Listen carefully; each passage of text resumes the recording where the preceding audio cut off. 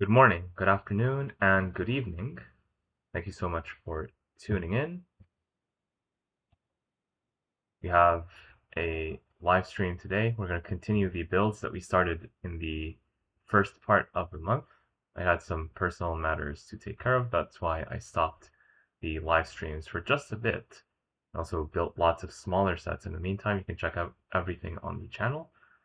But we still have about a week and a half left of January, and I intend to make the most of it. So there's lots of sets. If you're watching this and you have not already voted in the posts that are live on the channel, go vote right now. So you can pick basically which one of these sets I'm going to end up doing first. There's some people who have voted, but I want to see a few more votes in there. There's still some time to vote. And yes, there is still a giveaway, and I'll talk about that in just a moment. But please vote in the meantime if you have not already. If you're new to the channel and you have not subscribed, please make sure to subscribe. It's the best way to help the channel grow and reach a new audience. It's one of the goals for this year and every year, basically. I always want to help the channel become more successful because in the end, it's not just about me, but about us and the community. And the more of us that we are, the more of us that we can do greater things. And as usual, I'm loading things up. I'm going to start looking at the chat very soon. So if you type something at the exact second that I started the live stream, I'm going to see it shortly.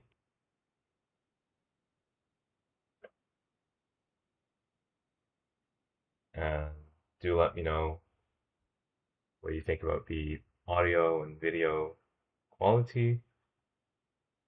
I do think it's better than it was at the beginning.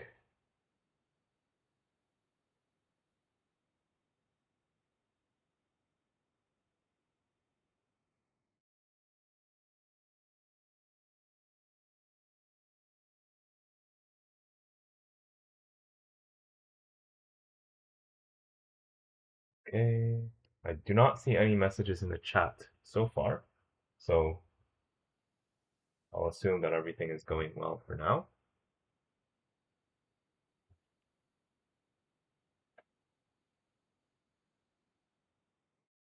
And I guess now we can talk about the giveaway. But again, if you're watching this, you have not already voted, go vote while I talk about the giveaway.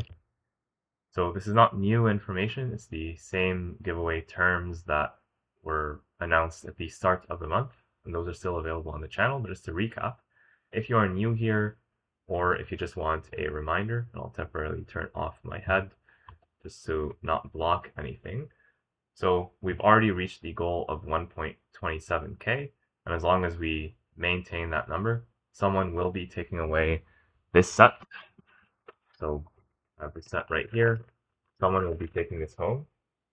I turned off my camera so you're not going to see it, but I've already reviewed this on the channel, the Ninjago polybag. I'll show that on stream when I turn on the camera again, so you'll have a chance to see that.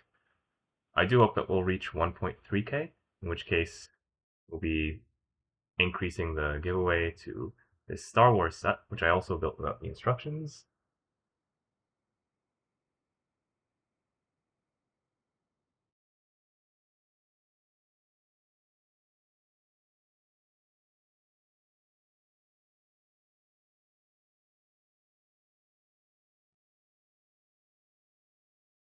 I'm having some issues in the background, so please bear with me. But as you can see here, the more subscribers we obtain, the larger the giveaway is going to be. And the easiest way to enter is just to throw a message in the chat during the live stream, including today's live stream and the future ones that we have all the way up until January 31st. I might not stream every single day, so if you're watching this now, then this is your chance. I do plan on streaming today, tonight basically, tomorrow, and a few more days after that, but maybe not every single day. You can also add a post on the Versatile Fun Designs YouTube community if you're watching this later, if you're not watching it live, you missed out on the live stream, you still have a chance. You just need to make a valid post on the Versailles Fun Designs YouTube community post. So basically anything that's not spam or inappropriate or ridiculous should get you in. So yeah, there's lots of opportunities to enter this giveaway, and I do hope that we reach the 1 million goal. It's a bit of a stretch at this point in the month, but you never know. The YouTube algorithm acts in mysterious ways, but never say never. And yeah, there's some stuff that I'm still setting up in the background, the lighting, etc. So I will be working on that.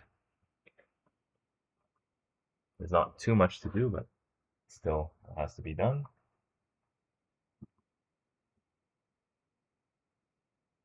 Just to get myself comfortable in the meantime, and I have literally like a mountain of sets that we're going to be building.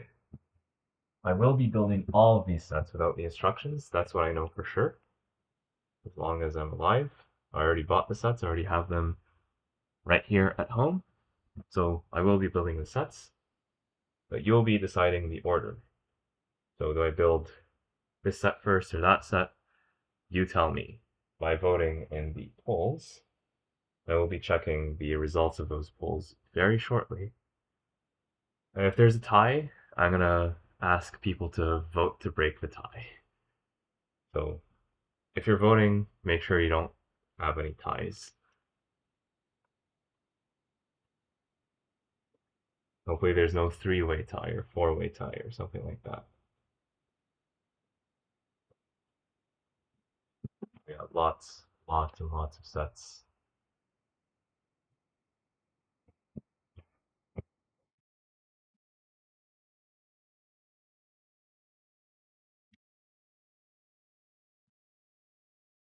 And these are not easy on the wallet, I'll tell you. I'll bring back my head. Yeah, so these sets are quite expensive. So hopefully you will enjoy the build.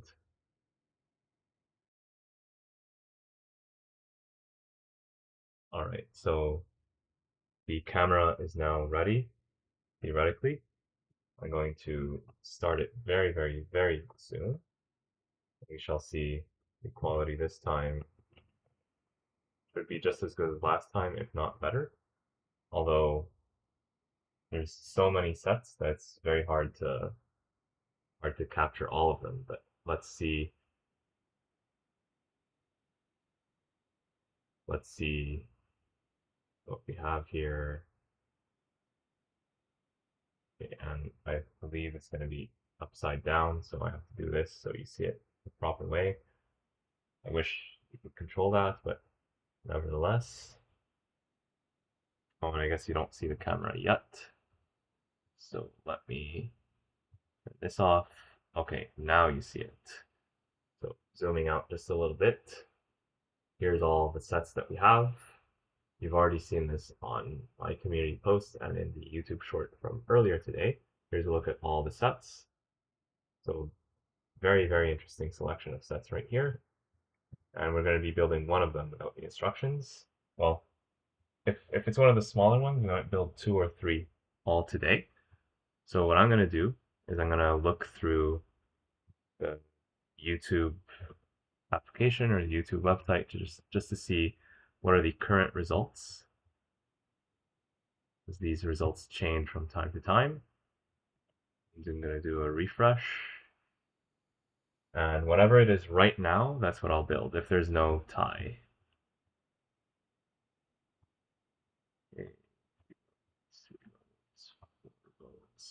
Okay, so the ninja character display is the winner. We're going to be building this one right now. If that's your choice, then congrats, you win.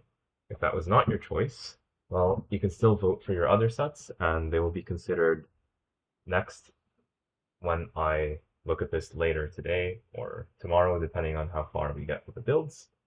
And here's the paper bag that I shared earlier. I will be giving this set away completely for free for an eligible winner at the end of the month. As long as you participated in the chat or you made a community post, etc., then you should be eligible for this gift. It's new sealed. I have a copy that I built. I'll keep that for my personal collection, and that's a different sealed copy that I'll be giving away to you. All right, so I'm gonna open the chat in a different screen just so it'll make my life a bit easier.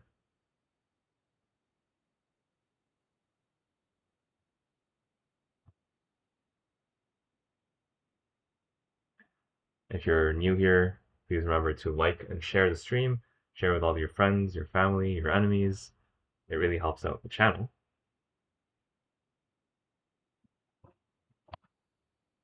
And what I'm going to do right now is I'll just put all the sets away. And I'll show you them while I put them away, just for the fun of it.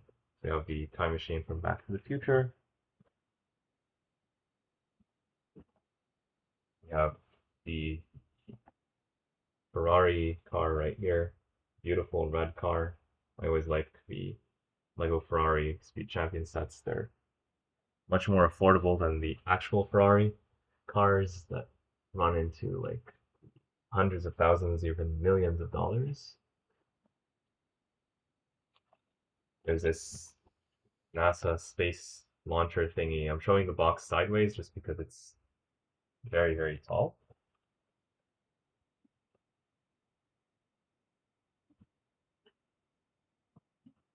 You have this cement mixer. This one is the runner-up right now. It's currently in second place, so I will be building this next if the vote totals stay the same for what they are. So definitely keep that in mind when voting, if you have not already voted. You have this really cool recycling truck. That looks pretty awesome. Has some nice functionality to it. Look forward to building that as well.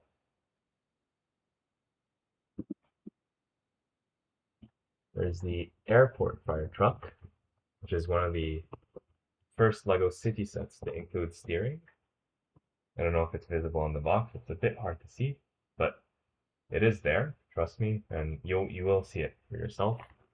If you're impatient, you can double check that on lego.com. You will see that it does have steering. There's the Lego Friends, Leanne's family house. Set is quite interesting in terms of the architecture, the build, colors that it uses. Has a bunch of new colors, new prints. It is open back, which is not my preference, as you all know by now, but I think that can be remedied. I still think that you can get some good enjoyment out of the set. You might need to modify it if you're going to get it as an adult fan of LEGO, but I do think there's some worth in that set, which is why I bought it. Also, the fact that there was a gift of purchase that did help. This is the Dreams Tiger Shark tank set. This is also an interesting set. I want to support this theme. I do like LEGO Dreams, contrary to what many people might think. I do think that LEGO Dreams has lots of storytelling potential. The minifigures are awesome, and I can't wait to build the set. But I'll be building it some other time. Probably not today, unless a bunch of people vote for it last minute.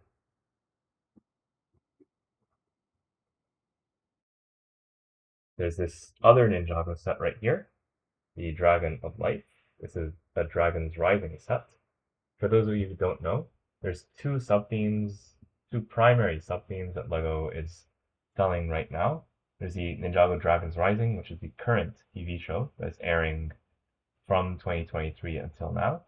And then this is Ninjago Legacy, that's referencing the old seasons of Ninjago. You see that these sets right here, they're targeting the older fans as opposed to this set right here that's targeting the younger kids who are watching Ninjago right now as kids. This one is more for teenagers and adults, and this is what we're going to be building first. And I know there's a debate, if you can even call it a debate, between which is better, Ninjago Legacy versus the Ninjago Dragons Rising, the modern stuff. Although most people take one side of that debate. I'm interested to see if anyone has any opposing opinions. So, let's see. Anything in the chat? Not too much so far. Let's play a little bit of background music. I'll try to see if I can play some Ninjago music and not get in trouble. I'll try. I'll try. Give me a moment to try that out. So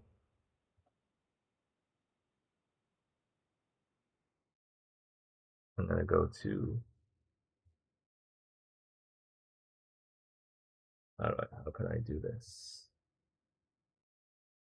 I have some stuff downloaded previously, which I use for my videos. Let's see, am I able to use any of that? Ninjago.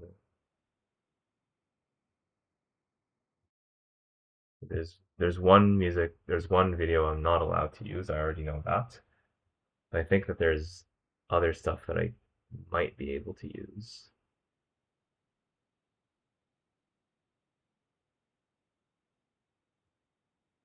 So let me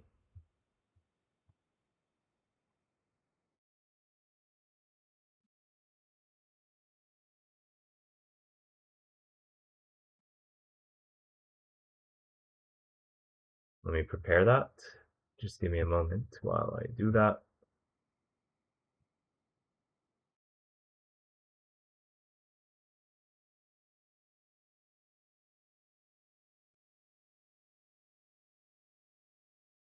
And hopefully the live stream does not get destroyed.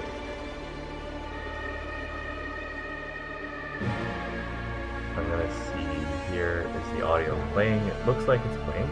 I'm gonna test it on my backup devices.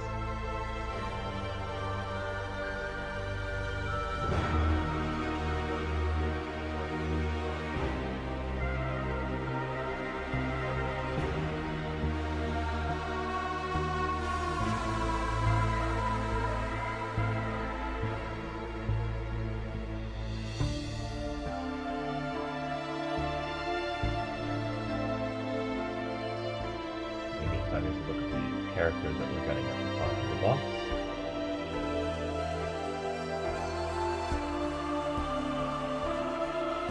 Very excited to see all of these. The only one I already saw is Cole. We already saw Cole from the paperback section.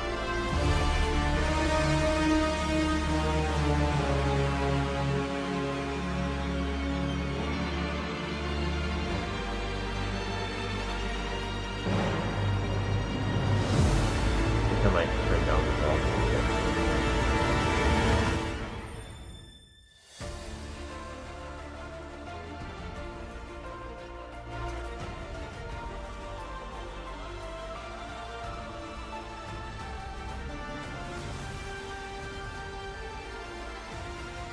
Alright, so I adjusted the volume to what I think makes the most sense, but do let me know in the chat if it's too loud or too quiet.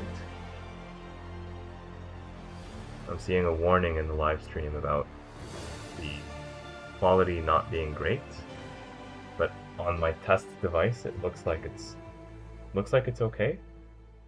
So again, please do let me know what you think.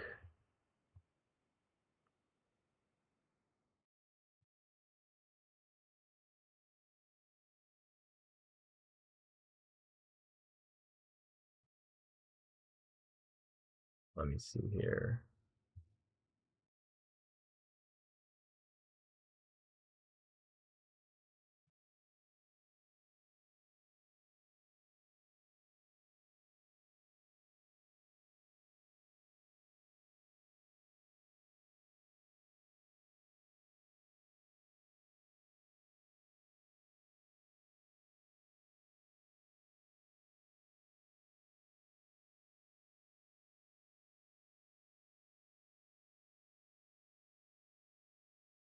Like the quality is not that great right now. Not sure what's going on.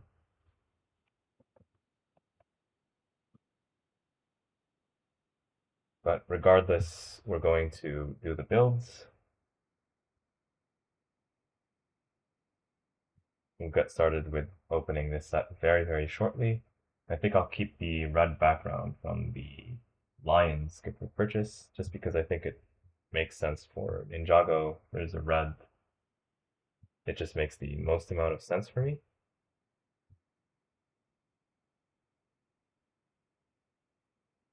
And if you don't know what I'm talking about, I'm basically talking about this thing right here. Where did I put it? I put away all those sets that take up like, yeah, here it is. It's right in front of me. Basically, I built this set recently, again without the instructions, and this is a gift with purchase that I do recommend getting. You get 4 minifigures. There's one of them right there underneath the mouth of the lion. 4 minifigures for a relatively reasonable threshold. So I'd say if it's still available when you're watching this in your area, then definitely go get it.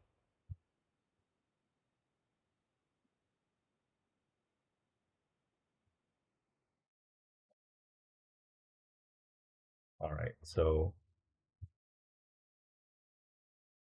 again, it tells me that the audio or video is not like up to the necessary quality. I'm not quite sure why. It didn't seem to be this bad earlier. Earlier, just in this live stream a few minutes ago, but we have to endure, as uh, Mistake once said. So, yeah, hopefully it's going to improve soon. But yeah, here's the box. Here's a look at the bottom of the box. In case you don't know, this is Jay's biological mother. So basically, this is the mother of Jay, the ninja, the biological mother, because he does have adoptive parents in the show.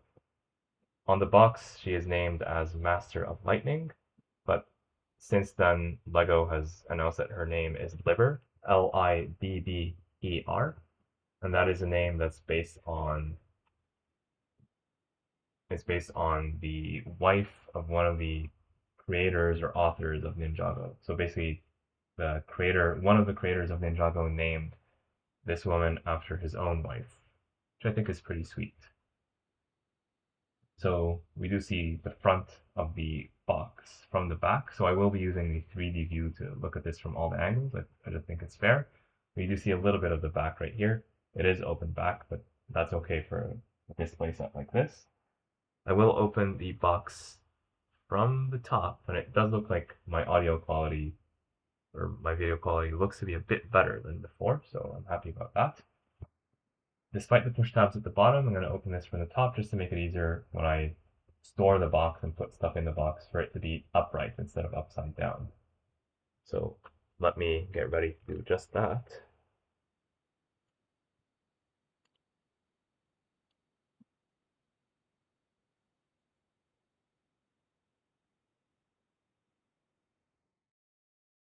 Doing some background work in the meantime.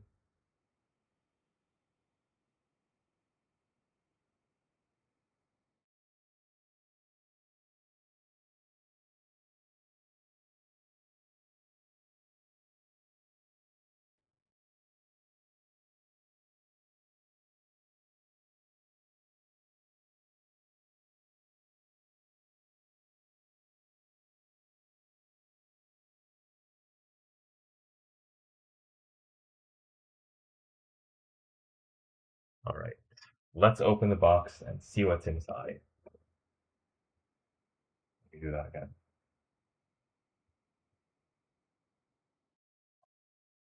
Frame it properly.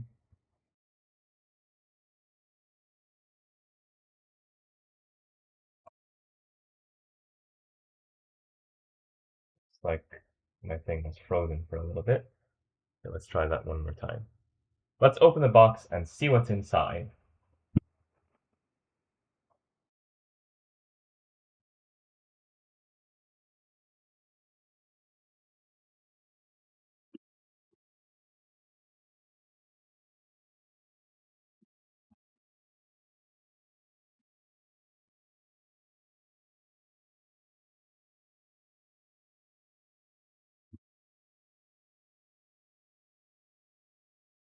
before I pour out the contents, let's just see. Yeah, I think the box could have been a bit thinner or a bit smaller, but it's not like totally full of air, like some other Lego set. We got plastic bags, at least in North America.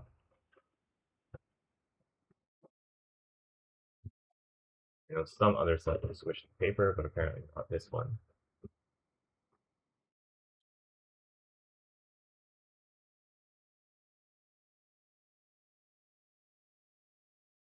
We've got 4 or 5 bags in the set, maybe 6.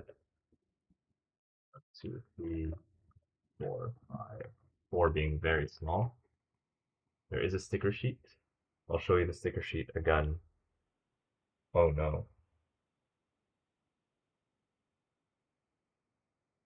I don't know what just happened, but my camera froze.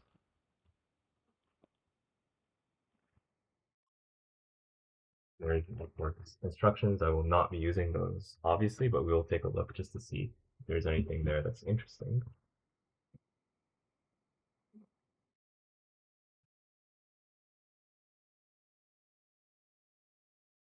And I'll pause the music for a moment just to do the. It looks like it's already paused. Okay, yeah, let's do the announcement of the bags and then I'll restart the music. In the set, we got 5 numbered bags, numbered from 1 to 5, but they're not all the same size. We also got this sticker sheet right here, which has some quite interesting stickers. Only 2 of them, in fact. Here's a better look at those.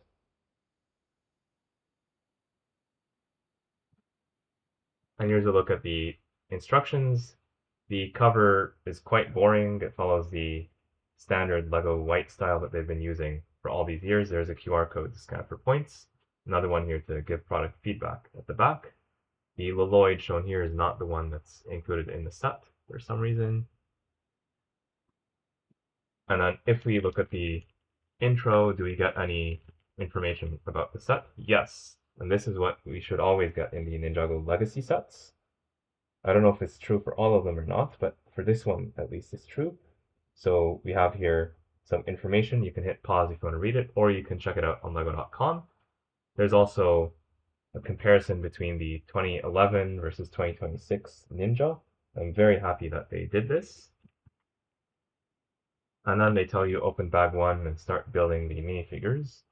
And we will do that very shortly. So not a ton of information compared to the 18 plus sets, but definitely better than nothing. I just wish they gave us like a fancy cover right here, but probably the higher management of Lego would not allow that. With that being said, we can start to move on with the build itself.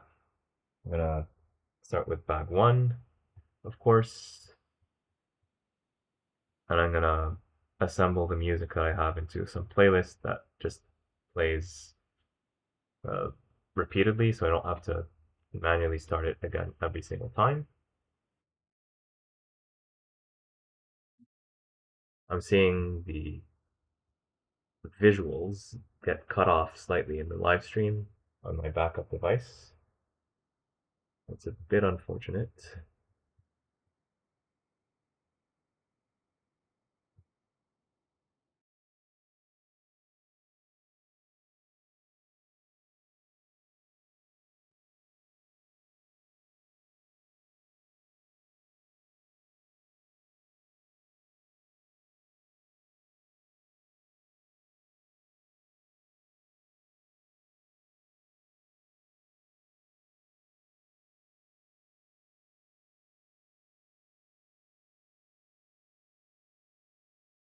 Let me see here.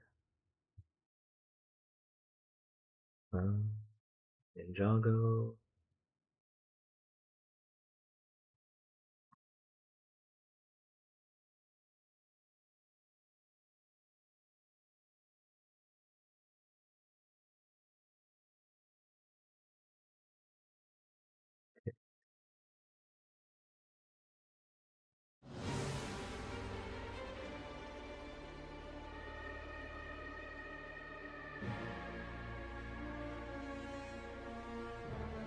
So the music should now be playing again.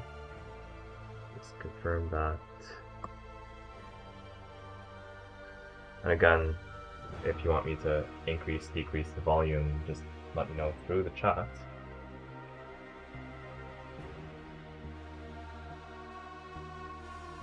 With that being said, let's start building. I will put away the bag in order to make it easier for me to reach for the next bag when the time comes. And now we'll start with bag one. Start here. Nice to have it as a reference. But we'll also be using the 3D view as I said because we do not see all the angles of this set.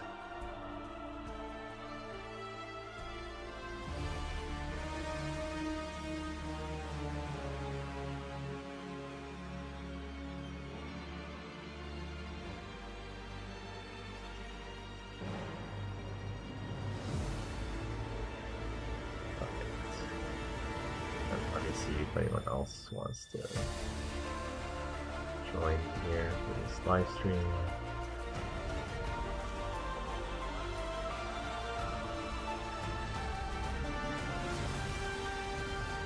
So we have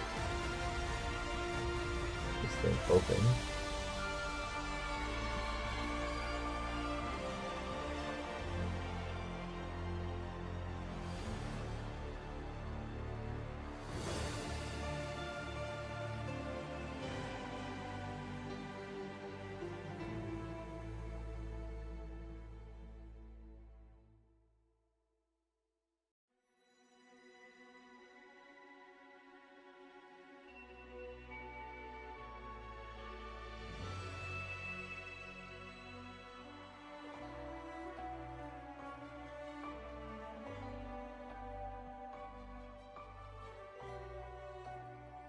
Alright, let's finally open bag one.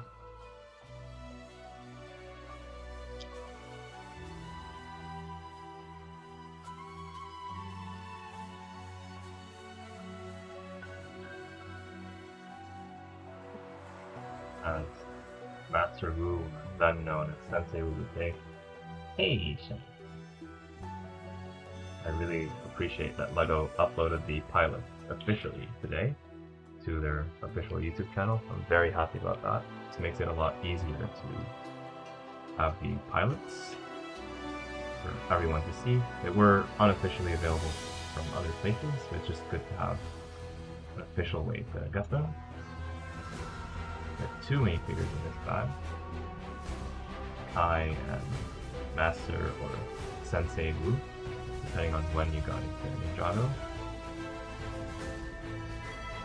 The famous beard. I always like to start by putting minifigures together before the build, and that is also what the instructions show. They know that kids are impatient. So, yeah, who should we build first? Let's do Kai. There's lots of fire in the belly. I just watched the pilots right now, and it's great to go back to the very beginning of Ninjago. Try to get it to focus, and when he's wearing his hood, you don't see the bandage that they added in season 7 or 8, something like that. So yeah, that's a good look right there. Classic Kai. Of course, it's not identical to the original Kai from the early 2010s, but surprisingly that one is not difficult to find for like a generally decent price. It's not like $5 million or some crazy number like that. So you could find an original Kai from that time if you want. Get him for, especially used on Bricklink, you can get him for like not too expensive of a price. So it's possible, but I'm happy that LEGO is making this more than a kid. Here's the print on Master Wu or Sensei Wu. And on the box, they did not write neither Sensei Wu nor Master Wu. They just wrote nothing on the box for him to avoid the controversy. So, of course, most of the time, we see Wu with his full-length beard in white. There were times when he became younger. I'm not going to spoil it for you if you have not seen the show, but that's like a minority of the times. Most of the time he looks pretty much like this. It's spot on what he looks like. In terms of accessories, Kai obviously gets the Sword of Fire. He also gets this shoulder pads. Let's put them on right now.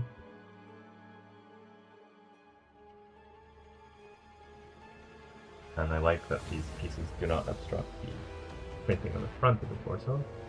And here's a look at the back of the torso before we put it on.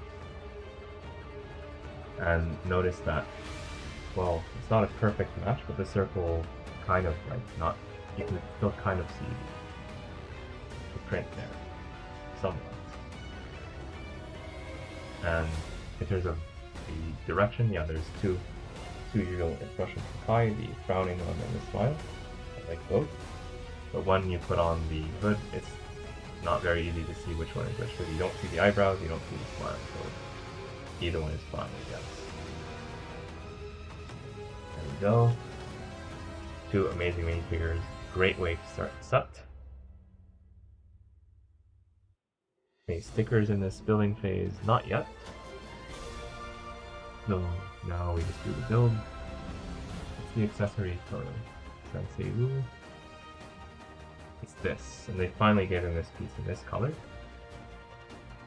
I think it's the first time they did it in an official way, but unofficially I think you could get this piece in this color before.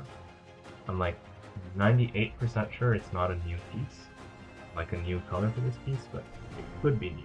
There's like just in terms of the things that I noticed. I think I've seen it before in this color, but I'm not 100% sure. Alright, now it's time to build the set itself.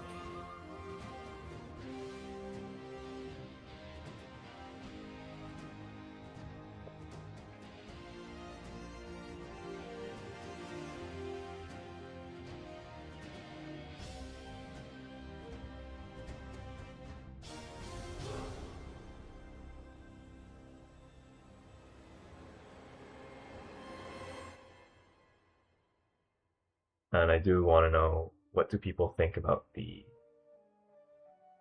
build of this set? Because I know 98% of people are going to get it just for the minifigs, but I'm sure there's at least one person who's going to enjoy the build. And I do love minifigures more than most people, but I also like Lego builds. After all, one of my main focuses is building Lego sets without the instructions, and if I just did minifigures, I would not be able to do that in any meaningful way. So, is the build of the set going to be interesting? Are we going to learn something when we build the set? That's something that I want to know, and I hope that we'll get an answer by the time this build ends, basically. Just trying to position this in a way that doesn't hurt my back too much. I don't want to be like leaning over too much for it. So let's see here.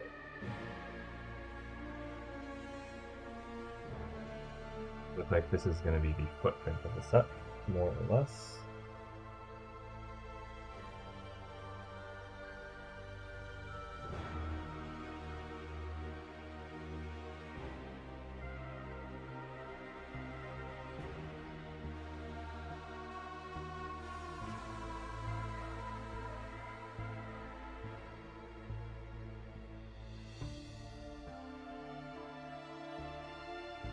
Looks like for a while we won't be able to attach all the pieces together just because it's not entirely clear what piece gets attached where. So we'll have to have a little bit of patience.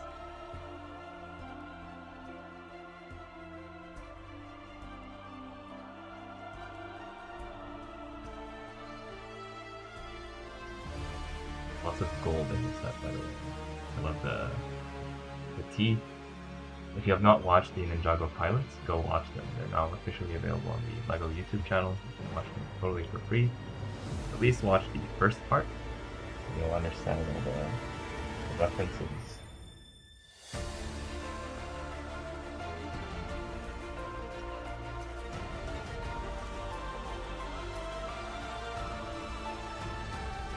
interesting enough, we're using this piece as a teacup. I don't know if it has been done before, but it's the first time that I have noticed it being used in this way.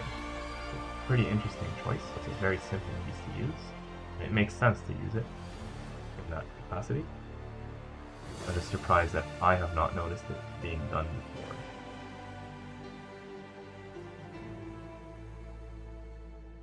They're having like a little tea shop right here. I think a lot of people are going to enjoy this, whether they're kids or adults. Like, even kids, I think, are going to enjoy this. On closer examination, I believe this piece goes here.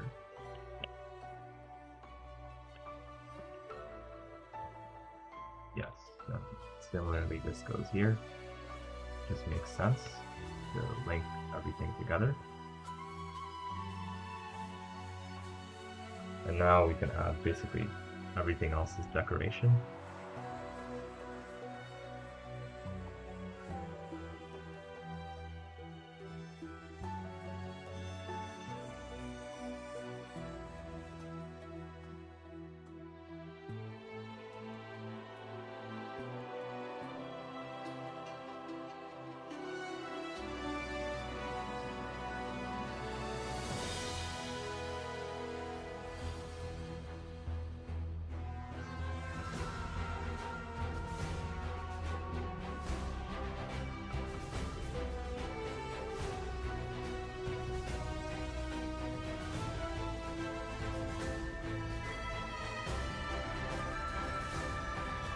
You're going to want to press down on the pieces to make sure they're fully pressed on.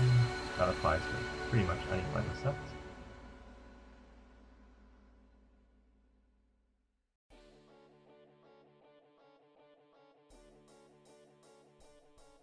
Now here I'll say, if you buy this set and you plan on displaying it alone and never connecting it to anything else, do not attach this piece here because you're going to have like these pins that are exposed.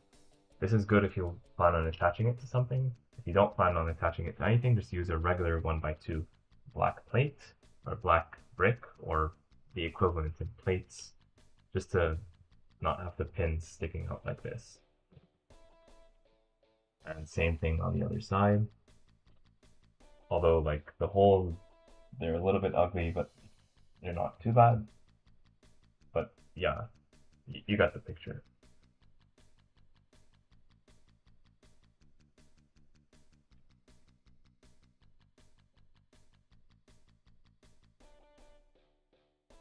Again, this is Lego's subtle way to encourage you to buy more.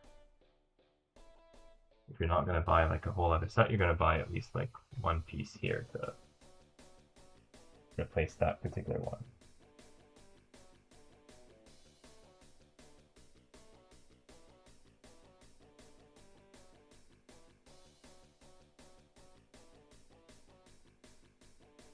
And this set sold out on day one on Lego.com. It sold out in many Lego stores in North America, and I do understand why.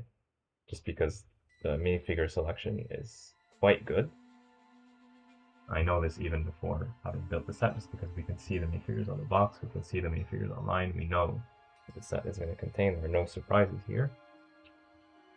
I just hope that the minifigure execution for this set copy is going to live up to the hype, and we'll find out very soon.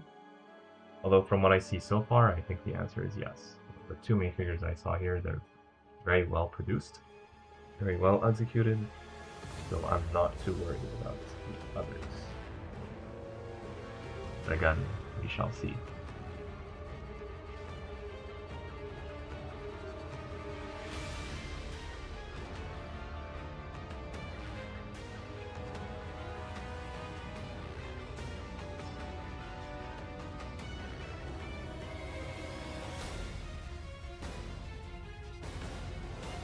Have a little bit of studs on the side construction here just for decorations.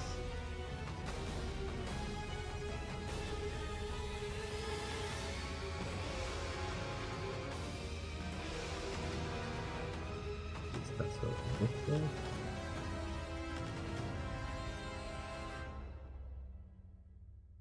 Oh, I made a mistake. I need to move everything. One.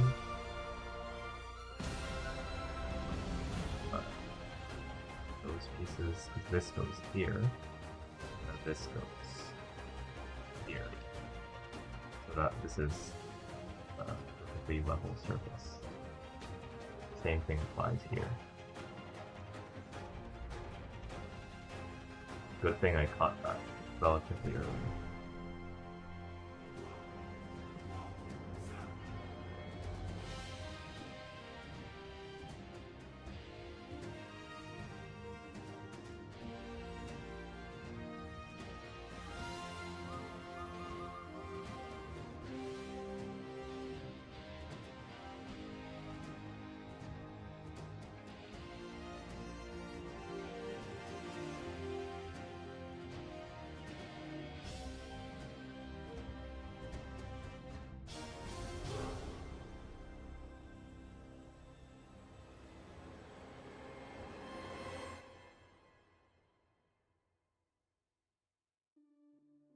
Even get the hearts in gold. That might be a possible reference to the relationship between Jay and Nia, the most famous couple in the series, or it might be some other couple.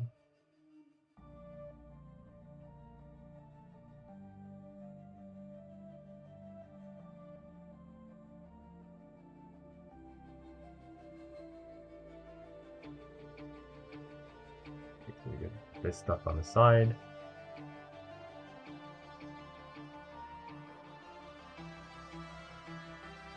Get more of the brown bricks that we need to integrate somewhere in here.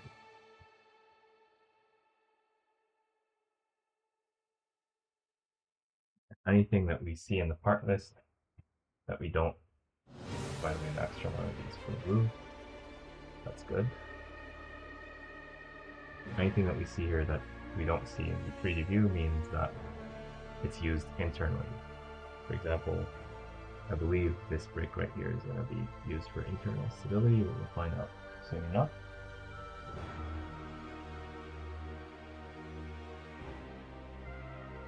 Got 4 more of these corner pieces.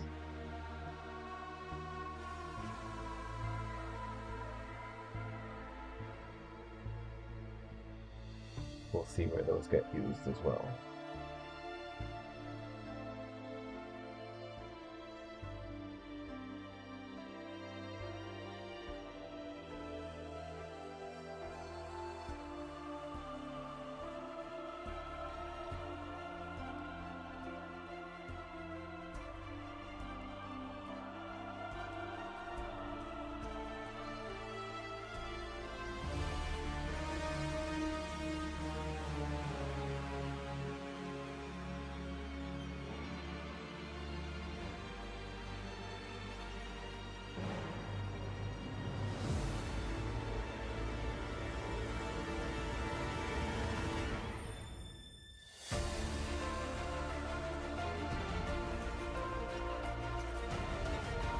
Through the technicals, I can see that they used an ingot right here. Seems like maybe a waste to me, but if they put it here, it must be some reference to something. I can barely see it, like the holes pointing at it like this. I see here like some black piece as well, so I'm guessing it's gonna be those corner pieces like this. That would make the most sense.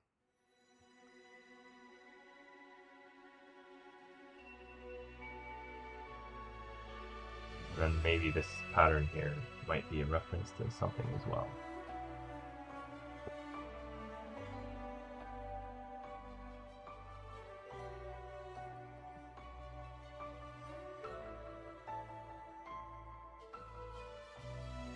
I don't know if there's going to be an ingot piece here or not. We do have one ingot piece here, but I prefer to not use it if I don't have to.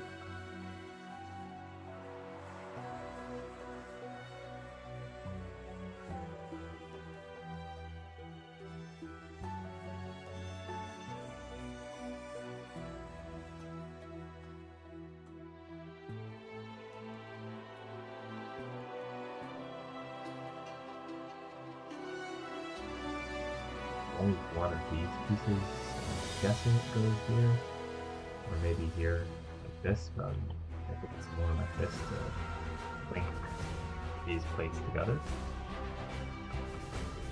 Since there's only one of them, it would make sense for it to be here.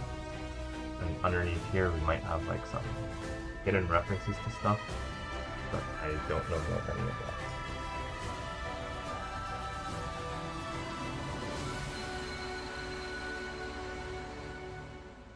There's also this plate that does not appear in the final 3D view, so it has to go somewhere on the interior, but we'll save it until we know where it goes.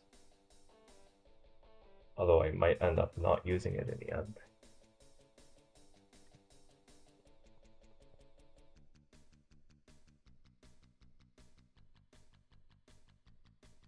We'll see. Yeah, now I think we can start adding the plates on top. I think the reason why you have some gaps here is just to make it easier to disassemble the set later. I've noticed this trend with other LEGO sets this year. So I think it's a very kid-friendly thing to do. Good for customers, good for just people in general. Even AFOLs who build a set, make a rebrickable model or just rebuild it again just because they enjoy the build experience. It's good to give people those options.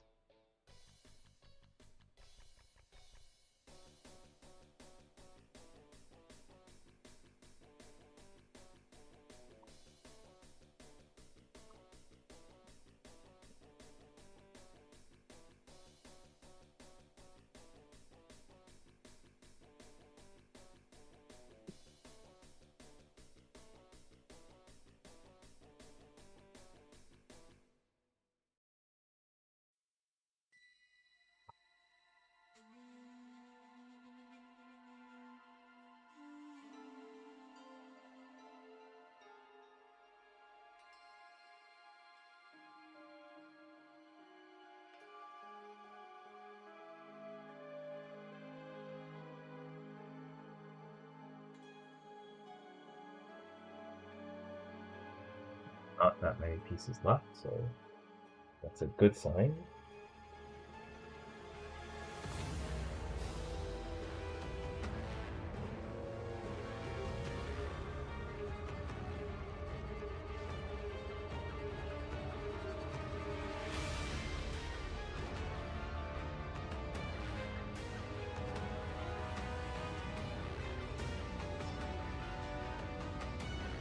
Dark green might be reference to Samurai X.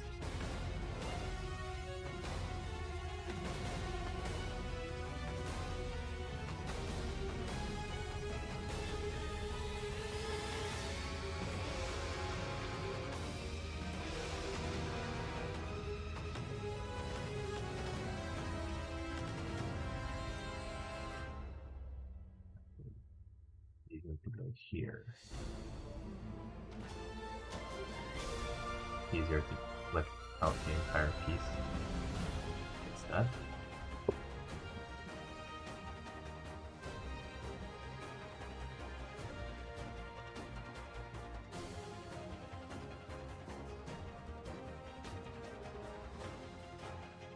There's no brick separator included in the set, unfortunately.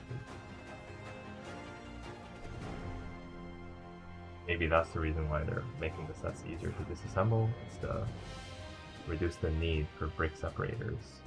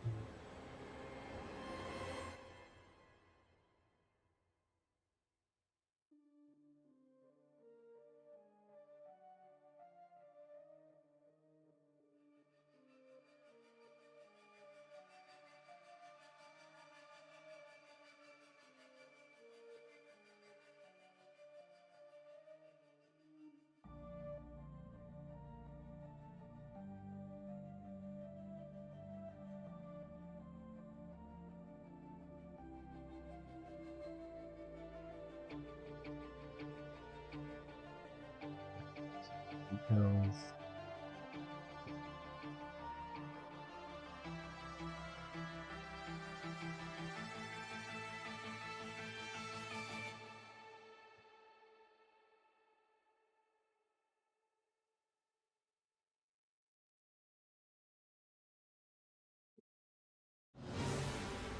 First, it's too wide to go underneath. This probably goes here. Yeah, that makes a lot of sense.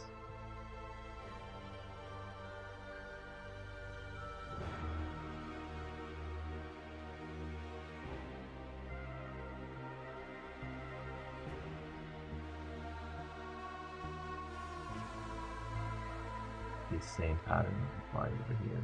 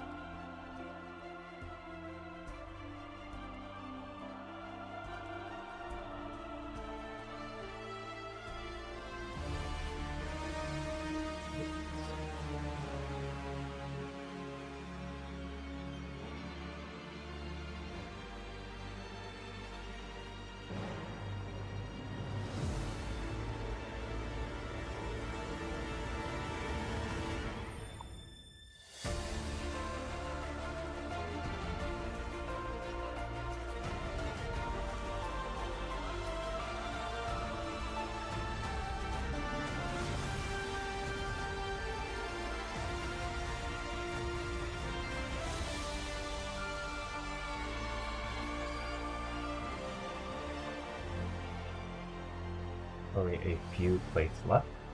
So what I'll do is I'll basically make a layout of what I know I need for sure. I'm gonna need this for sure, as well as these two on either side, as well as the corners.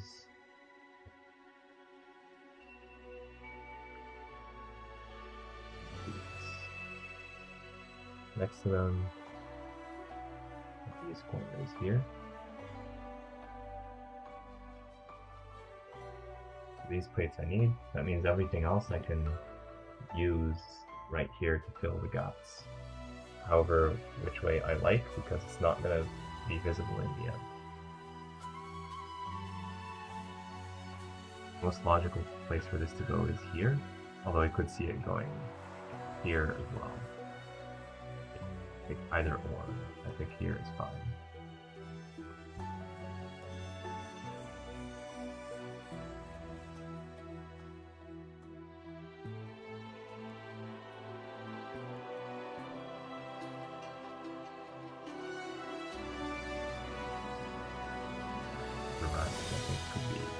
Pretty much anywhere.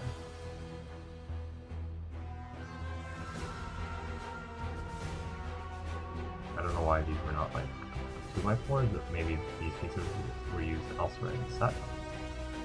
And usually I know like LEGO likes to make pieces, like bring other pieces together, like this for example. I'm guessing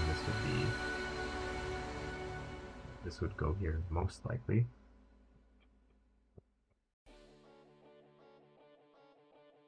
I'm guessing the brown goes with brown and the black goes with black.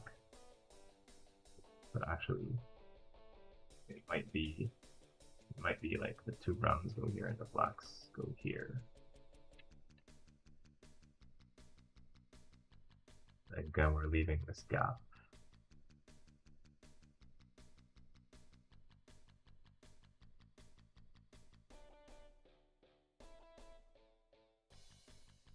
If you look very closely, you'll see that there's a black plate here and another one here.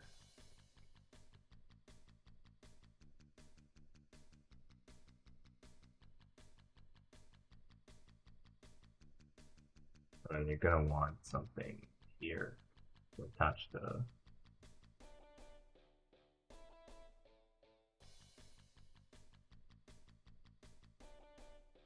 plates that go on top because they are limited.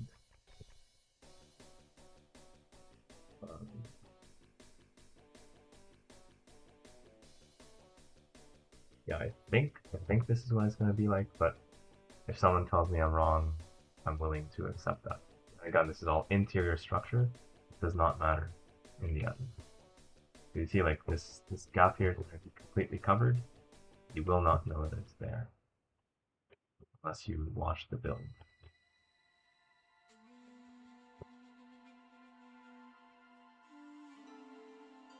Why is LEGO doing this? They did not used to do this in the past.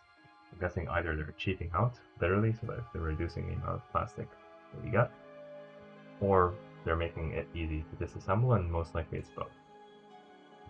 There's also a bunch of flowers that appear here. It's very hard to know where they go, so I'll just leave them for now and leave them for a future building phase. Looks like he was taking a nap. And this is technically considered an extra piece, so I'll put it with the extras. We'll come back to it.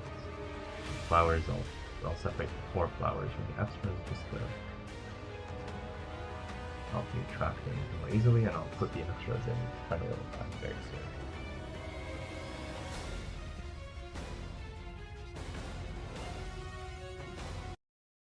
I'll pause the music just to make the announcement for bag 1, which will make my life easier when I review the set later on.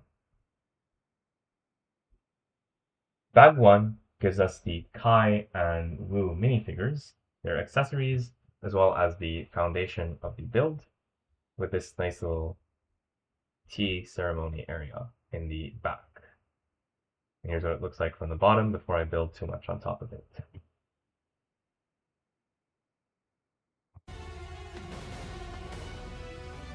Now let's move on to bag number 2.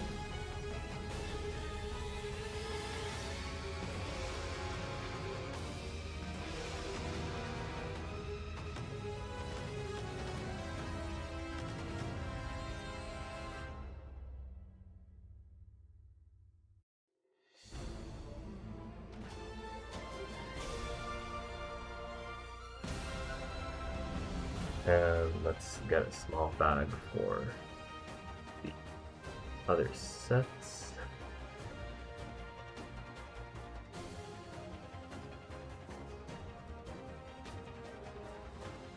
I have like one of those small baggies right here.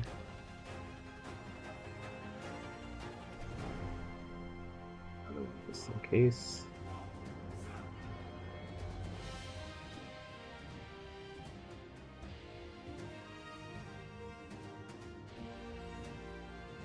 Put these here so they don't get lost, and I'll put the ingot in as well.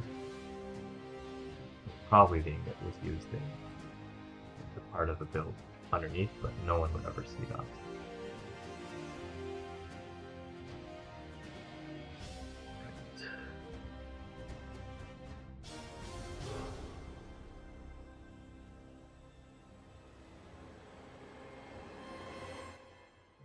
These two here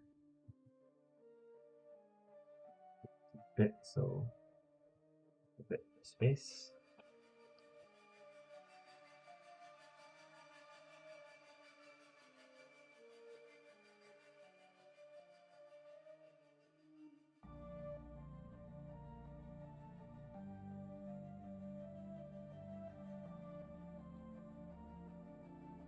Smelled something strange when I opened this bag. Smells like chemical or industrial.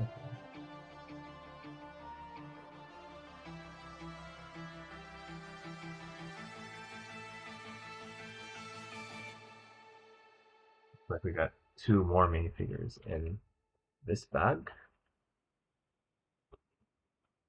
Appropriately, they are the Samurai X and J. And by now, hopefully you know that Samurai X is the same as Nia.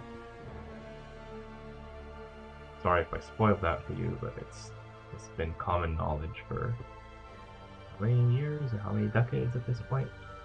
Basically since season 1. At some point in season 1 she was revealed to be the mysterious samurai. Long story short, ninja would always fail in their missions at the beginning, and Samurai X would bail them out. And Samurai X turned out to be Nia, Kai's sister, who in the pilots she was just like a damsel in distress. She couldn't do anything. But then she really took it on herself to improve and build this mech, this samurai mech that she could use to always save the day. It's an interesting story from the beginning of Ninjago, when like the writers did not really care as much as they do these days about female representation, especially since they were all men at the time that Ninjago was designed in the late 2000s, before it was aired to people.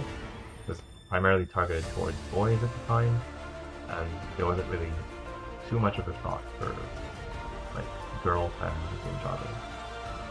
Of course, today things are very different. It was a different time back then. An interesting selection of golden pieces right here to take a look at. So let's put the new figures together. Ladies first, of course. Although at the very, very beginning, people did not know that Samurai X was a girl.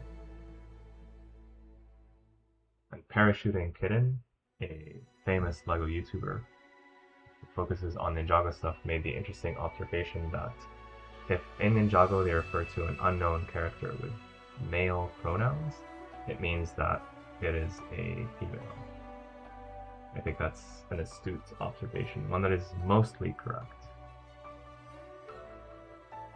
So, yeah, here she is, and here's how this comes together. You have the helmet on the top, you have this thing.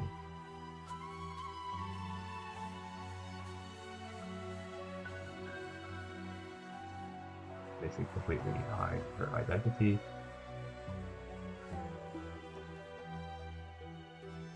It's easier to put this on when you don't have like the camera getting in the way. And then she has like these big horns at the top, which is quite funny.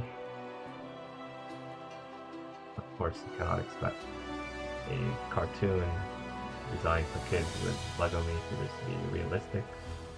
None of this is real life. In real life, people won't have elemental powers or turn into like tornadoes with spinjitzu.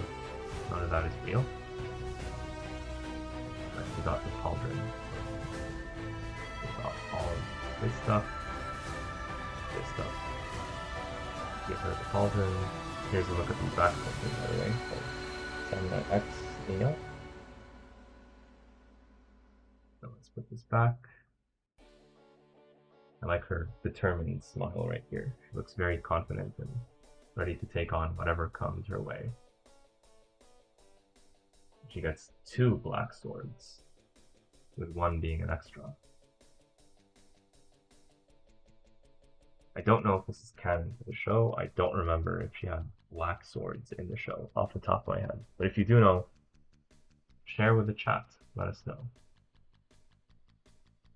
I've watched like Ninjago recently, but I don't remember specifically that particular detail. Jay also had the cauldron. Here's a look at his torso before. I do like the silver that they did for him. Here's a look at the back. That's very nice, very metallic. It makes sense to me. And then the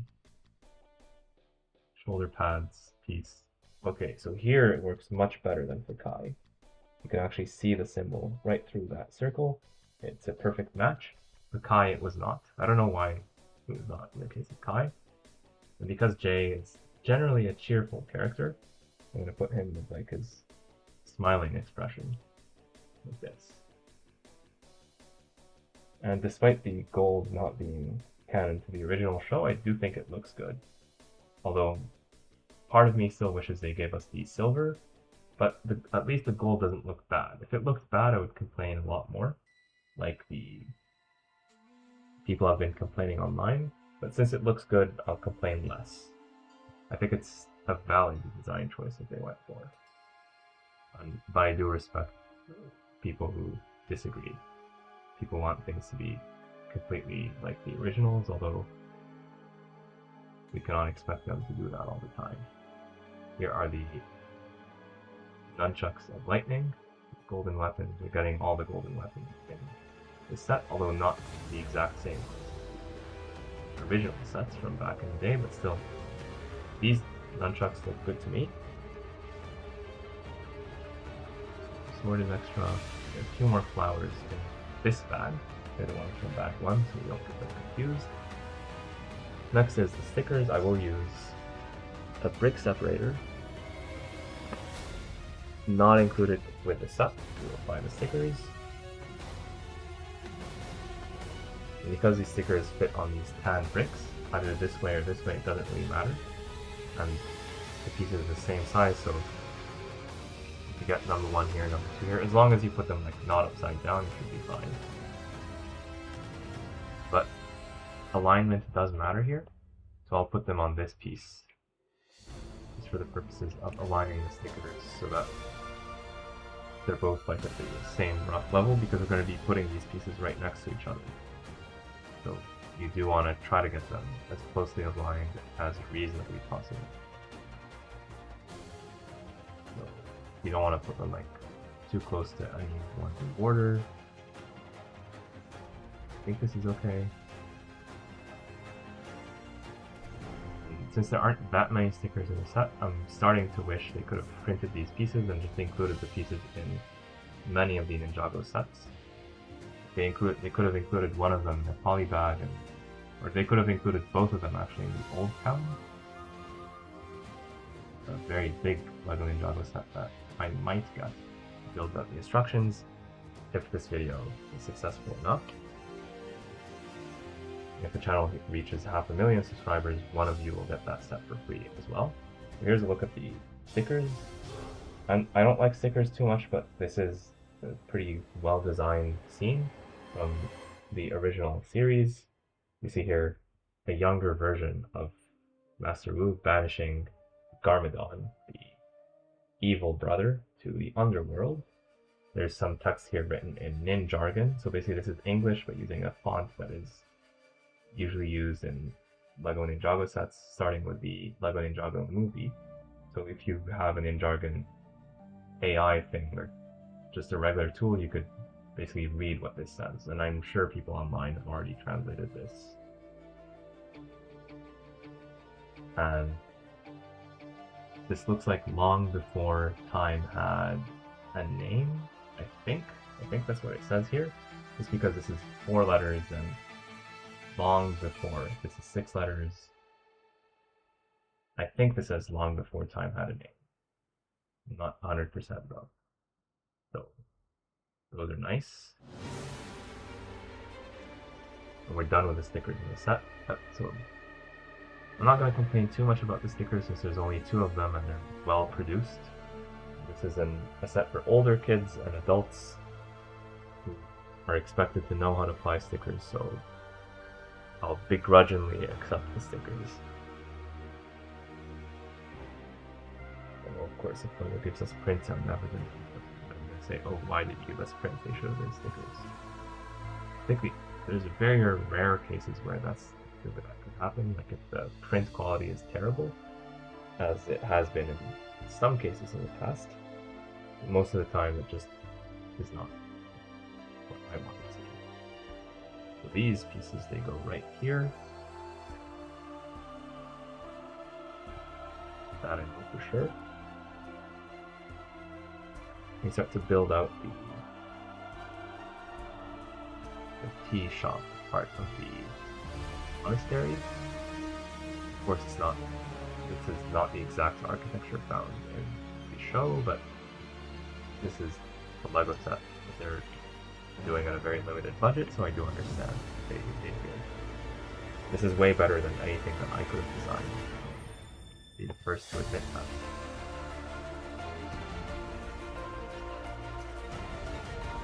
Okay, so that's this.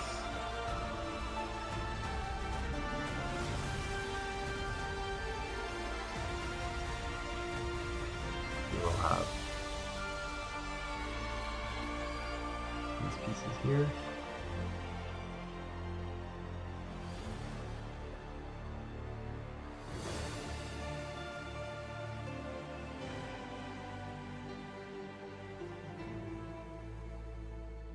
Now we're going to do some rock work. We have seen some rock work that's done in a similar style from Ninjago before.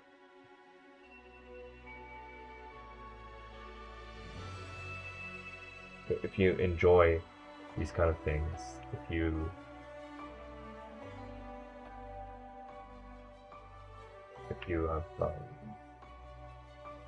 want to design like your own custom creations, then doing these rock works, I think, can be quite useful, just from learning how to build Lego. Even if you follow the instructions and you learn from it, then that is a good thing. Although, of course, I always recommend not using the instructions and just trying to figure out what the designer had to go through. Of course, even this is easier than what the designer did, because designing a Lego set from scratch, you actually have to think about a lot more things. You have to think, especially for kids, you have to think about how can kids build this easily following the instructions. And you don't have the pieces, so you have to basically figure out which pieces do you want to include. Because it's not always obvious. Should you use this piece or that piece? Is this piece in production or no longer in production? I have designed a Lego set candidate for the Lego Bricklink design program, which is again sets for adults, so they're not as difficult as official Lego sets for design. But still, participating in that program taught me a lot about what happens behind the scenes. I've seen only a fraction of what happens like in reality compared to a real Lego set. We know a little bit about the design process from what Lego shares publicly.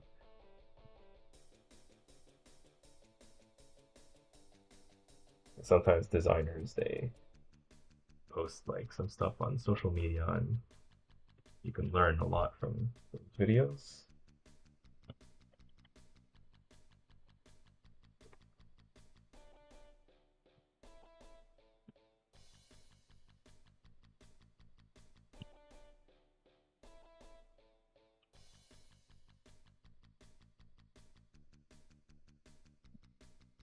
I see some buffering with this device that I'm using.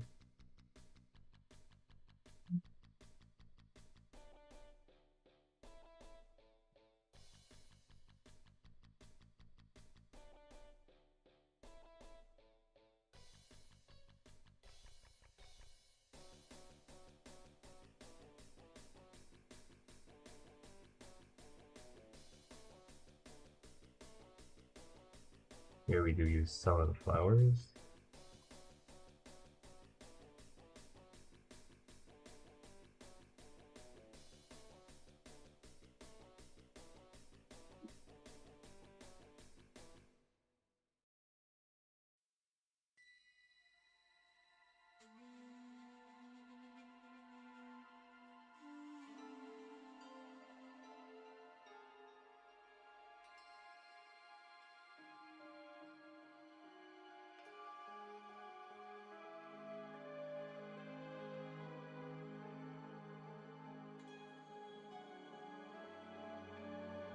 I don't know why they didn't just give us like a 2x4 here, because they did have one in the set.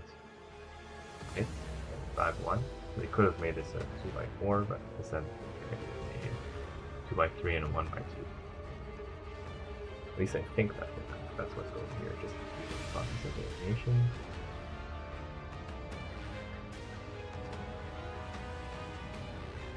That is strange.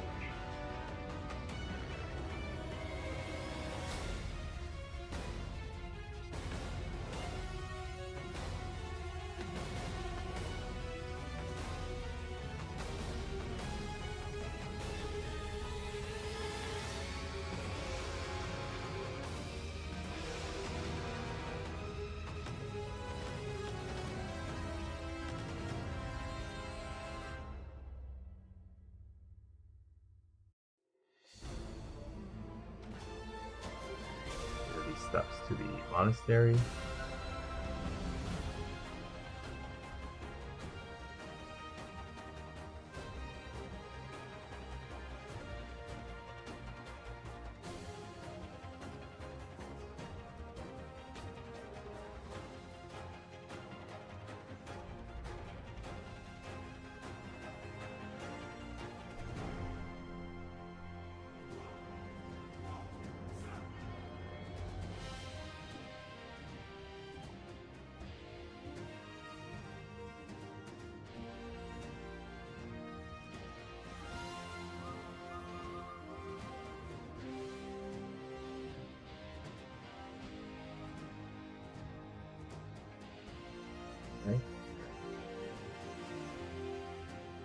let's see here.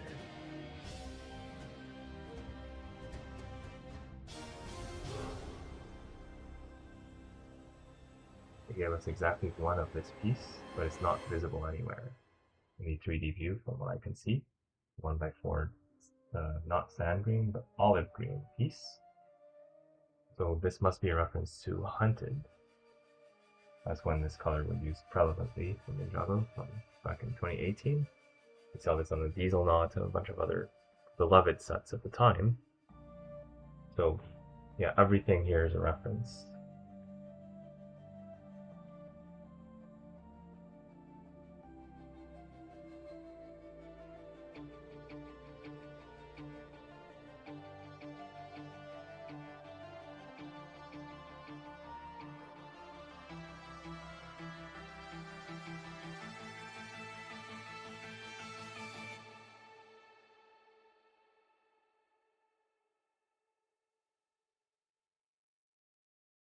One thing we can do to help the building process, since you don't know what gets put in here, how do you fill this up? And you want to do this correctly and not be using parts that we're going to need elsewhere. Let's build the top part, and later we can attach it. And at the same time, we'll absorb all these pieces that are in the pile, make sure that they're not used accidentally. So it's a two birds, one stone type of situation.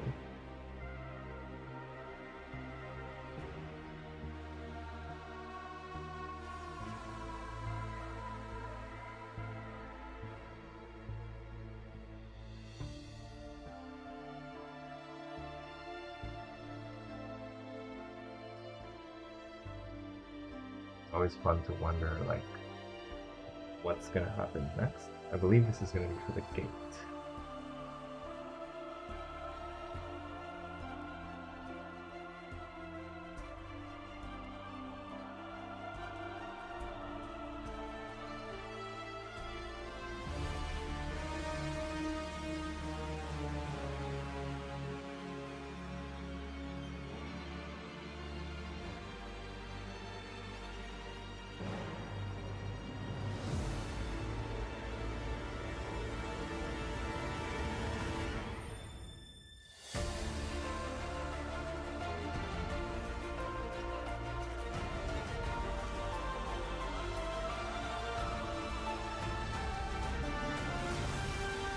Some stuff that looks like tiles.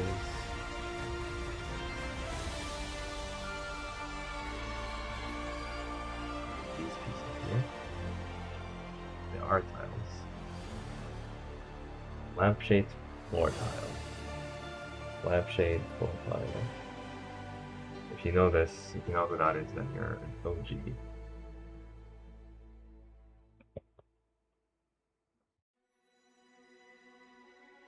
You're like OG Ninjago fan if you know that reference.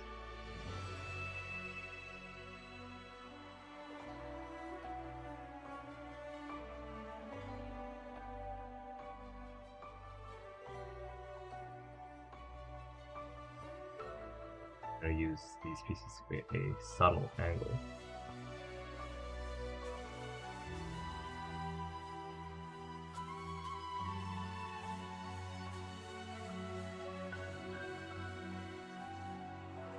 Surprisingly, you could do this. I did not think that this angle was possible, but I learned something from this set right here.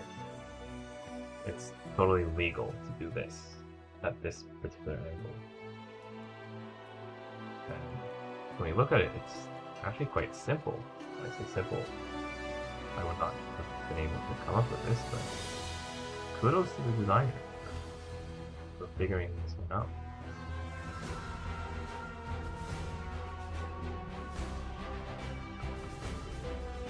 This is a pretty interesting angle. Probably been used before in various LEGO sets. LEGO releases 1,000 sets every year.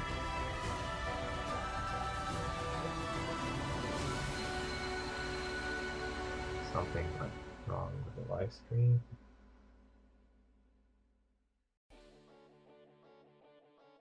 Something is definitely going on in the live stream.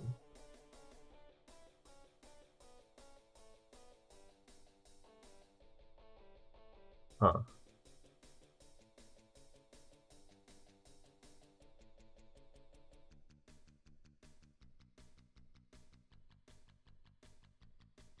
Can anyone hear me? Can anyone see me?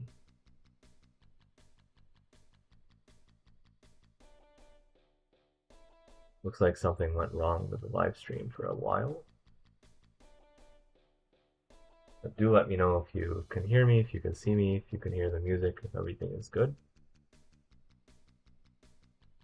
If not, then I do apologize. I always want people to have a great experience, but it looks like something went wrong on the YouTube side. I'm not quite sure what it is. It might be like a bad connection on my side, but I just don't know what happened. Yeah, now we know that we're gonna have these pieces at the top.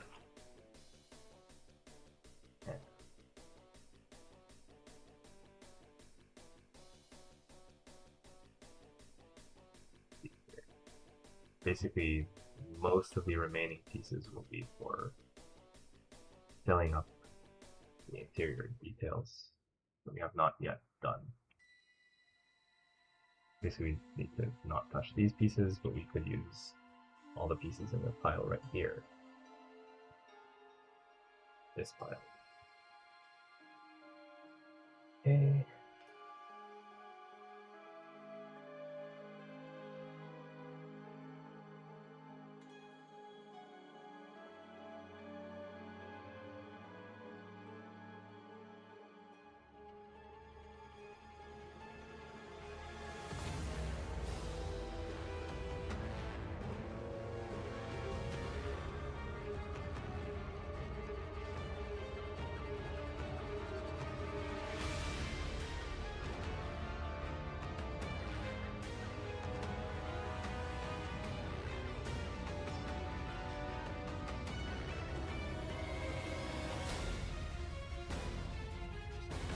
A couple of new subscribers have joined the channel. Thank you so much for subscribing. I really appreciate that.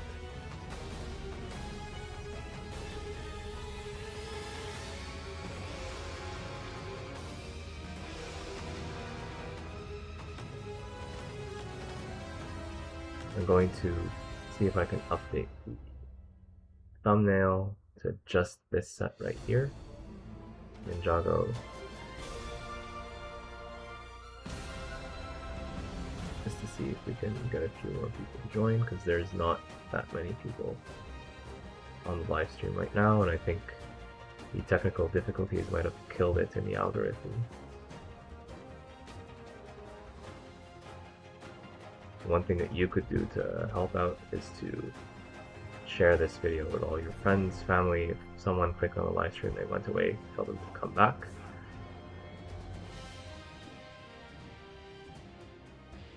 What I will do is update the thumbnail of the live stream just to make it more relevant to what we're currently building right now.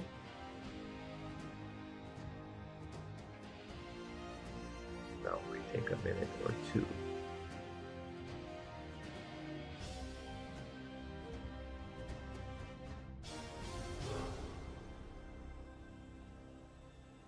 Wish I could have done this stuff in advance, but you know how things are.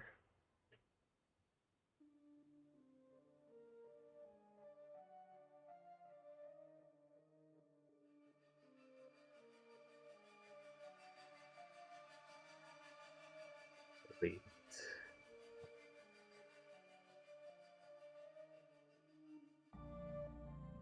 Delete. This is not $10. I wish it was. I'm basically doing this based on the set from before. Change a character display.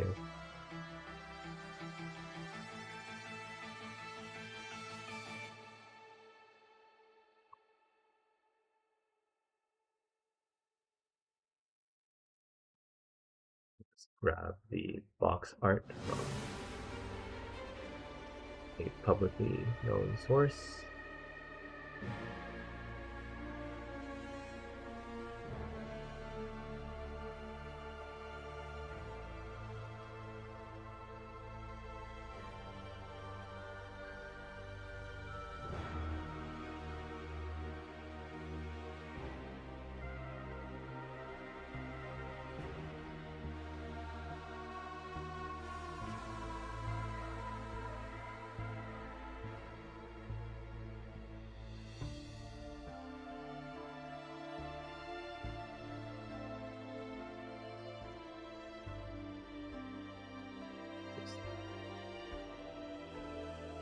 bear with me while I do this.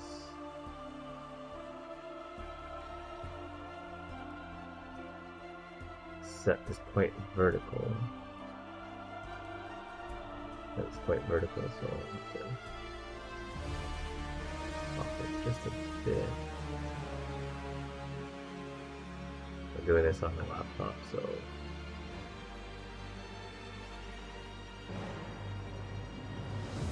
results may vary.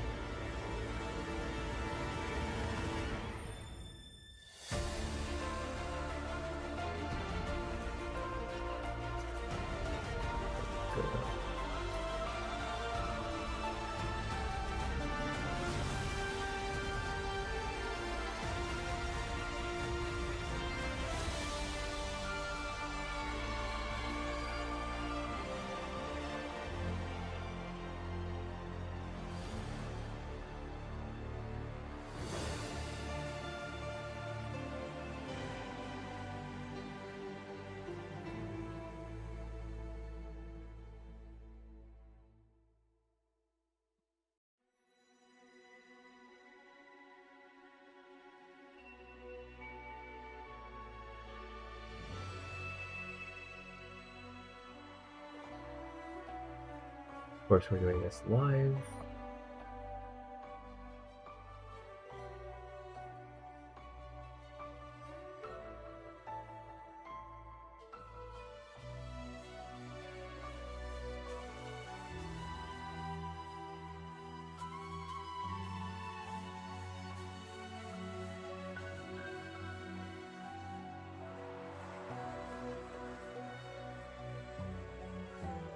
And I think this is good enough for now.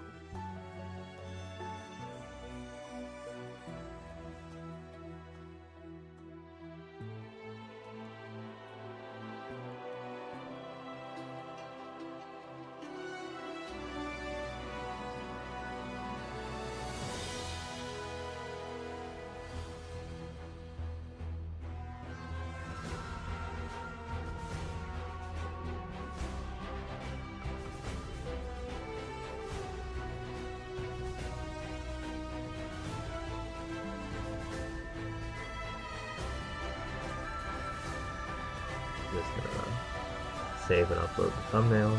It's already created now.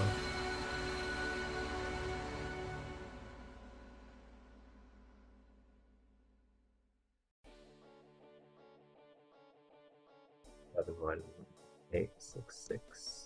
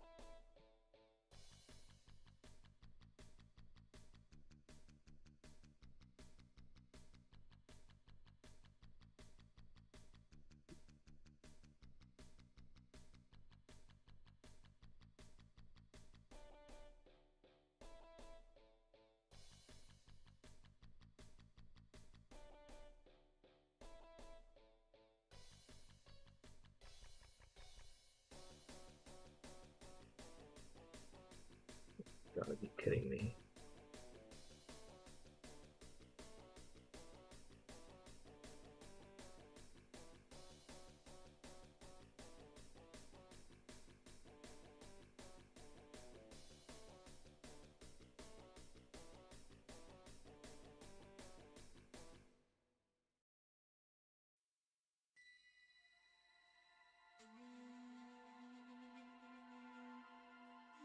Only the thumbnail size is too large. I have to do it all over again.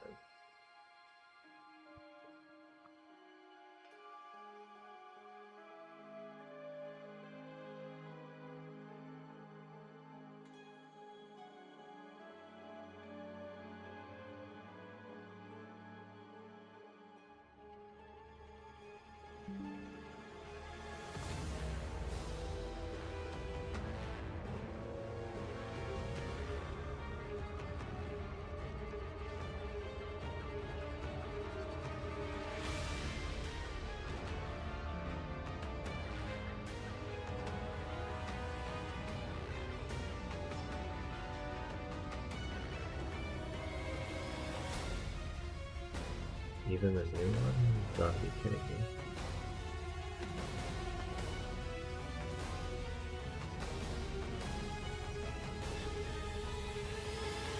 Wow.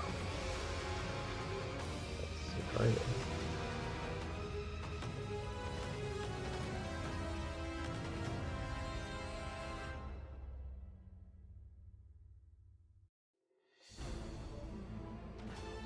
This should be the trick.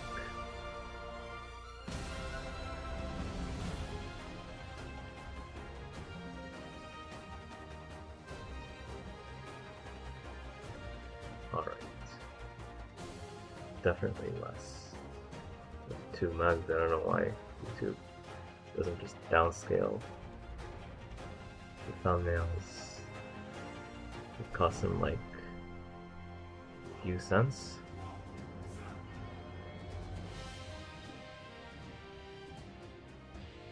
And saving.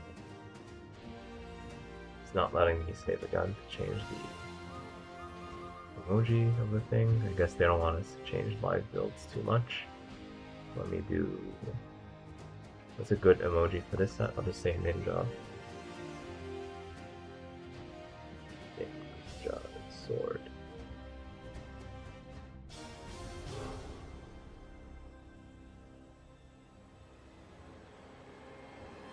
Two swords.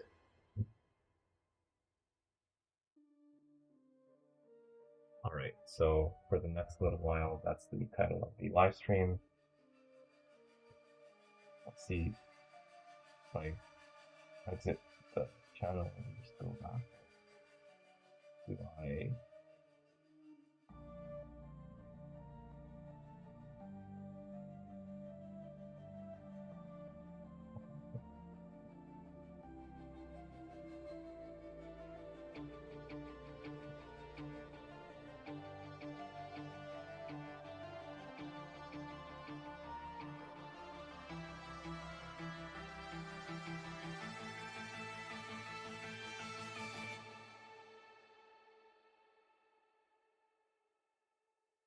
I don't know what just happened, but it looks like the live stream is still live with the updated thumbnail, and I know long-term live streamers, people like stream for 7 hours, they talk about A, B, C, they change the thumbnails in between their live stream. I know that it's possible to do that, so if this is the first time ever in my life that I did it, like, on the fly, to be honest, it was a bit slow. I'll try not to do that too many times, but again, there's not too many people watching at this time, and that's why I'm changing the thumbnail to find a new audience and make the algorithm reevaluate the video to avoid the technical difficulties of the beginning. A bit inside baseball, if you're just a casual viewer, but I like to be transparent about what's going on as much as I can, because that's what I would appreciate if I was the viewer.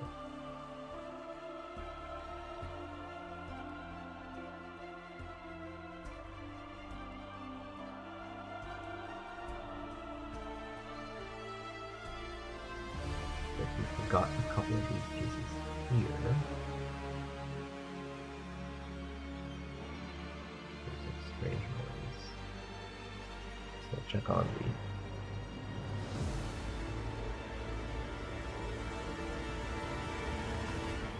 it's not technically legal, but I don't think most people will mind.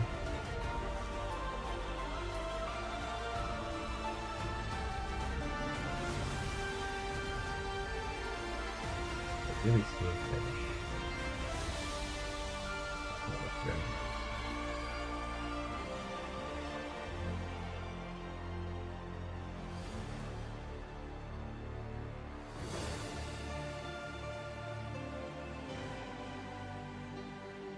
We know that 2 of these pieces are going to go here, which means that this goes here. By process of elimination. Same thing for this one, because there's nothing else that can fit there.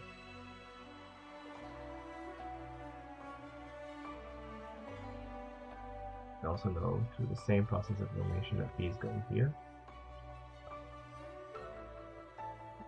2x2 brown bricks. There's only two of them, and they have to be visible. I guess we have to go back to the back and look at it a bit more closely.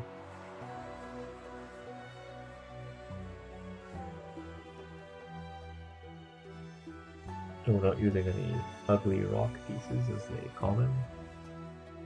Only genuine building techniques.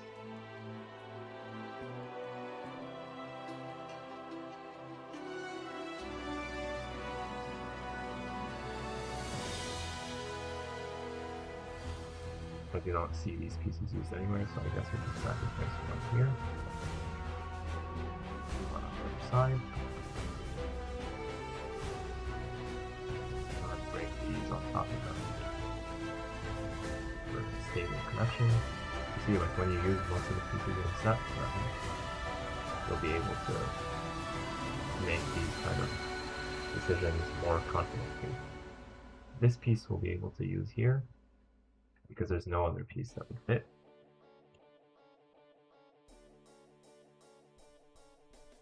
We're going to have this piece. Presumably we're going to attach something here. It looks like it's going to be this tree right here. So we know what that's going to be, but that's going to be in a future building phase. Now with only a few pieces left, we can kind of tell that this goes here. There's nowhere else for it to go. Go here, and the rest basically just builds itself.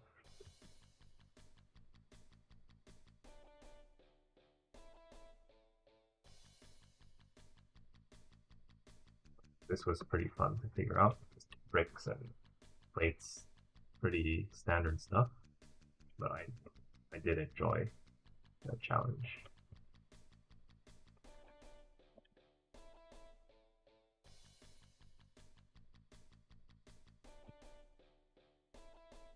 These attached, we can bring in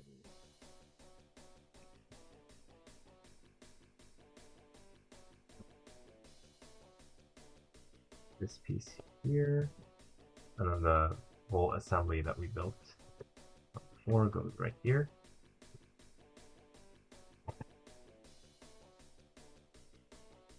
So attach it firmly. Make sure it's attached from sides, including like the left and right sides. And we add these two pieces. We're done with this bag. Let's do the announcement and we'll move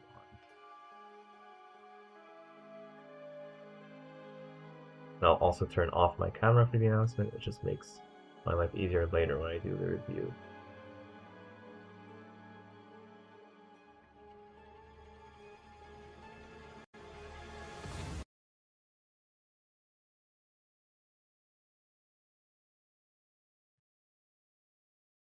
Bag 2 gives us the Samurai X and J minifigures along with their weapons, and builds the steps of the monastery as well as some of the rock work.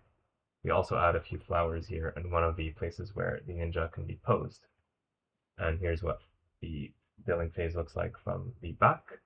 We have this additional detail added here in terms of these stickers to tell the story of long before time had a name, with the younger Sensei Wu beating Garmadon and sending him to the underworld.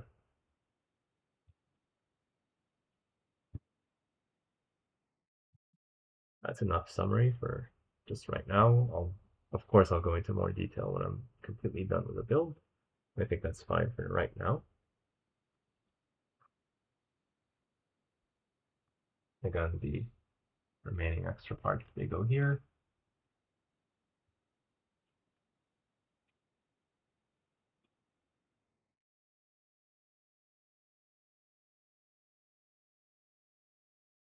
And we'll move on to bag number 3. There doesn't seem to be many pieces in this bag. I wonder why they made it a separate bag, but there might be a good reason. Let's find out.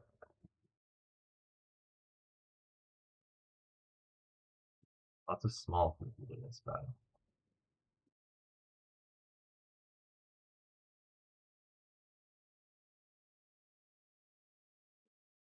Looks like we're gonna get Cole and Zayn, a very iconic duo of minifigures. So I'm happy they're not just putting the minifigures randomly, they're putting them in an order that makes sense if you've watched the show.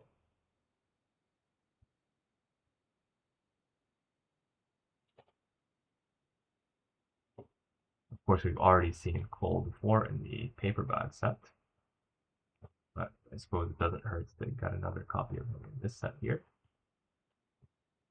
It's been a long time that we've not seen like the Ninja Zayn in white, because usually he's like titanium silver, which is not bad, but it's just good to see. Oh, and we get two copies of the Shuriken of Ice. I don't know if that's standard or not, but it's very nice that we get basically four Shuriken. That's pretty cool.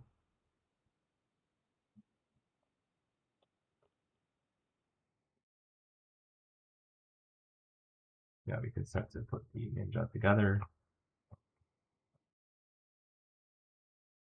Here's a look at the back printing of Cole's torso. Let's see. It gets covered up. Like the circle here makes sense. Oops.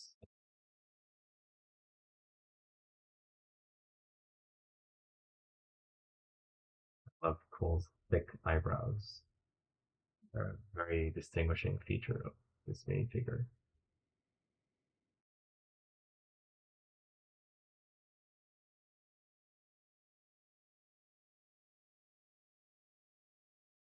Here he is next to Jay, his other ninja duo. Like Cole and Jay always have fun fights and disagreements and arguments that are very fun to watch. At least I find them fun to watch. We have two faces for Zane here. One is the standard face that we've seen him like have in season one, and this is another face with him being battle damaged and basically exposed as being a robot. This is what he looks like in that universe. So if you don't know the story, like this is a bit unsettling, and I guess if you watch this as a kid for the first time, you had no idea, then I guess you could be unsettled by that as well. Of course, here the circle again covers the thing perfectly. Like the circle frames the thing as it should. So yeah, I think for most people they're gonna want to display him using like the original gi, because I think the when he is battle damaged like this, I don't think he wears the mask. I don't think we've ever seen this in the show. I could be wrong. I could be wrong, but I don't remember that we saw Zane like with the battle damage and the mask at the same time. Of course, both of them get their weapons. Zane gets a shuriken of ice. Bull gets the side of quakes, which, fun fact, Kai actually was the first person to use it. We watched the pilots very recently, and it's interesting how Kai used the side before Cole, even though Kai is the fire ninja, not the earth ninja, and he shouldn't have used the side of quakes, but he did. And this is a brick built recreation of it, which is not fully accurate to what we see in the show, but I suppose it will have to do for now. So right now we have the four weapons of creation. Don't touch them all together because they're going to create a big explosion. That's a funny thing in the pilots as well. All right, so it looks like we're going to be building some type of frame here with the mostly black pieces that we get in this bag.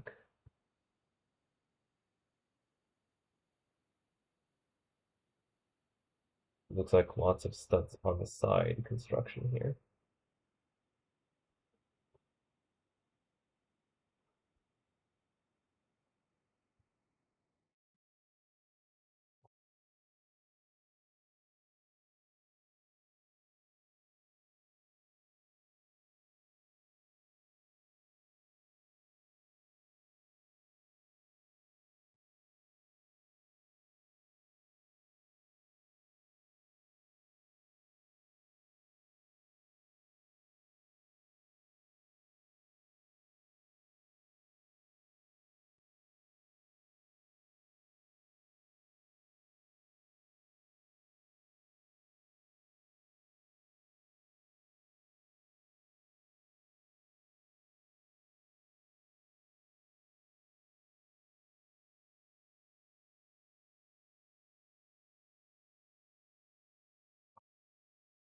I do like how in more recent versions of Ninjago or more recent seasons, including Dragon's Rising, we do revisit some of the locations that we saw like in early Ninjago, like the underworld, where Lord Raz went there for his nefarious plan. It's good to see like references to old Ninjago within the new Ninjago. And although the visuals of the new Ninjago are a lot better because of the technical quality, I prefer the storytelling of the old Ninjago. No hate to the Ninjago Dragons Rising writers. I think they're doing a good job, but there's something about the originals that just has its own charm. I guess it's just because it came first, and that's what people got used to, and it has like a certain effect on the culture and the community.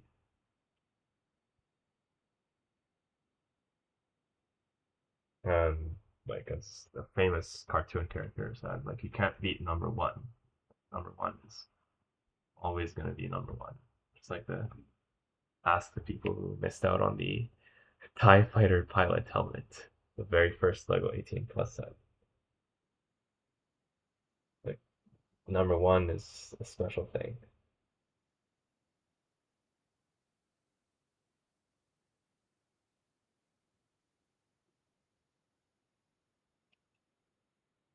I don't know how the instructions tell you to build this, but this is how I'm building it. I forgot to play the music again, but there we go.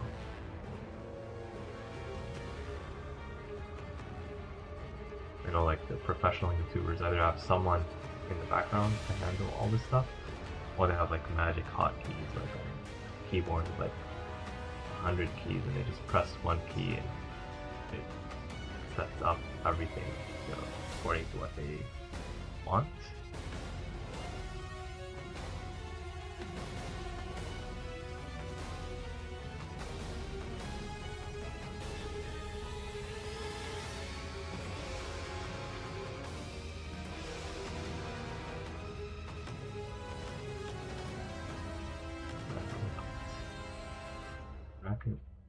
Eventually, we're gonna join these two halves together.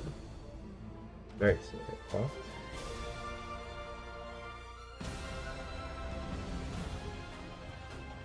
These pieces.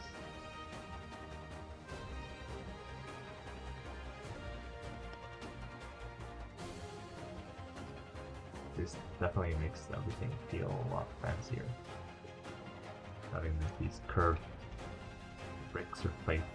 I guess they're more like bricks, but they're these curved ones that you usually find like in columns. Modular buildings have them a lot.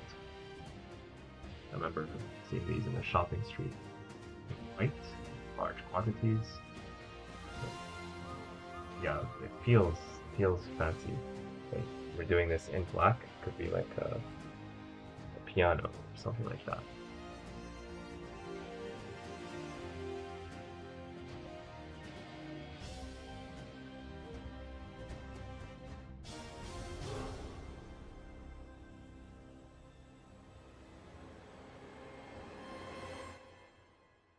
I guess we have this tile here. This is what's gonna bring everything together. Although it's not gonna be very stable, but it is the official way to connect these two, and then we're gonna connect them from the top, and it's gonna be more stable when that happens.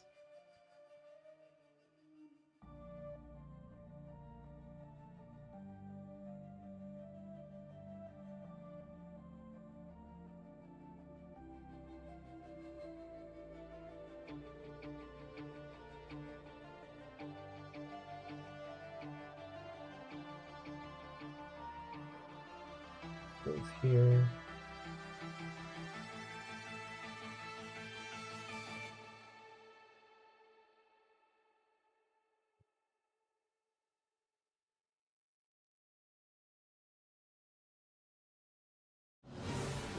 Attach these with the screw marks pointing towards the bottom.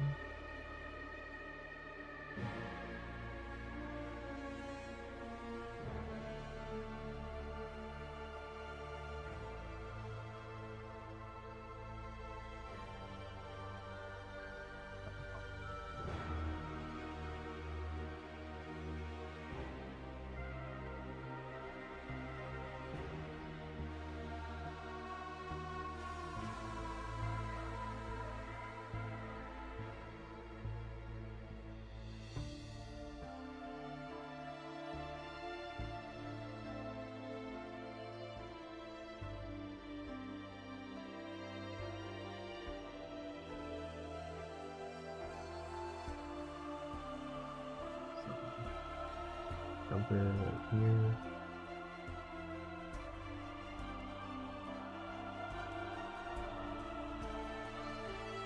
Very interesting. Studs on the side, followed by studs on the side, basically. And I was expecting, I guess they don't want to have a printed piece right here in this particular part, but there is another piece that is like this but printed. I was expecting to see this in the same bag. I don't know how it's going. Anyway, there's what that looks like. If we're not completely done, there's going to be other stuff like attached here, but it's maybe in a future bag. So instead, this gets placed to the side for now. Build a little bit of something else using this piece that's usually found in Lego Minecraft.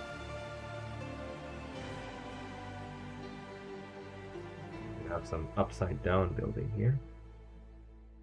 Always a treat.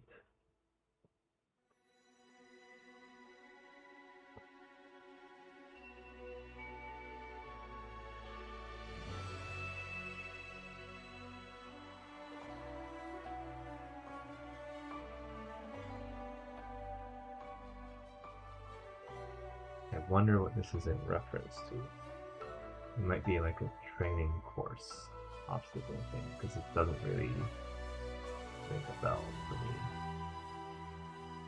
I guess we'll find out. That's definitely an interesting thing to have. If you do know what this is, share in the chat, and thank you, Heroic Toy Tales, for joining.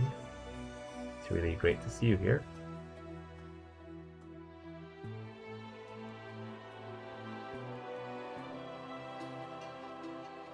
I just saw your message, by the way. So I see that you also have a Lego YouTube channel focusing on Ninjago.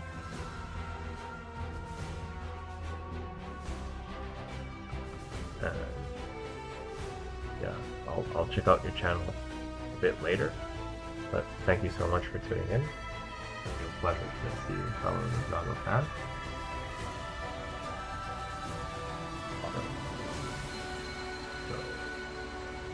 Almost done with the build.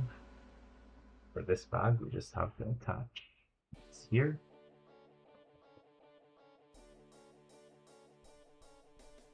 This goes right here. And then we just have these pieces here. Good thing I put the sprue marks at the ends.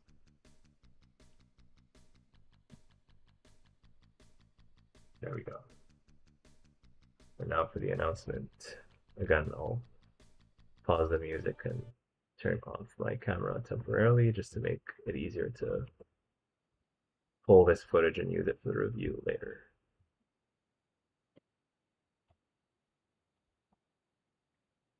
Bag 3 gives us the Cole and Zane minifigures, and in this bag we build this. And in this bag we build this archway, which is done mostly in black and done almost entirely studs on the side, with studs pointing this way. And we also build this small assembly right here.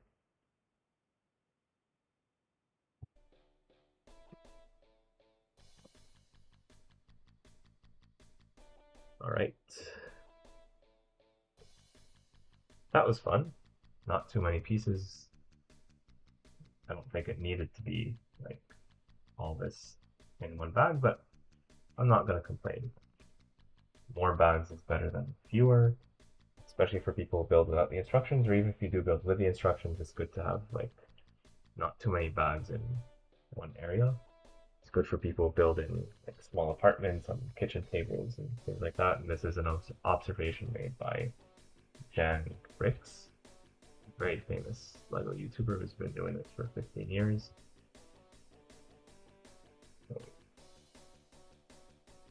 Sometimes when I share opinions, they are my own, but sometimes other people make a good point, and I do like to bring up good points when people make them, regardless of who it is. Bag 4, the tiny little bag.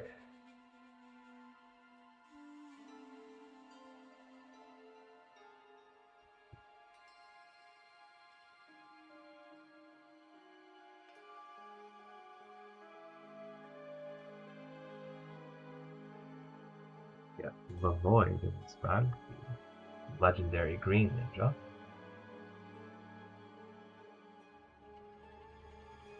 You've seen a version of the Void in the Ninja Build a Minifigure stations from the LEGO stores from earlier this month.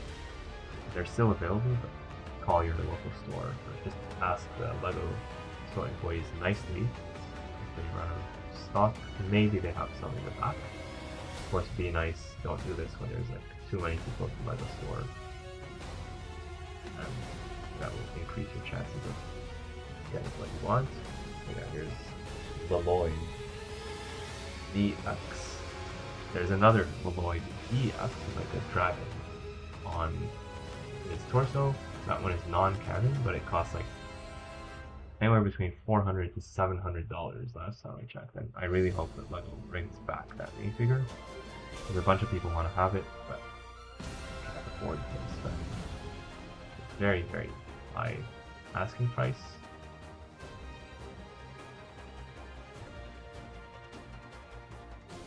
Yeah, these minifigures look amazing together.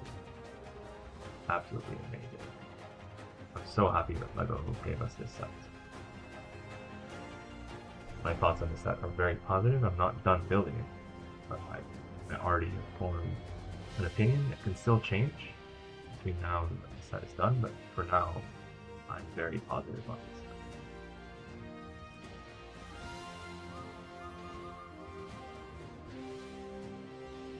Versatile, are you okay?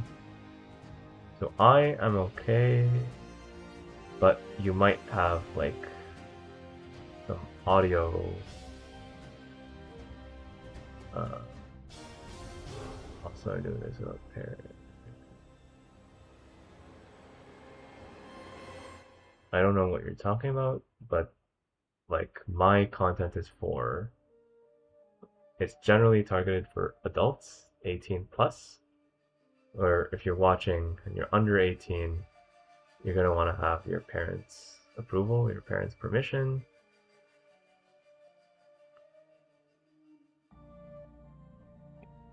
Yeah, like this is a live stream, you will not be able to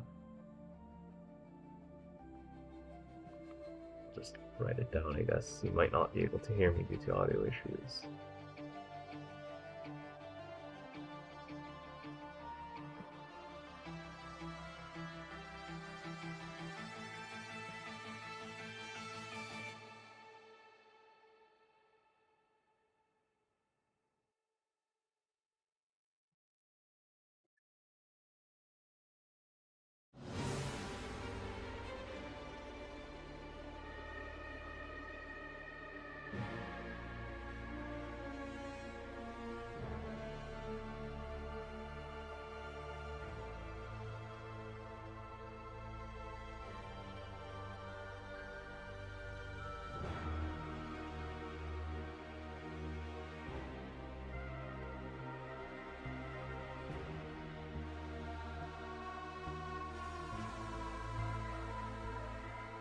Yeah, so when I select people to win the giveaways, whether now or in the past, I always did this. I asked people to confirm whether they're over 18, because due to laws and regulations, like there's limitations on what YouTubers can do to target people under the age of 18.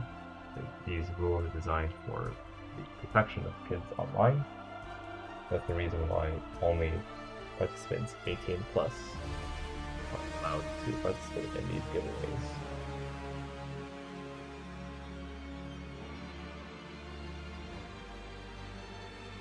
Yeah, with that being said, let's continue to film.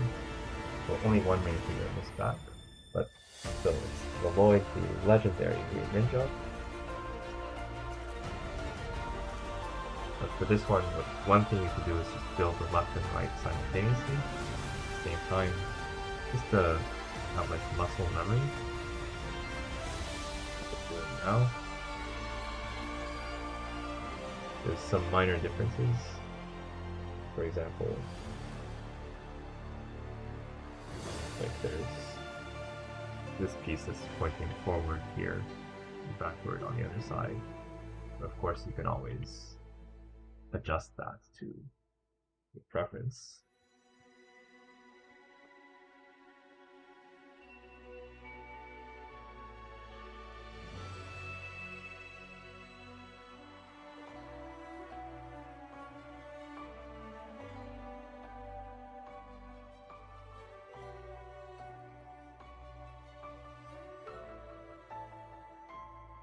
Do these have spoon knives? Not really.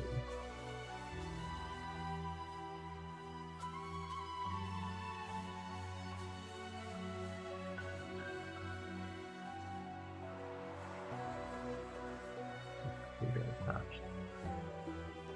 You know what? I'll come back to those. Maybe easier that way. But let me actually make sure that I can attach them. Actually, I might be able to do this.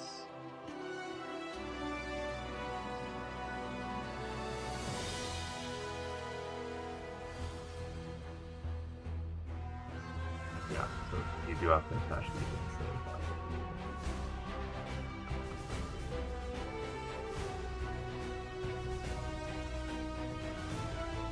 I guess it's the same building technique.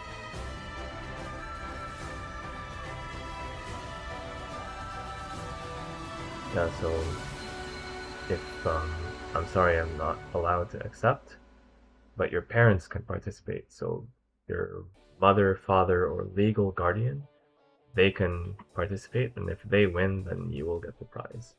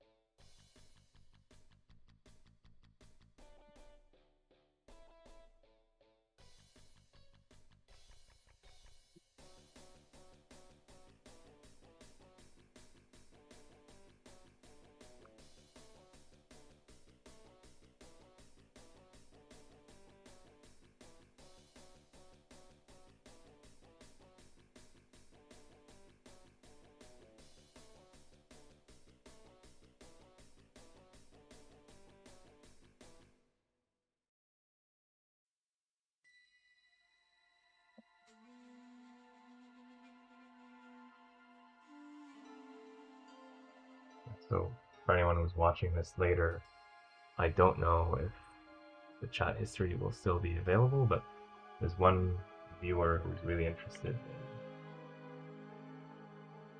getting winning the giveaway.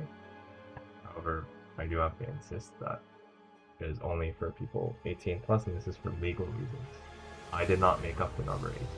It's a well-known fact. In many jurisdictions, you have to be of that age to participate in these types of things. Sometimes you're allowed to participate under 18, but always with parents' permission. And decided to unsubscribe. Well, I'm really sorry, but I'm not able to make exceptions like that. Even if I wanted to, I could get in trouble. I could lose my entire YouTube channel. So I hate to see subscribers leave, but it's better to see one subscriber leave than to lose the entire channel because I gave something away to someone who's not allowed to. So thank you for joining anyway. I hope you have a wonderful time. And if you turn 18 soon, then you're always welcome to try and participate again.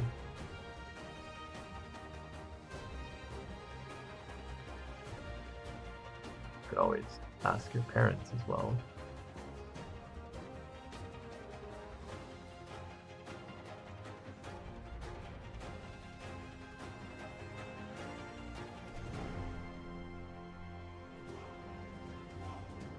I love the way these pieces fit together. That's really, really nice. I did not even know that you could do this.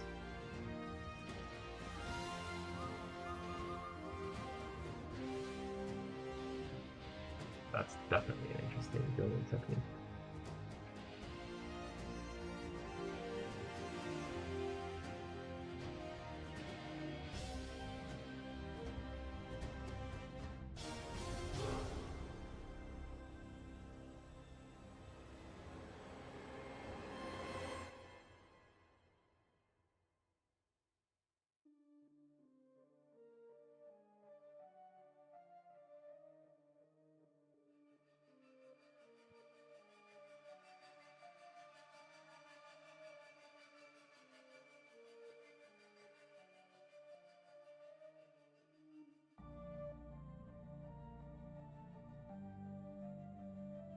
This reminds me of the Ninjago City workshops, the big set that came out last year. It had like a black awning similar to this.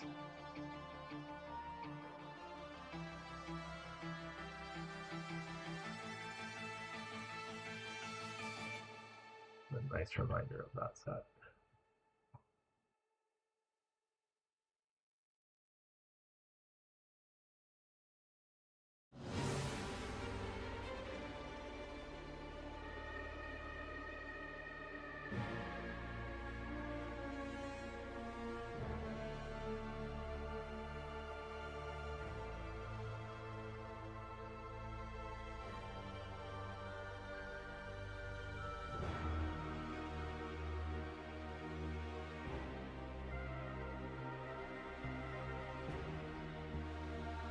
Check out the unique control room, make sure everything is okay.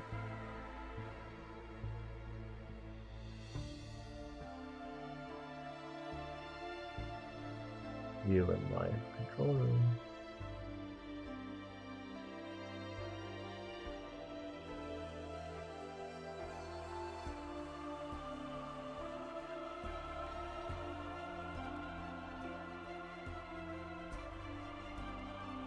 If you're watching this and you're under 18, nothing against you personally. I used to be a kid, long time ago. I remember what it's like, but there's legal reasons for things that it's done for your own protection. Most of the time, these laws make sense. Sometimes they don't make sense. Like if your parents are bullying you, something like that. It is very rare, but it does happen in those cases.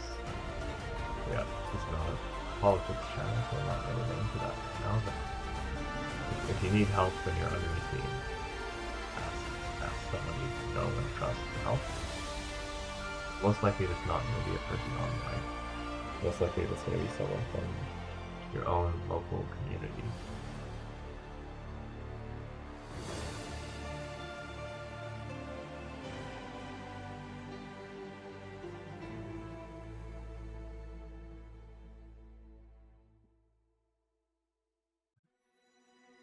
Notice that the fact here, back to Lego, this is a brick with the studs pointing this way, away from the camera. Here the studs are pointing up, but the finish is so smooth, like you can barely tell. That's quality right there. We're basically done with this side, we just have like the extra parts. That's pretty nice.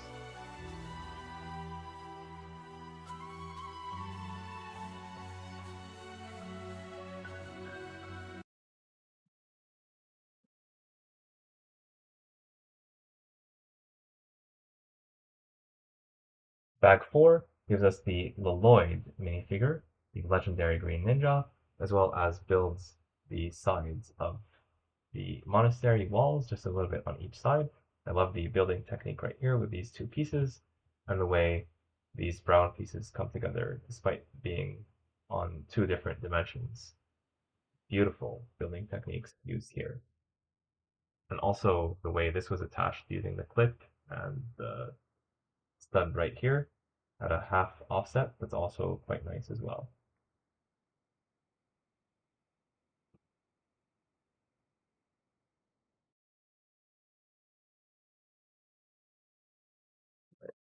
back.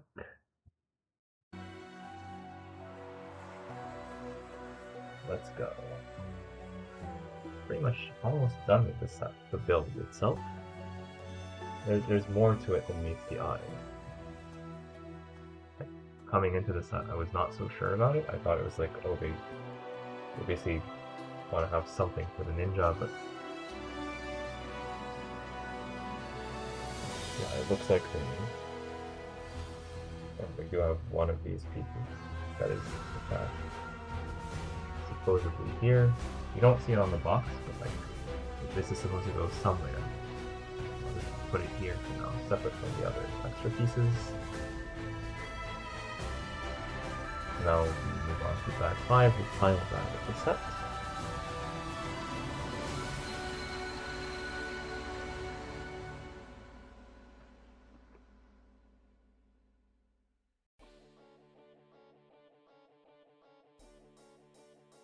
In this bag we got liver,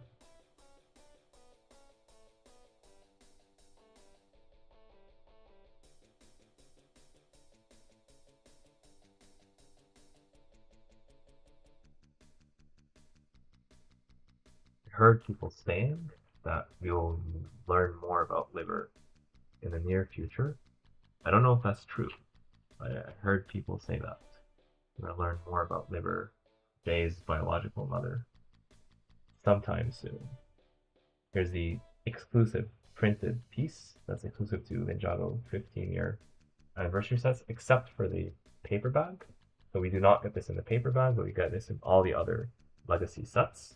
Not in the Dragon's Rising ones, unfortunately. Not in the Dragon's Rising ones, unfortunately. Just the legacy ones. But yeah, it makes sense. I like the design. And hopefully they include it in a bunch more sets and gifts with purchase, and maybe even put it at the minifigure stations at the LEGO store to make it easy to obtain. Yeah, definitely a special piece. Moving on to liver. This face looks like it's not a unique face. It looks like it's been recycled from like a LEGO City minifigure, which, if true, means that like all the LEGO City minifigures are Jay's biological mother, which is funny to think about. So yeah, we got this. Does she have any pauldrons? Apparently not. But the torso and legs are, I believe, exclusive to this set, and likely will remain so. And there we go. And she does have like a special stand just for her.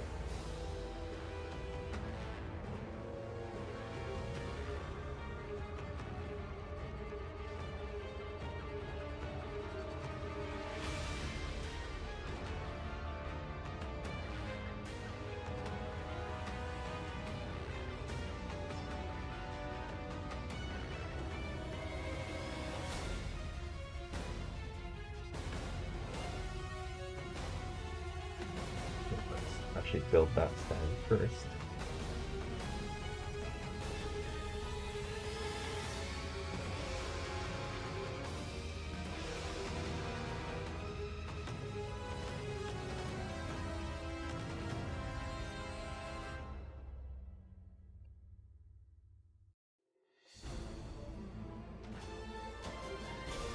Again, if you don't want these pins to stick out, like if you plan on displaying this standalone without other things, you're probably not going to want to have this piece here. I don't want to replace this and this with just standard plates, or bricks rather. It all depends on what you want to do.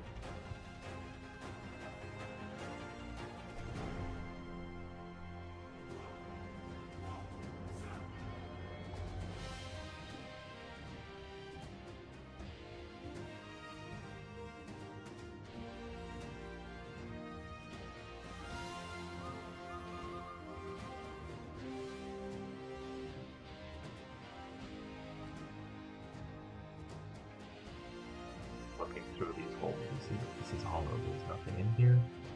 Not even this.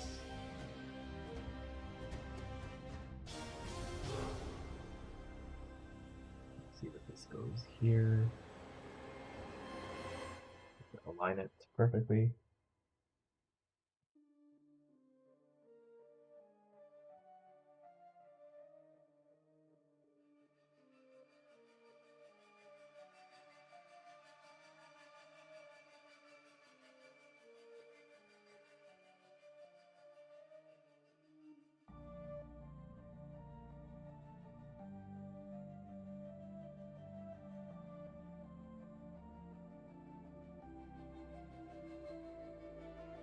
My guess is that this goes here, and this is representing lightning. This blue color also representing J. And my guess is also that all of these are going to have like their respective colors right here. It's a small little Easter egg for the builder. And then it's going to be hidden in a way no one's ever going to know, except the person who built this or the person who designed it. That's the small little stand for liver. You see all the large Jungle Legacy sets get at least one of these. Like the largest one, the Old Town, has 3 of these. With the first Spinjitzu Master getting like a special stand that's even larger and more impressive than this one.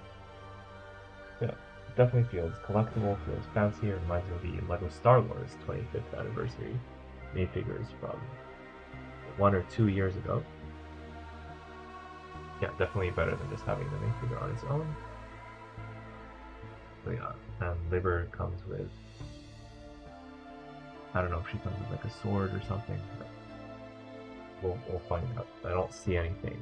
Actually, she comes with this, I believe. It's her weapon. It also came in the LEGO Star Wars set. Interestingly enough. And there's lots of parallels between Ninjago and Star Wars. If you look at the room of one of the creators or one of the writers of Ninjago, it's full of LEGO Star Wars sets. So there's lots of parallels between the two. So it looks like in this bag we'll be building the gates and the stuff that comes from the top.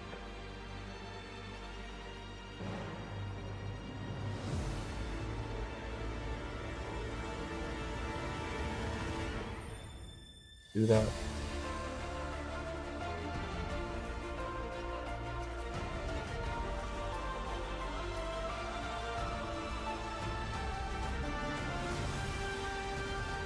Pretty sure these pieces are going to be applied somehow.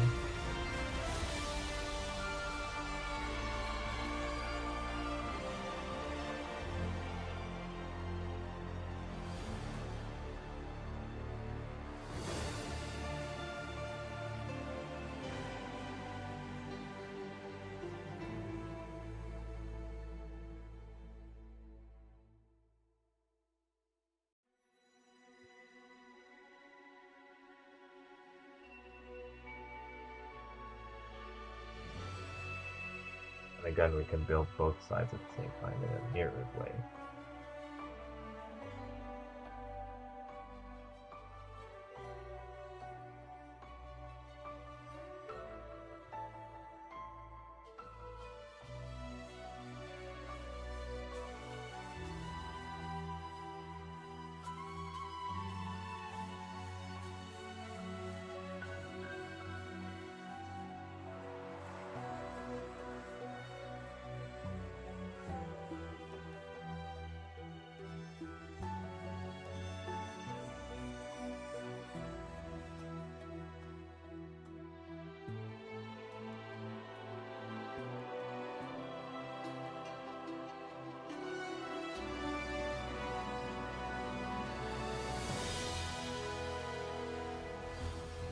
This here.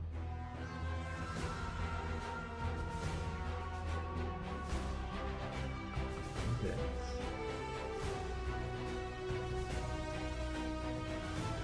Then another last piece.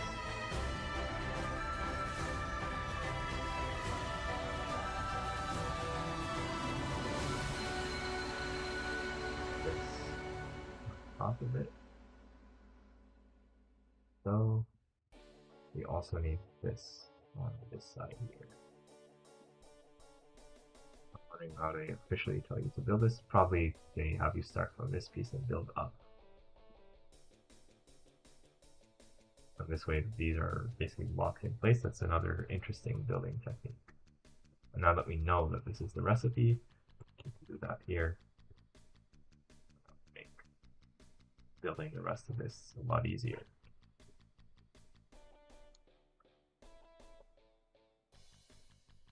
Basically, you're gonna want to have, looking at this from the front, you want to have this at the bottom, so basically mirror this on the other side. Mirror, mirror on the wall, etc.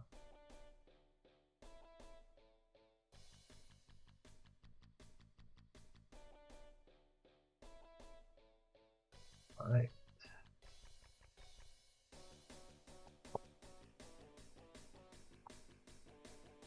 Should fit in perfectly, which it does. Now we just have some gold accents to do.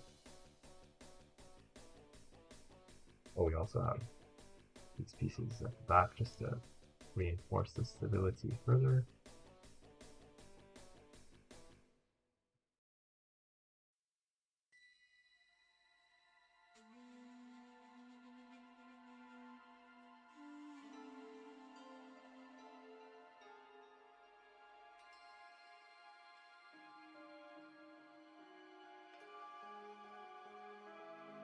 I don't know if this face or this thing symbolizes something from the show. It might, but I'm not very sure about that. If you do know what this symbol means, definitely share in the chat.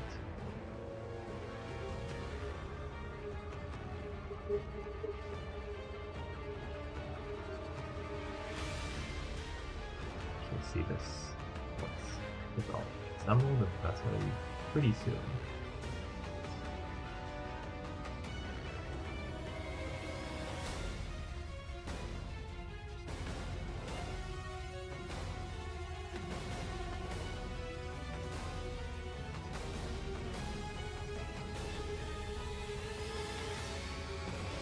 Yeah, this space here, does it symbolize anything in particular? Or is it just something from the show?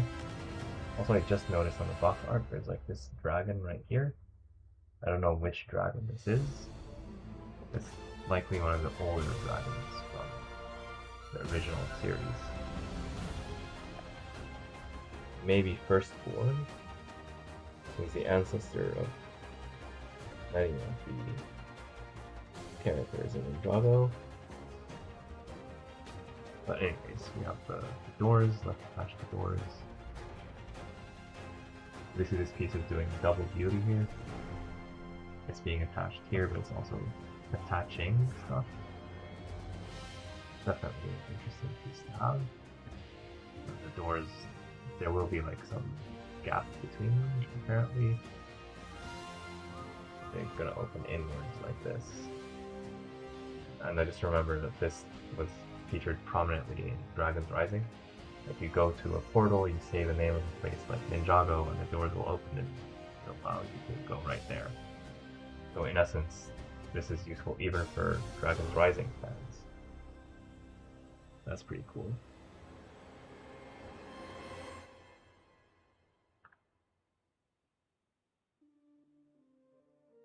So, just have a few pieces left.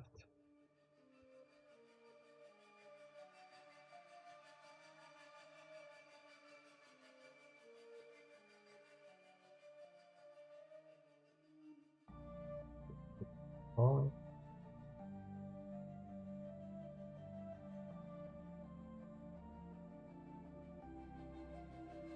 Having us attach pieces right here towards the end of the building phase, which is quite unusual.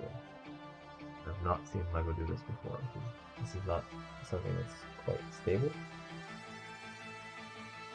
For a small enough build, I guess it's okay, but if this was a larger build, I think people would rightfully complain. I still think they should have made this part of the previous building phase, or they could have built all of this at once instead of having us put this together right now at the end. The order of operations doesn't make sense to me.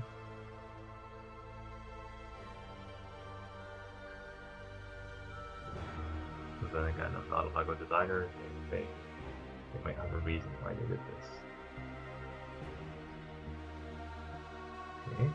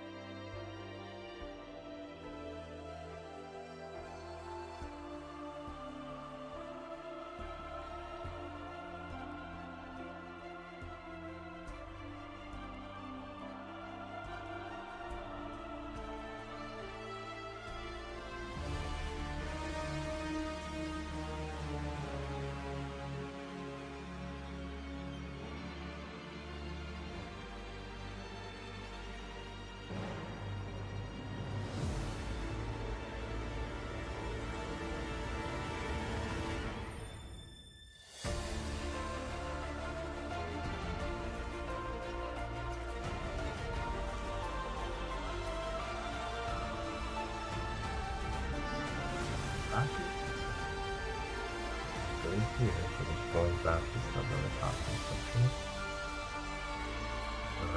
Yeah, this piece. So this gold piece here. Okay. That's different.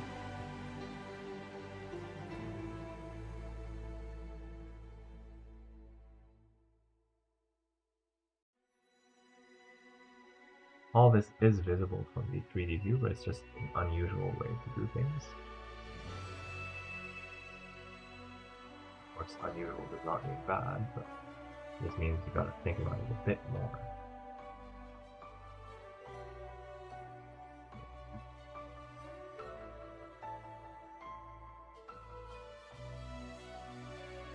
These go here.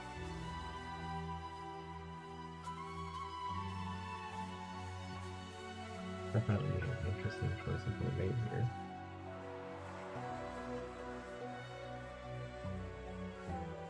Stabilize what we have with this plate and these pieces here.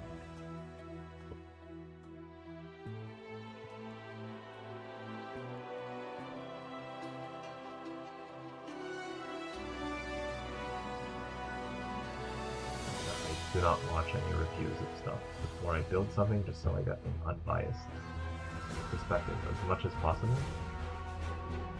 People complained about the building experience in this set. I'm not going to go so far as to complain about it, but I'm just going to point out that it's not what I probably expect. But again, I do like the challenges. I'm going to build a little bit of the instructions. It's nice to see that things are not always like the cookie cutter studs on top of studs building techniques. It's good to see something different every once in a while. And I guess I got my wish today. I was just not expecting it in this set. Because this is a set that's marketed and people talk about it only for the minifigures. I didn't ever hear anyone talk about the build of the set. But there are interesting things in the build. So don't skip the build of the set. If you got the set just for the minifigures, try out the build. I think you'll find that it's worth it.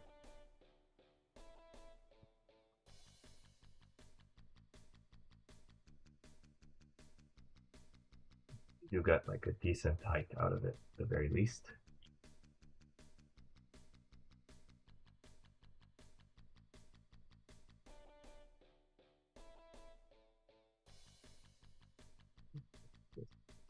Final bits attached here. We're very close to finishing this build. We have one of those, again, not shown on the box, but these can be attached to like these places wherever there's a hollow stud.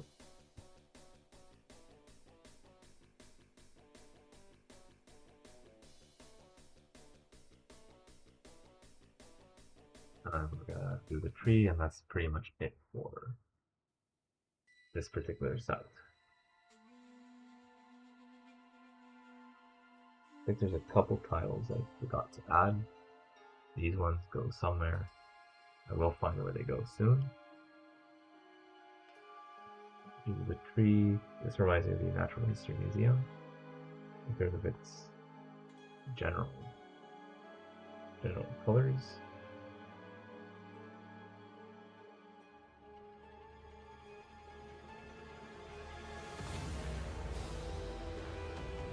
I'm going to use this piece to basically lock this in place.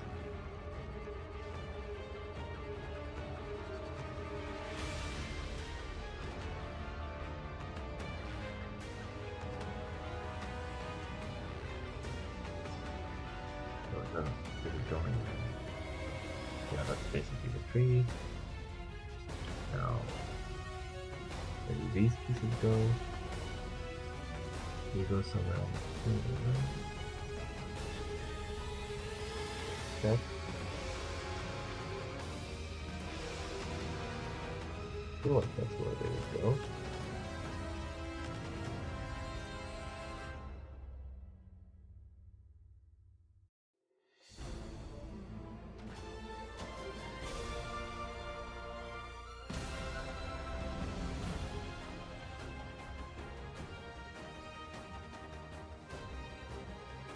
Oh yeah, it looks like they go here.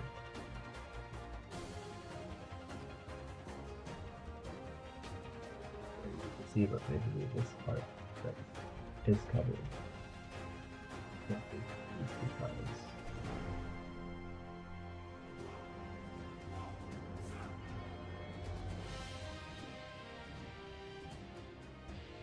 And we're done with the build. Let's see what band 5 gives us.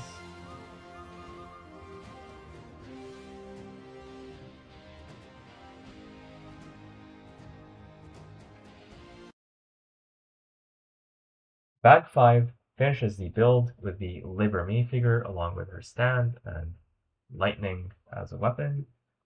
And we build the doors, this part right here at the very top, and this tree, and that concludes the build.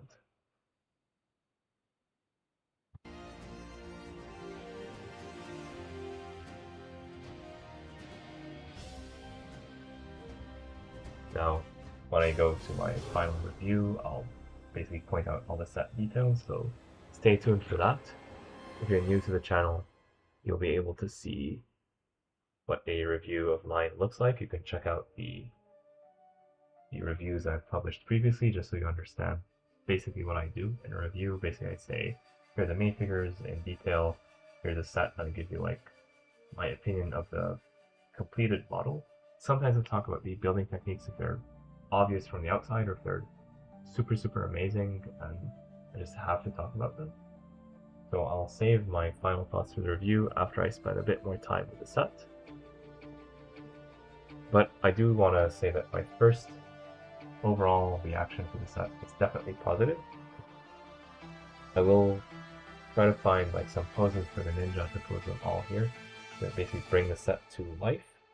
I use the default that is shown on the 3D view, although of course you can go with any pose that you like. Actually, I'll use the poses shown on the back of the box. I don't want to rely on the 3D view more than I absolutely need to.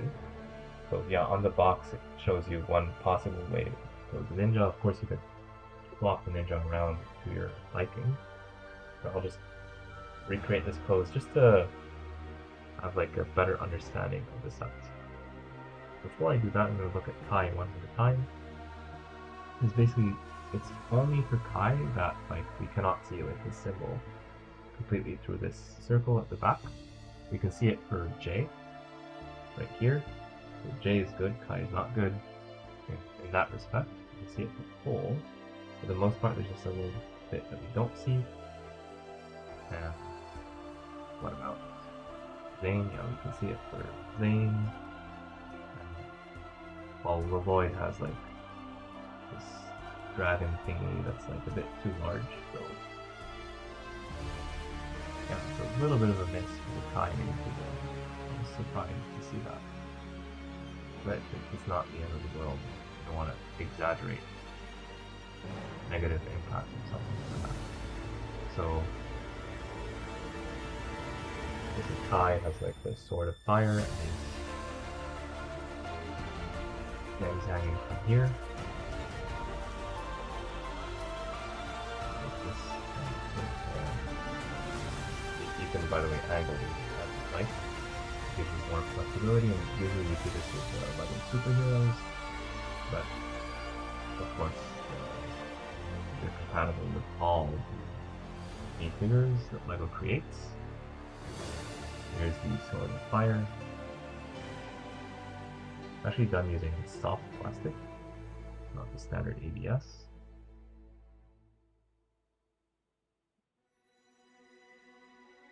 Having a bit of difficulty attaching the sword of fire. Kai's hand. This is a brand new minifigure, so a bit stiff. Yeah. Let's do this for now. Yeah, that's a good look. Sensei Wu is holding his staff. At the time, he used to be called Sensei Wu. Even though now Lego refuses to use the term Sensei, although I'm happy they did not censor the original pilots in the original show. Like, they could have like done like some AI to retro rename him to Master Wu, but they did not bother with that, so I'm happy they didn't. Okay, so that's replaced. Cole is jumping from this tree for some reason. So which I suppose it doesn't really matter which one, but it's one of these.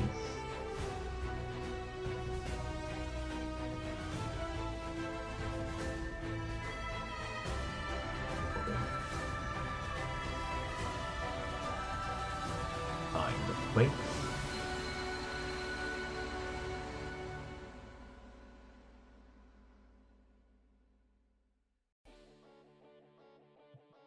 This direction. And I will angle this a bit to show you perspective from, well, basically different perspectives. Samurai X is like both of the swords.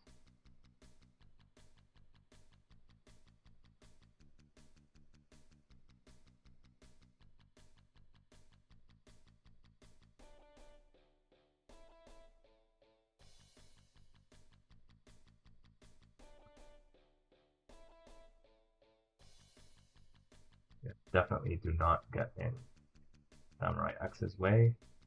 You will regret it, as the boys have discovered the hard way many, many times. But she's on this step by default, clicking just a little bit like this.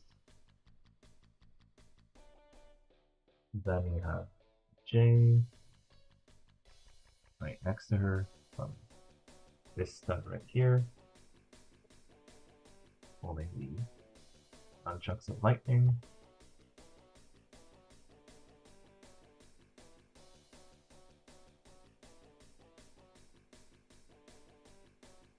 So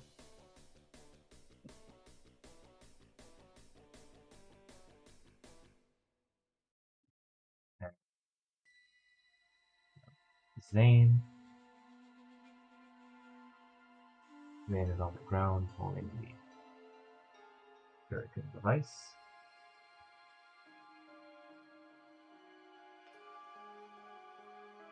I think a lot of people, they learned the names for these traditional Japanese weapons just from Ninjago, because they repeat the names every time you see them. So basically you will learn at some point that these are shuriken.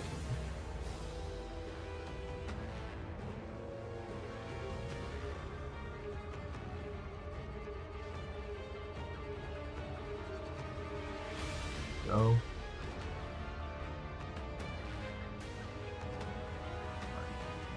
this stud right here, that, and of course the legendary green ninja, the boy. And this sword is passive. Five castles. It's probably some of the extra pieces. This is like the slightly older version of Lloyd after he is no longer a child. There's one episode when he's no longer a child. I'm not going to say how it happened, but basically at one point the Lloyd goes from being a quite young child to being a teenager. Castle's right here.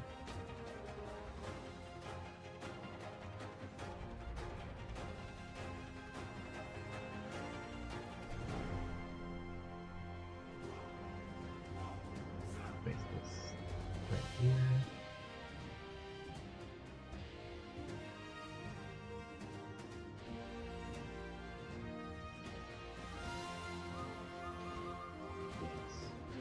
They basically give you like I think 1 or 2 extra, just in case you want to have like all the ninjas on the side, gaining like this. Finally, for the Master of Lightning, also known as Liver, I'm pretty sure this is what her weapon looks like. Hello, user TR8OI9OC6H. I don't know if that means something, but hello and welcome to the live stream. You've come just in time to see the ending. By the way, I don't know where these flowers go. Maybe they go somewhere in the interior for stability. Now that I think about it, that's very likely the case, but that's fine. We ended up not needing to use them. So, yeah, we have a very nice ninja character display right here. It matches what we see on the box. And you have a background like line with like the clouds. You have a very nice visual effect here. You can kind of imagine this as being part of the monastery of Spinjitzu. You kind of use your imagination. A lot of people don't have that these days. You use your imagination to imagine the walls continuing a very large structure, and you might be able to integrate this with the old town Lego set as well. At the very least, you can connect these two together. Wait, how can you connect them together? You cannot connect them this way, nor this way. Okay, so I probably made a mistake here. One of these needs to be switched around. Although, if I look at the 3D view, this is what it looks like. But I'm pretty sure this is meant to be flipped around, and it's just a question of swapping those two pieces, so I'm not going to blame anyone for this. They needed to pay just a little bit more attention, but of course, if you know me, you know that I don't like these exposed pins. I think that LEGO should have made these like the Technic pins just like the monitor building, so you have the freedom of choice in which order you want to arrange them, if you want to connect them at all. Or they could have used plates like what they did with Star Wars. It's much simpler, much easier, much more foolproof. But these are very minor things. So yeah, we will take a look at the set overall, but I'm really liking what I'm seeing. Yeah, it's just a facade. This is not a full building. I want to be clear about that. It's not a fully enclosed building by any means. But it's a nice facade. And you do get like some good stuff there. Start to take a look at Liver. We've already seen her before, but this is her with her basically lightning power. And this is illegal according to Ninjago rules, where you cannot have 2 elemental masters at the same time. So if she's the master of lightning, then Jay has not gotten his powers yet, but he's already the blue ninja, so that's a contradiction. If you care so much about these things, then you have to hide one of these figures, but I don't mind. I think that the Ninjago rules have proven to be very flexible, according to the writers, so if this makes you happy, having Jay and his biological mother have lightning power at the same time, if it makes you happy, more power to you. Your LEGO, you can imagine it however you like. So, yeah, taking a look at this from different angles, that's a good look right there. I'm going to show you on camera what I see. Yeah, this is quite good. My color is a little bit askew. Yeah, this needs to be brought down just slightly without bringing down the rest of the minifigure. But yeah, that you get the idea. That's quite good look right there. Bring down the hands to a more dynamic pose. With the ninja, like you can feel like they're just like flying into Spinjitzu Tornado. They're going into battle to defend the monastery of Spinjitzu. Yeah, it just feels very dynamic, feels very lively. Especially Cole, like he's like almost diagonal at this point. Yeah, this is impressive. I have a little bit of interior details. The flames right here, the candles, and that Wu's tea shop. Wu is a very big fan of tea. If you watch Ninjago, you will know that at the very least. You have like a seating area for 2 people, so maybe Wu and one of the ninja, or maybe with Liber. As the ninja in the early seasons are still considered kids and they don't really appreciate tea and things like that. Of course, they're older in Dragon's Rising, but this is way back in the days of Samurai X. Of course, Lloyd right here. I wish they gave Lloyd like the original face that he had, with like the black eyes instead of the green eyes, to be fully consistent. Like, that would not have cost them too much. But on the other hand, because of the design of the mask, you can take pretty much almost any Lego City minifigure face and just put in there, and he's gonna look like the original. Actually, let me see if I can do that live right now. See if I can find like some generic face that I have from some other set. I have a ton of minifigures, so this shouldn't be a problem. I just put all those things away. I just need to bring them back, or actually I'll use this closer to me.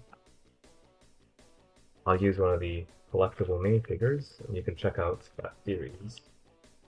They're YouTube shorts for now. You can check those out. So I'll just bring a generic minifigure HUD. I'll use this minifigure like the... Of course this is sold separately. Basically this figure right here. I'll just put Lloyd. Yeah, I'll give him an alternative face. And yeah, like without the mask it's not gonna work, but yeah, this is what I'm talking about. Like Legacy Lloyd should look like this, with the black eyes. That's how he was for 7 seasons, or 8 seasons, depending on how you're counting. And then later they gave him the green eyes. So I'm not against the green eyes existing in modern Ninjago. I think that's fine. But for the old Lloyd, if you're gonna go back to Legacy, like give us the proper Lloyd. It's a minor thing. Thankfully, it's very easy to fix. Pretty much any Lego City minifigure, male or female. I guess male is gonna work better because we'll have the eyelashes. And yeah, that's what the Lloyd is supposed to look like. I think that's very minor nitpick. Doesn't really impact the quality or the value of the set overall, but just something I wanted to point out. Yeah, if Lego gives you like a minor problem that you can fix in 3 seconds, I don't think it's worth complaining about it too much. So, yeah, because you might complain and then they're going to say, okay, we're not going to give you as many minifigures, we'll give you like 5 minifigures instead of 6. So I'm not going to complain that this minifigure exists. But again, it's Lego. The good thing about Lego is that you can modify it to fit your preferences. Unlike certain other things, you buy them and then you have to live with whatever the manufacturer decided. With Lego, you can make a bunch of those decisions yourself, and I'm pretty happy about that. So yeah, it's very easy to fix, in quotes, Lloyd, give him the black eyes if you want to do that. I think in Legacy, you want to do that. Now, if this scene comes up again in Dragon's Rising, with Wu, with all the ninja like this, then I think that can be forgiven. And if Liber comes back in Dragon's Rising, making it like a dual purpose set that's also used for like the modern Ninjago, then I think it can be justified. They could, in theory, bring the suits back. They could, in theory, give Nia the Samurai X role again, once again. She already held it twice or 3 times. She went to being a water ninja, then she went back to Samurai X at one point when she lost her powers. Maybe she will lose her powers again. There was like the Nia spinner where the bad guy was actually doing spinjitzu, not her. So maybe she's gonna become Samurai X again. You never know. You never know. Ninjago will always expect the least expected thing. People, they die, they come back from the dead all the time. I was wondering personally what this would look like here. Printed tile. I think like in some context, this is not canon to show, but I think in some context this makes sense. Like if you want to have this as a standalone display piece and you understand it's not canon, this is not a bad look either. But of course, I'm happy that LEGO gave us both pieces. This way, no one's gonna complain.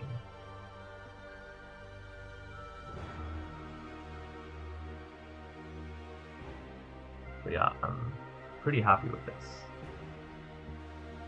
In terms of price and value, I'll reserve my final thoughts for the review.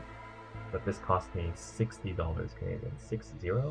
If you buy this plus a bunch of other stuff, you get some gifts with purchase and insider points. So the effective total price that I paid, well, you add the taxes, but then you get those benefits, like it nets out to approximately 60, maybe 50 Canadian. And you get a whole bunch of pieces right here, including some large pieces, a bunch of 1x1s as well. But then of course you get all these ninja, all these minifigures overall. Yeah, like for that price, for LEGO in 2026, I definitely think that the value is there. This might be one of the best value LEGO Ninjago sets, or just LEGO sets in general for this year. You get a decent amount of stuff. I don't want to over-exaggerate it, but this is a relatively decent amount of stuff for this price. If this was a LEGO Star Wars set, it would charge, I'm not even kidding, they charge like $80 to $100 for it, believe it or not. So I would say like the value is there. But on top of that, I know that this set will go on discount eventually. If it does go on discount, then that's gonna increase the value even further.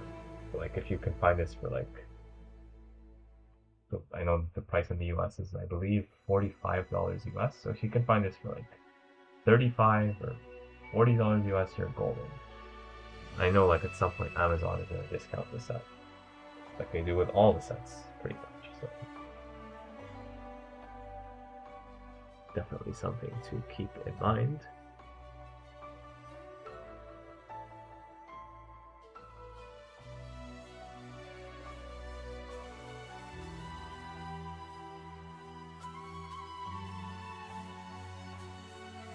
I'm going to go to the polls and we'll start to think about the next set that we're going to build.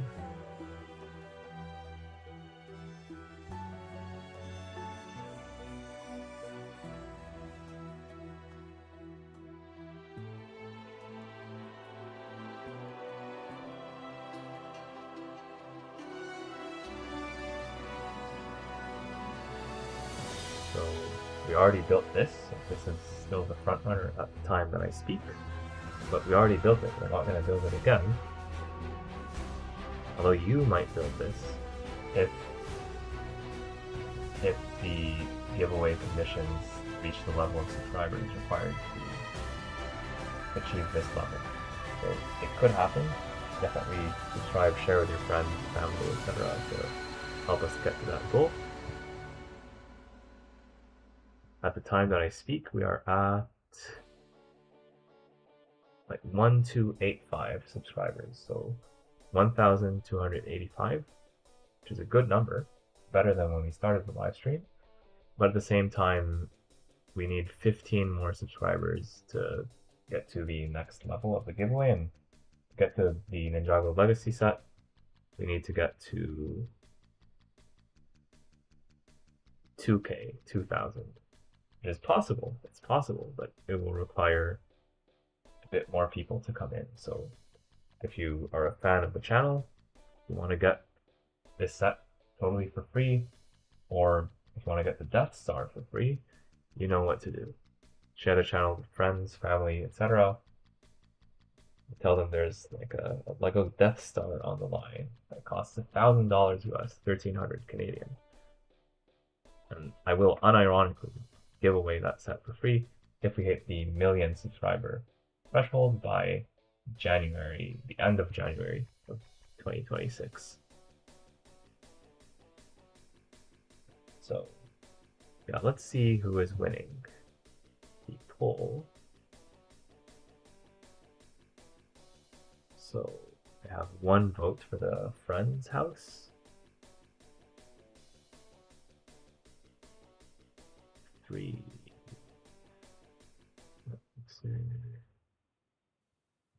The cement mixer is still in the lead in terms of the number of votes at the time that I speak.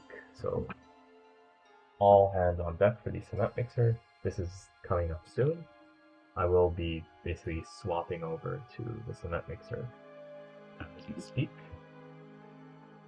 So it'll take me a little bit of time to do the handover, but in the meantime, I'll leave you with the Ninja in prominent display. With liver. Can you put her here? Yeah, I can put her here. That's a good look too. Although she's not held by any studs, so it's possible to knock her over, but this is a good look right there. Now, let's start to work on the cement mixer. I'm going to change the thumbnail once again. And because I did not know in advance which set would win the poll, I don't know, like, I did not want to make like 10 thumbnails.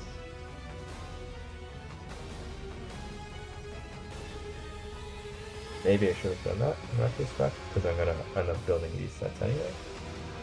But regardless, let's see what we can do. We're done with Ninjago, at least for now. We'll switch to Lego City.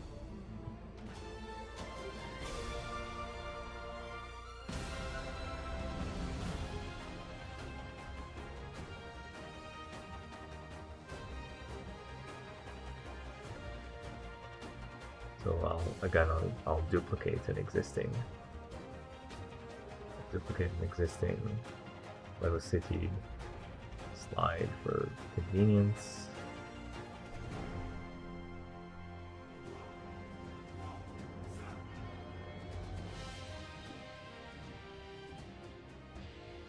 And this time I'll do like the cement mixer.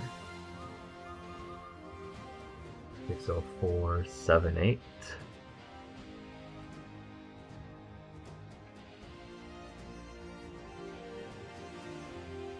Just bear with me while I set this up. Shouldn't take too long.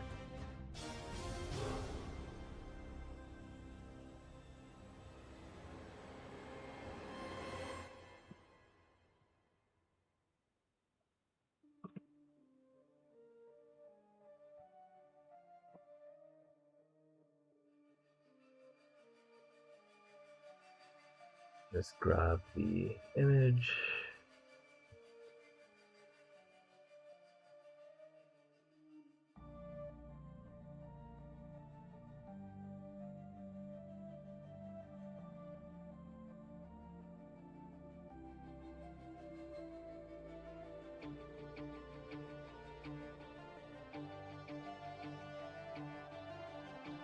And it looks like we need to crop this one a little bit.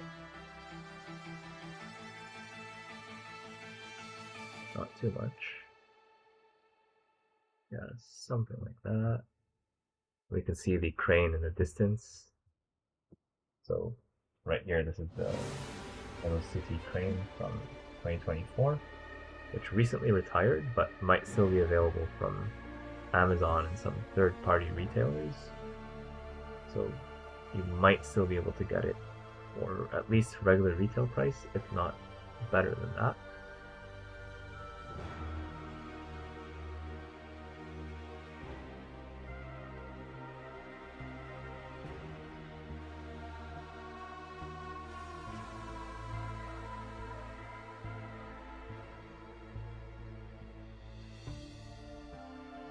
looks like we need to move something around.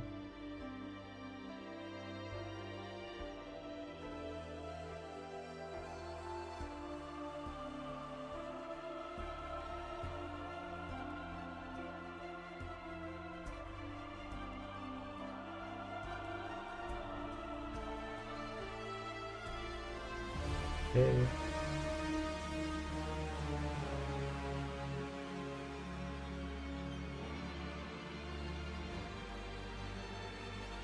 Alright, this will do for now.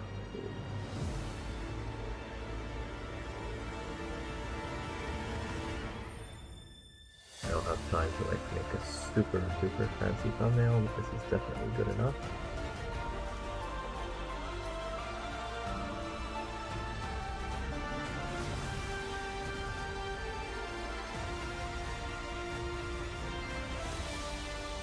City 60478 cement mixer.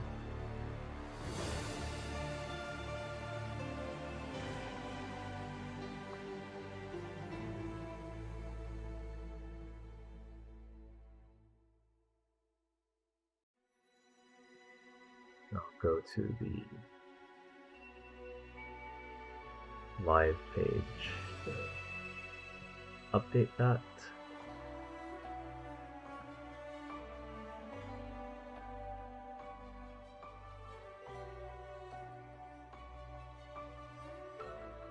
Swap out the... Do you guys like the Ninjago playlist? I like the Ninjago music, so no one complains. I'll actually keep the Ninjago music. Even for the city stuff, and Lego City and Lego Ninjago are all part of the same universe anyway. If you do want me to change it, do let me know in the chat and I'll change it soon.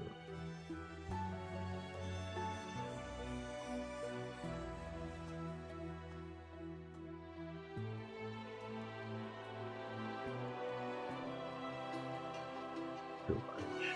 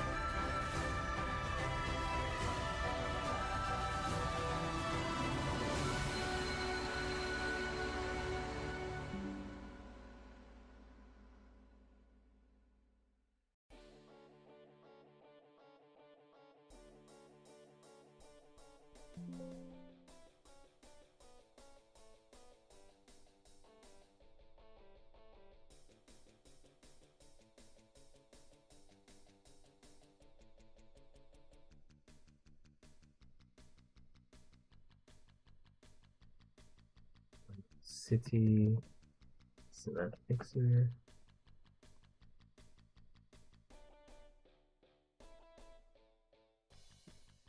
So 478.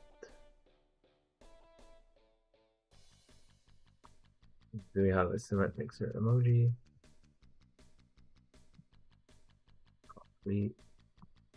Just truck in general. Or construction. I guess I'll just use the roadblock sign for now. And you should see, if you refresh the page, you don't have to refresh, but like I will check this on my side to make sure that the thumbnail is live.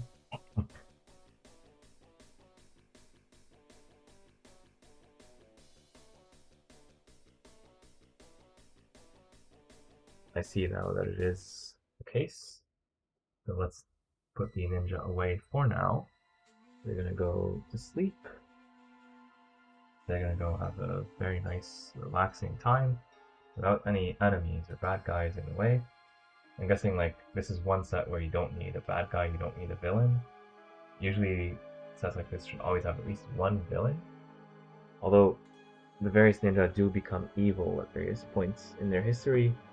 So you're gonna have to use one of those as a villain, or maybe Liver become evil at some point. You can kind of imagine her that way if you want. But yeah, most of the time I do think LEGO sets should always have at least one villain. Ninjago sets specifically, sets similar to that. With that being said, we can move on to this set right here.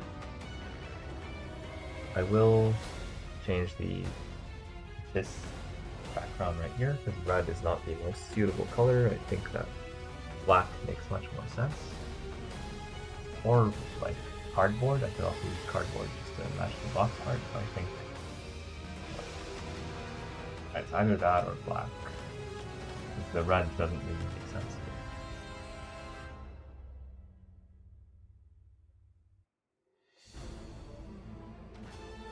here.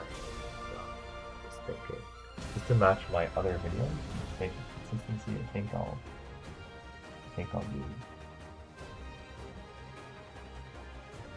I'll just switch it to black. So bear with me while I do that. I will temporarily move my laptop away, so I have to turn off my camera temporarily.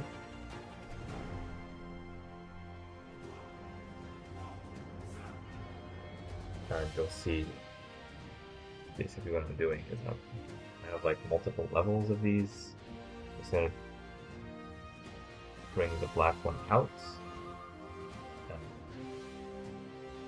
I'm gonna basically put it like over.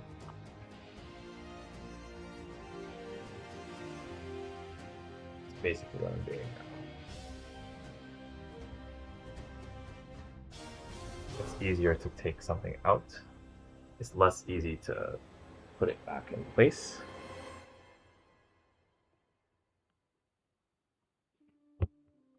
And it's even more difficult to do this when you have like a laptop and a bunch of stuff all in the background all at once. Try not to break anything here.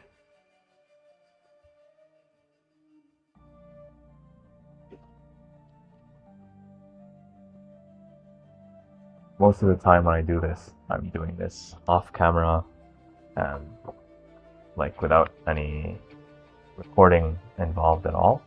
Or if I am recording, I pause the recording explicitly to avoid like having like this manual transition. But now I'm doing this live, I don't really have a choice, do I?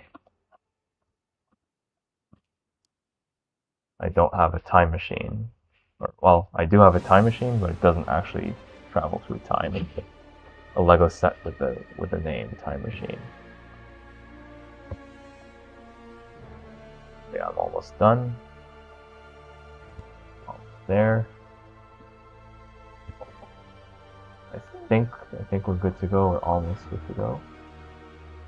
While I'm here, I'll get rid of the Ninjago bags, numbered bags,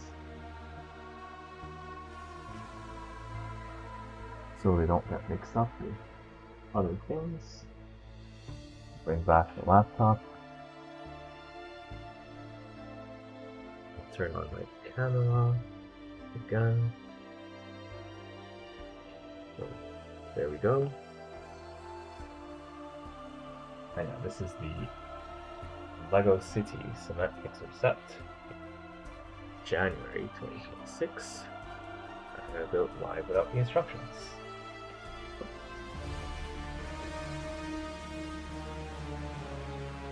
Adjusting some things, I'll bring this over here so you see better what's going on. Put some water.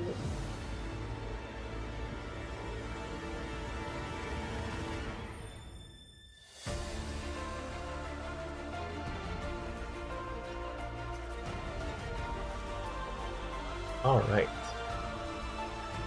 How are we doing?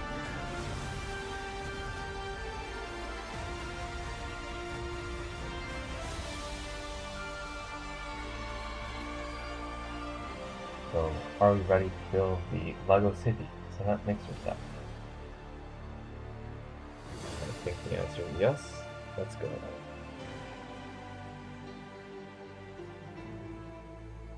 pause the music just temporarily. And I'll also turn off my head or my camera temporarily while I present the set. Just makes things easier that way.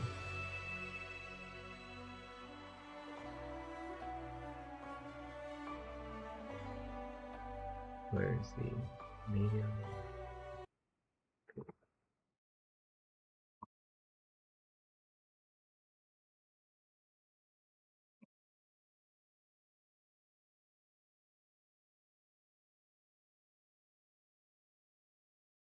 Here's a look at the front of the box, the top that shows us the 3 minifigures that we got in the set.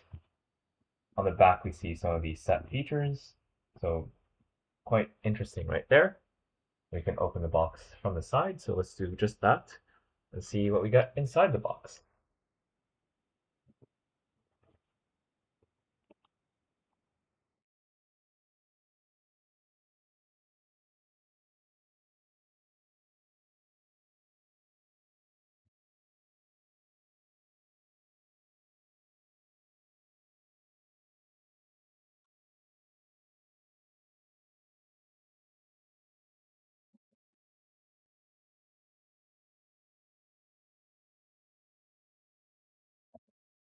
First of all, before I pour out the contents, you'll see that the box is not quite full. So the box could have been, I'd say, a lot smaller. It could have been like this high comfortably, because all this is basically just air. So take a look at those contents now.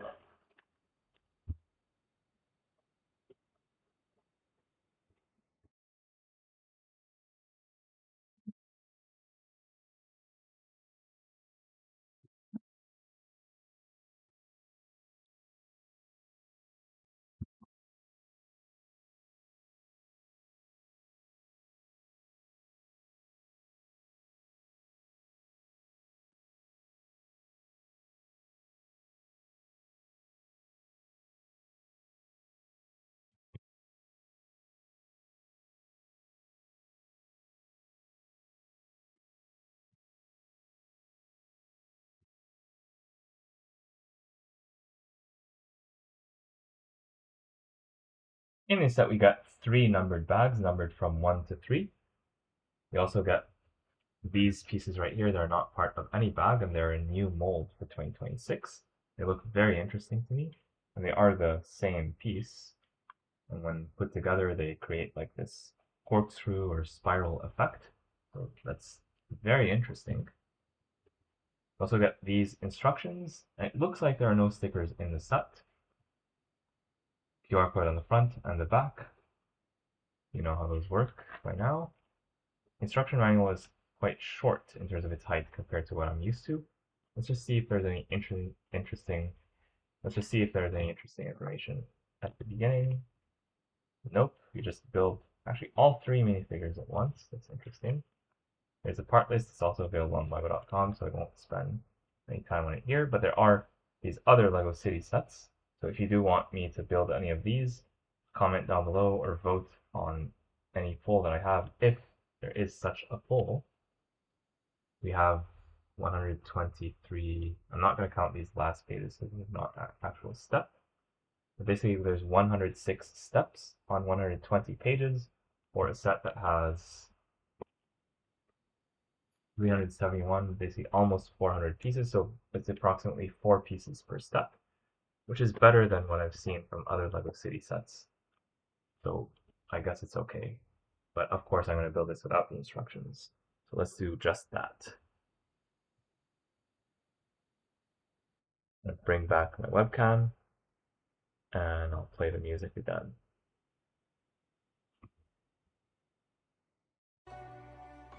In the review, I will not have the Ninjago play in the background of this set, just because I try to keep things consistent in that way.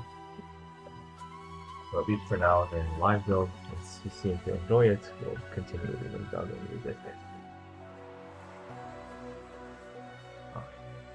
Open bag 1.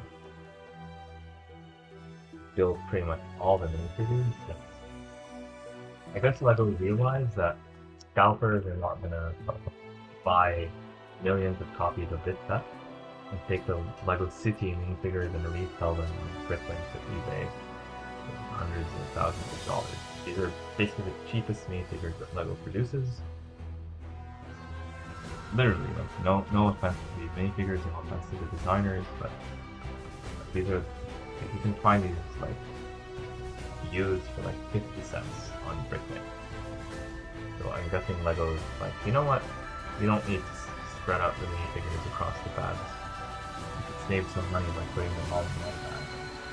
We don't need to discourage scalpers, because no one in their right mind would scalp this set.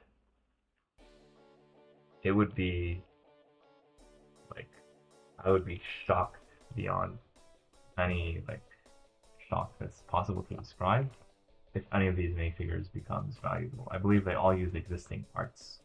So these parts are already available for quite cheap. So I don't think there's any question. Generic Lego City face. Sometimes you see this face in like Ninjago. Actually, I'm wondering, is this Liber?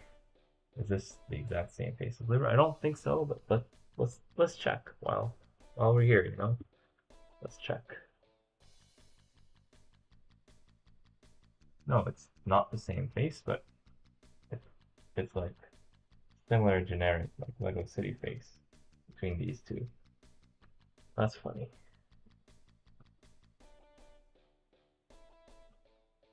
It looks like, well, of course you can always swap the faces around. These are gender neutral torsos, all of them. There's, okay, so this might be a new piece. I've not seen this piece before. You can see a cap with some hair at the back. So looks like the manager has grown himself some hair. We've seen this piece many times before in many sets, many themes, but this is new to me. So that might actually be worth slightly something. It might be worth like 50 cents or $1. Legs have printing, but it's a fairly common print. And the manager, I'm guessing that's black legs that are probably unprinted and they don't need to be printed for this episode. So this looks like a manager, architect, designer, foreman, whatever you want to call him. They're giving him two expressions, like either friendly or upset. Of course, you can turn this into the female minifigures by swapping the heads, but I'll build them by default as what is shown on the box.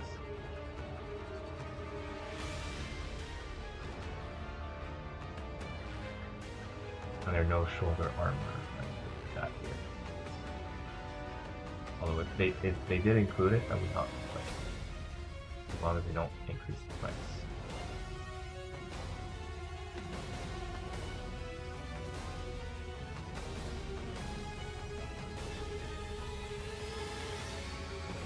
It would have been nice to see like 4 minifigures in a set, but 3 I guess is not bad.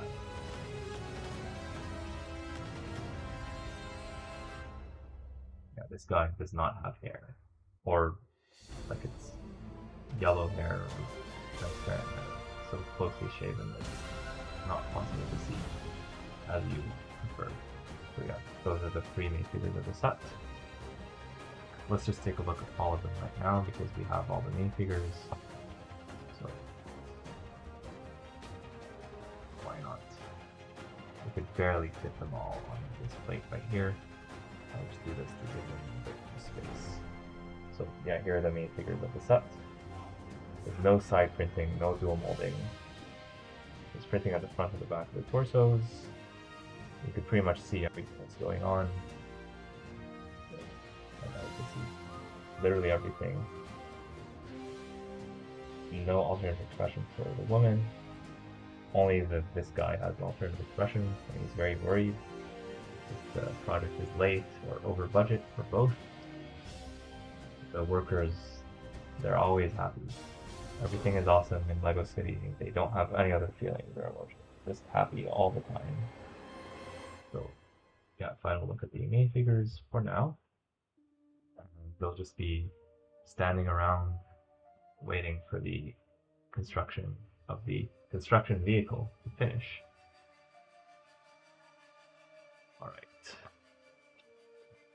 wheelbarrow for do the small accessories first, get them out of the way. A wheelbarrow that has the wheel.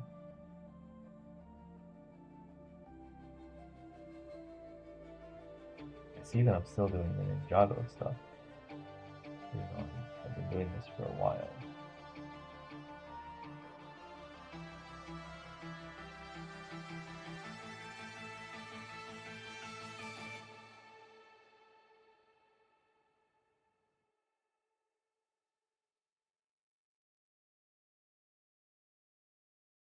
Very strange. But it's like, for whatever reason, I'm doing Ninjago.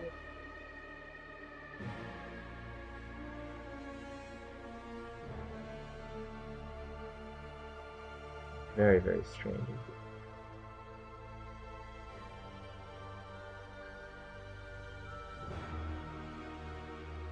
Looks like the live stream is broken. I don't know if this is just severely delayed, or if you will never see what I'm doing right now.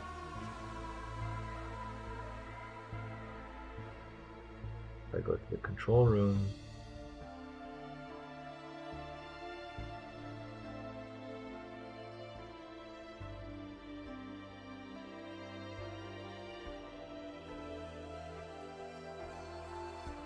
something is wrong.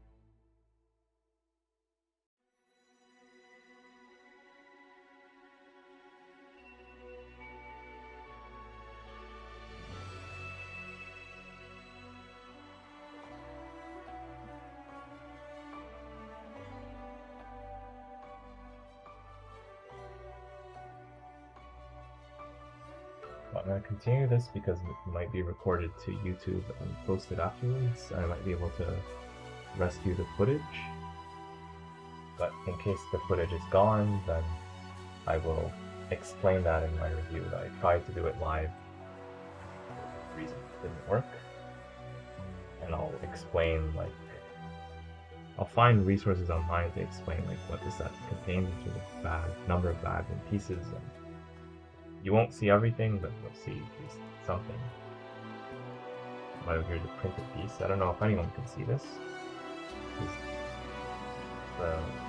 It looks like this live stream is still in Ninjago, but basically this is the train station from last year, and that is a printed piece in a blueprint format for the architect or designer format, whatever it is.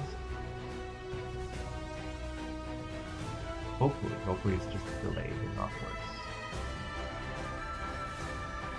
That looks like the wheel and the tire are all molded together. Wet on. I've not noticed that before.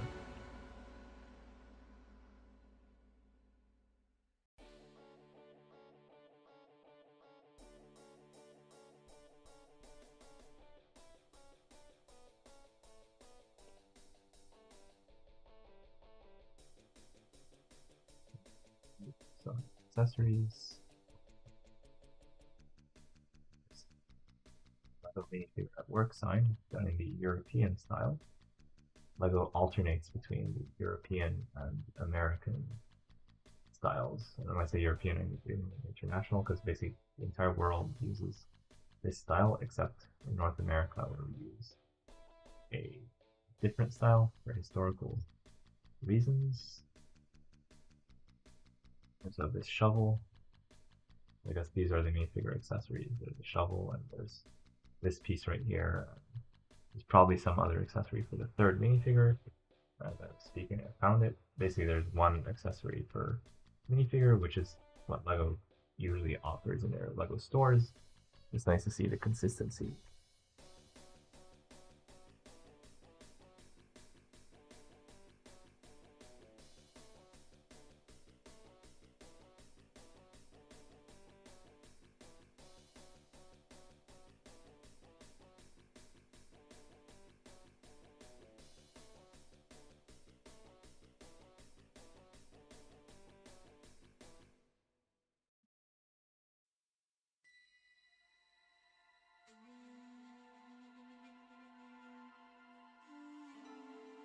Okay. So at the time that I speak, it is 23:14 local time, Eastern time. So 11:14 Eastern Standard Time, 24th of January 2026. This is at the time that I speak. You might be hearing this at a totally different time, if ever.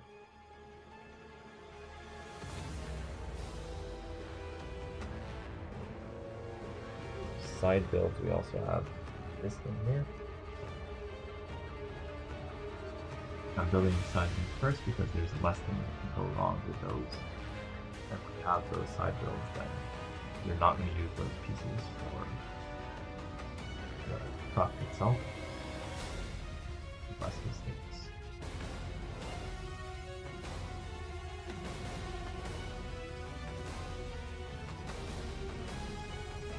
Looks like I have two of these.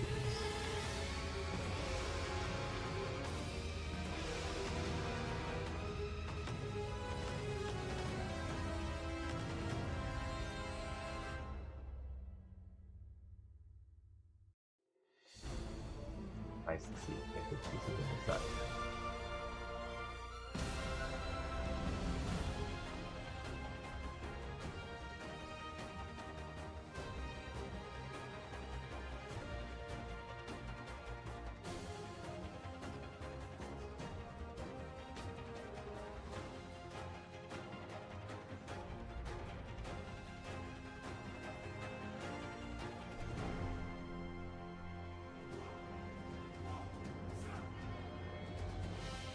Nice.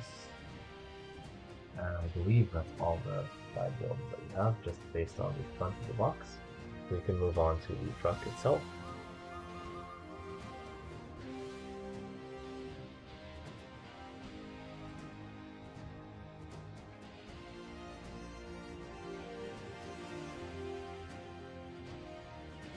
As usual, LEGO gives a bunch of these off-color pieces just to help us build it. They're not going to be visible for the most part in the end.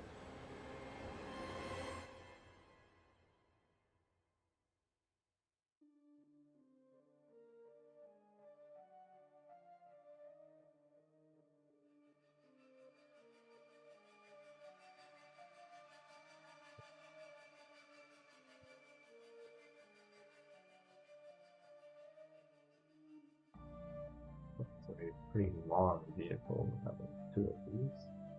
Like this.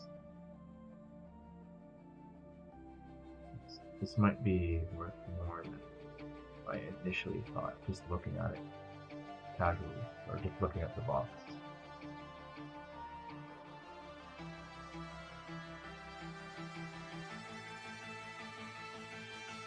This piece from Super Mario will be used here. A nice Easter egg.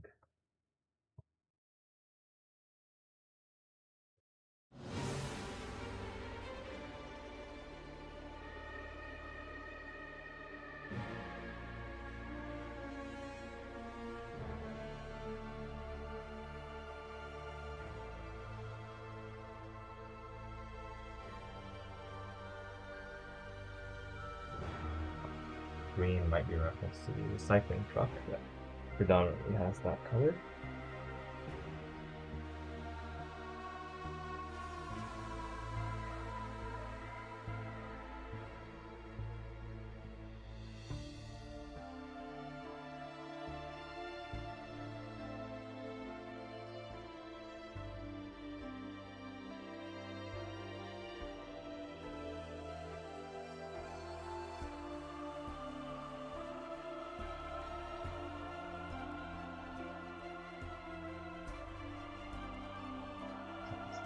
6 wide vehicle.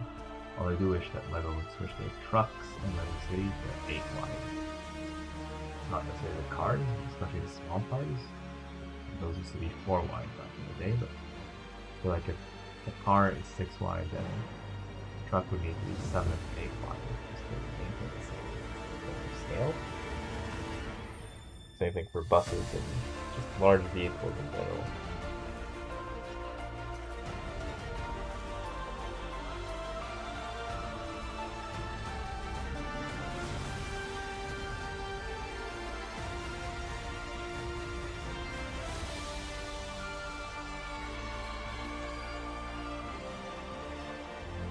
Okay, I see the cement mixer on the live stream. Even though it started a long time ago, it looks like it's there, it's just severely delayed. So you're probably gonna watch this. I might have already been finished building this by the time you are watching it, but better late than never, I suppose.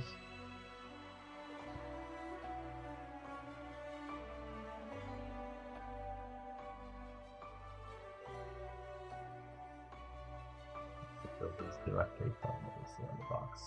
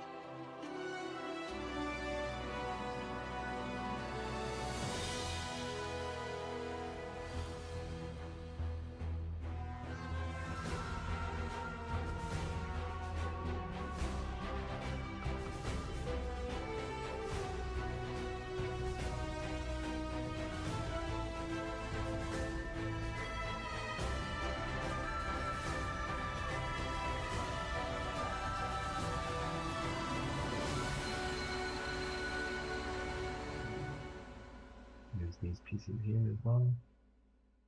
I guess that helps with fraction of the light.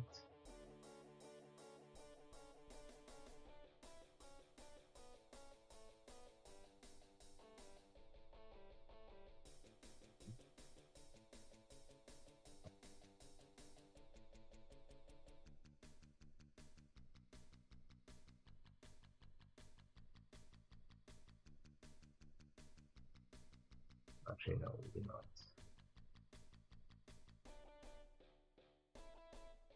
Actually, extra piece. Should have put it to the side to realize that the extra piece. Better late than never, I suppose.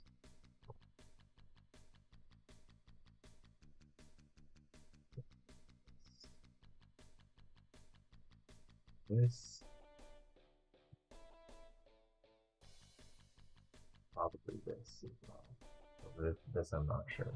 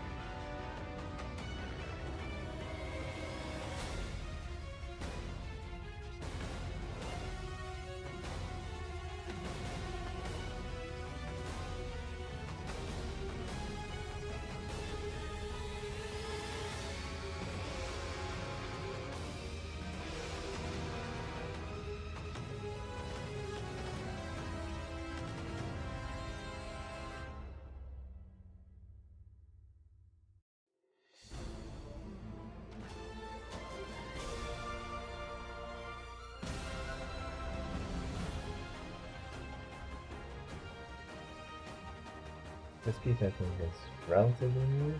I don't know if it's like completely new to this year. It's probably not, but it's relatively new at the very least. Quite useful in fact.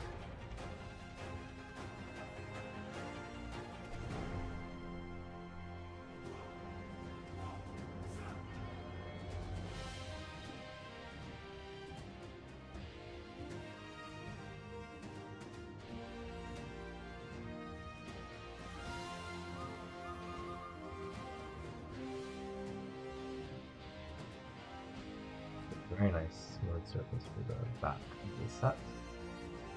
So we figure out what goes here. So maybe like here on top of that.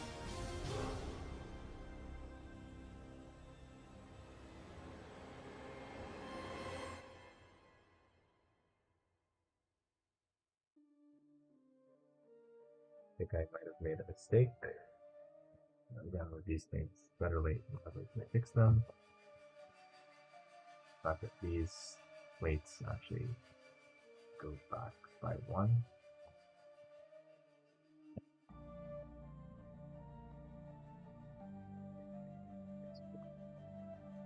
Round plates here. Luckily, they're not like fully attached. There's a way for us to remove them, reattach them. We still cannot attach this piece here because we need one more plate to put on top. But at least now we can put all or almost all of the wheel hubs. That's definitely an improvement. This thing has a lot of wheels, 8 wheels in total. Like that makes me so happy. Like thinking back to my childhood, I would have been super duper happy with that. Sorry for the cough. I don't know what happened, but it is pretty cold here.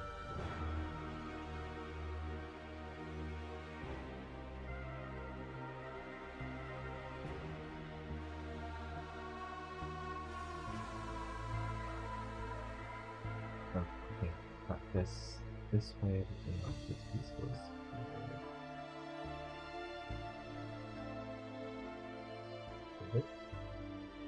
No, it did not. Luckily, I have my brick separator.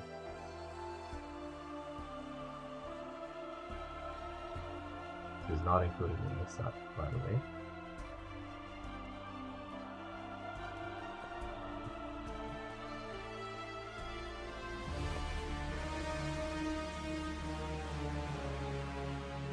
There's a blue plate that goes in that.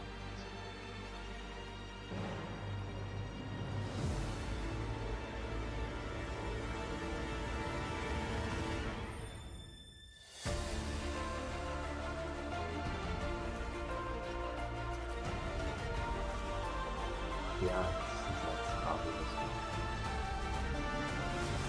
Not really else.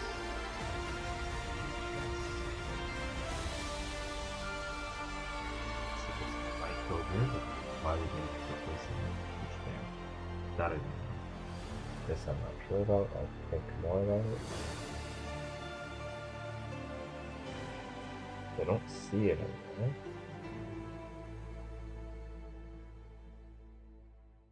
Actually, no, I do see it. I do see it used here at the back.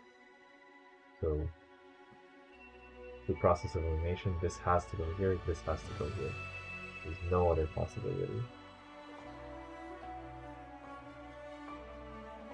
And now these can comfortably be attached here. I know LEGO designed this for kids to build by pressing pieces down on a kitchen table or something like that, so if you're doing it in a way that's overly complicated, it probably means you're doing it wrong. And you have to redo what you're doing. For the 7+ set, LEGO is not going to go above a certain level of complexity.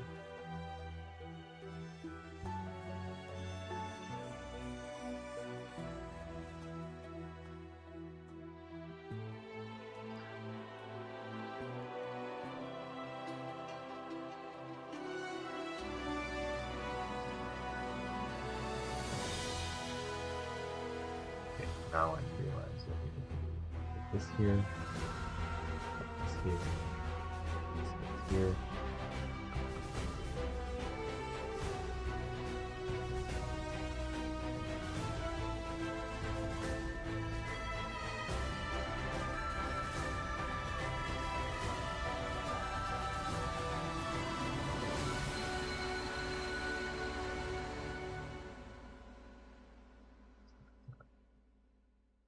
This brick built pattern.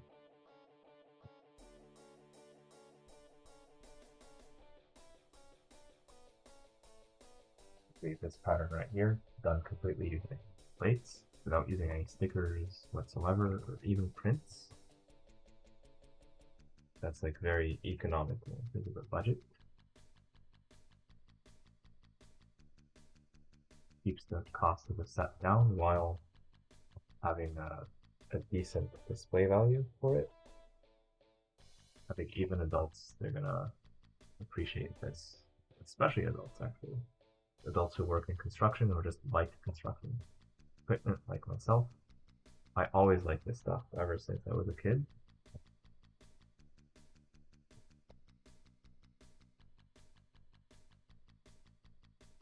Kids these days who have access to these Lego sets and are able to buy them, they don't know how good they have it. Even compared to 10 years ago, Lego sets were not as good as what we see here because of the aesthetics. These are on like a totally different level. And yes, the old Lego sets do have their charm. I am aware of that, and I respect that. I do enjoy a good vintage Lego set, as you've seen on the channel many times before. But you also have to give credit where it's due. The designers are really cooking.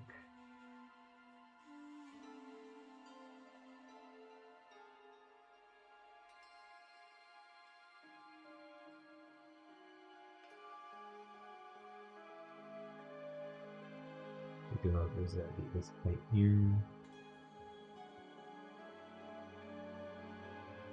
I think it makes the most sense to fashion right here or here, but I'm not sure where it goes specifically.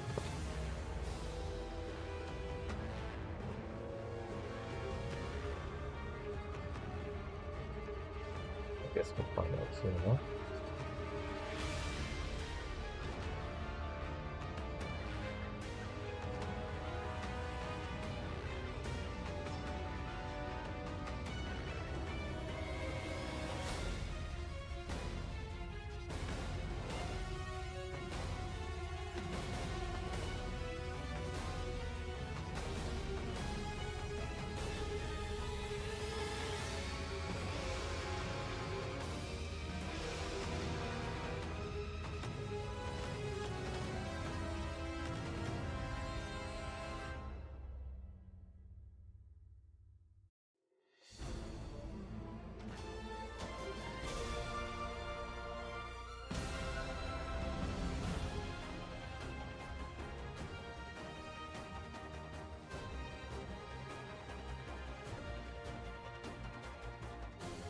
These right here.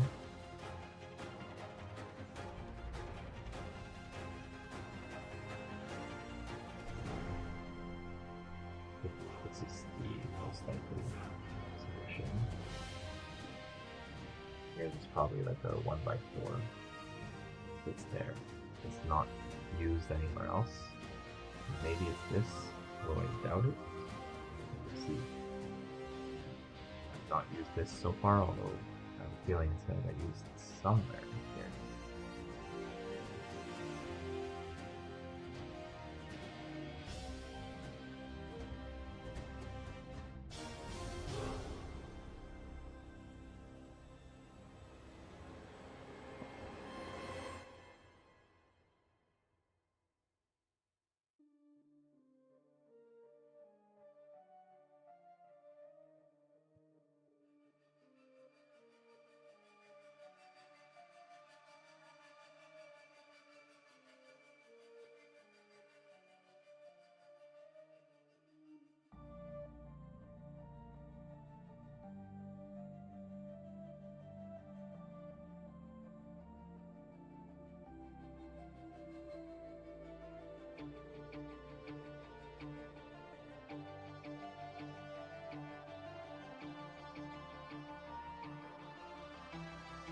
You know that the engine is built on this red plate for whatever reason. Built, it's like a 6-cylinder engine.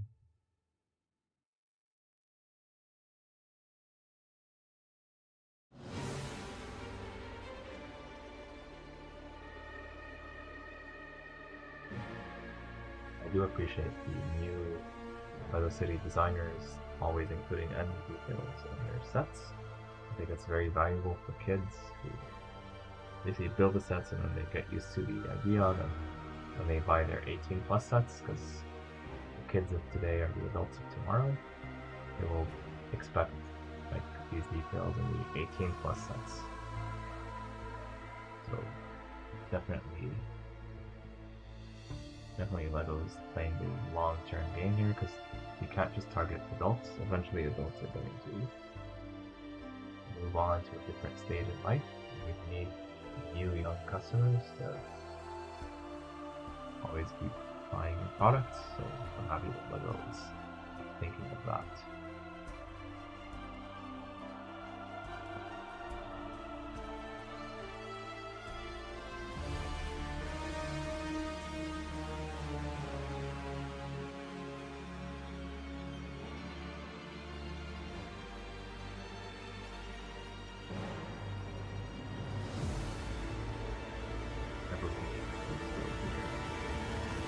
Most likely not seeing a fit profile.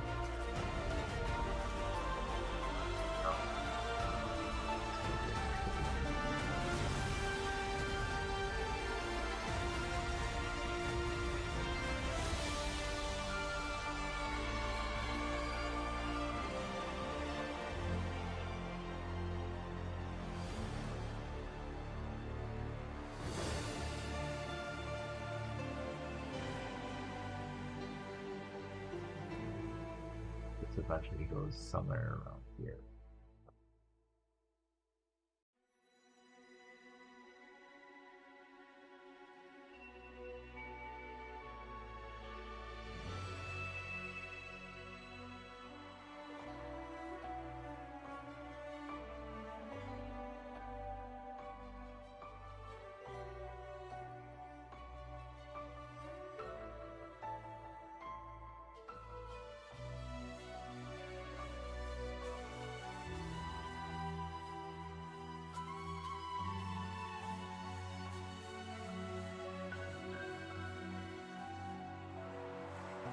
This jumper, this pile we will not use yet.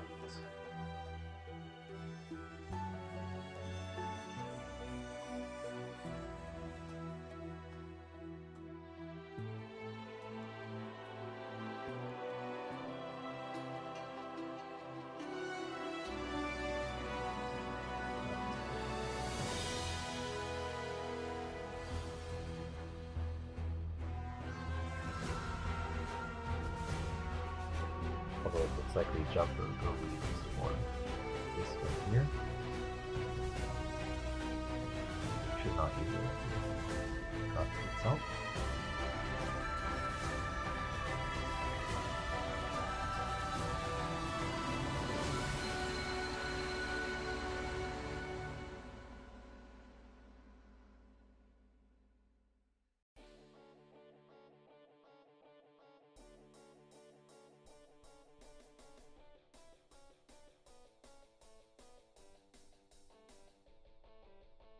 Here we got these pieces.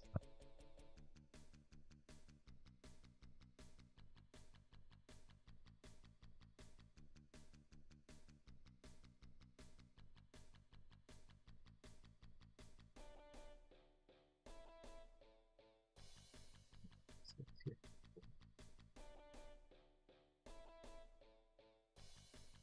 Suppose you would also fit me.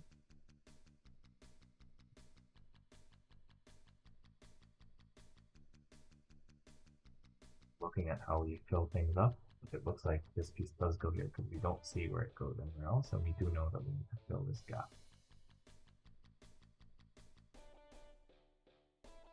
Why they chose this piece specifically, but it works. It fits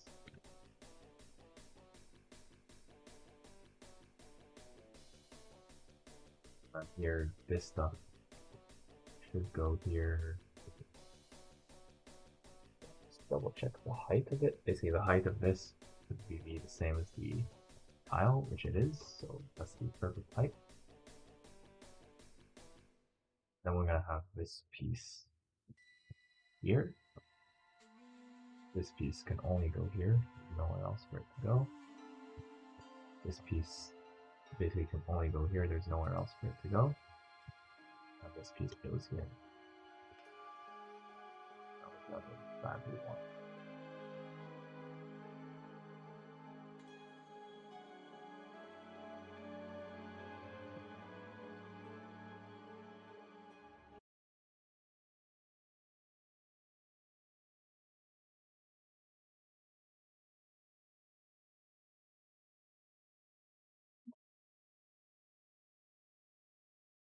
Bag 1 gives us all the minifigures of the set, surprisingly, a bunch of accessories for them and side builds, and builds the chassis of the cement mixer with some very nice brick built detailing for the stripes that we see right here on the box. There were lots of funky colors used on the interior, but most of them are not visible from the outside. And building this was fun with basically simple techniques, a little bit of studs on the side construction. But nice to figure out, regardless.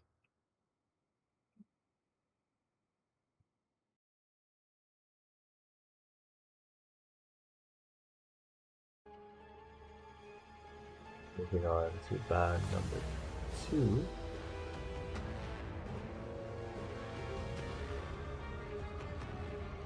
Right in the chat.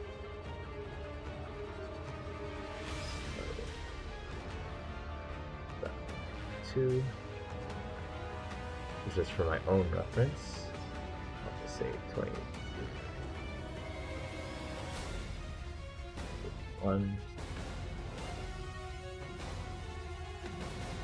This way when I look at this later, I'll see how many minutes of delay it might help me figure things out.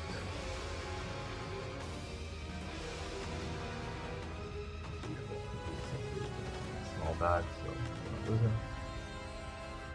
As usual, I'll put the small pieces, the extra pieces in a bag so I don't lose them.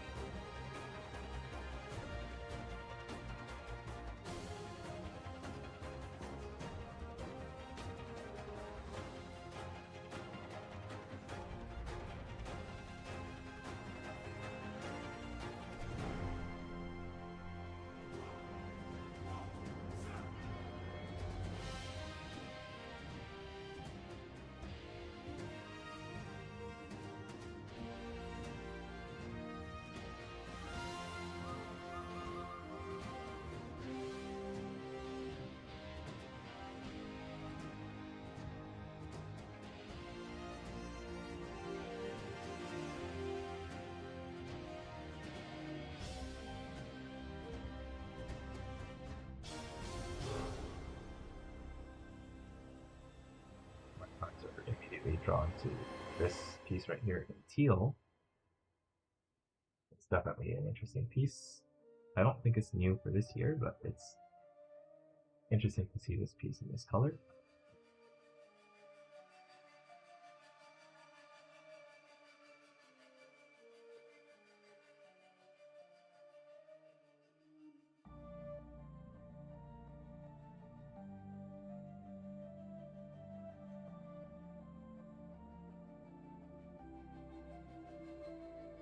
Looks like we get a lot done in bag number 2, including basically the rear part, the main part of the build.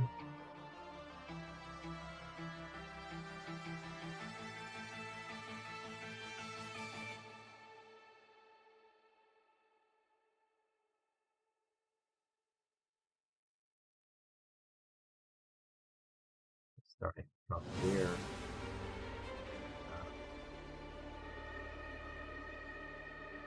Quite interesting assembly. Third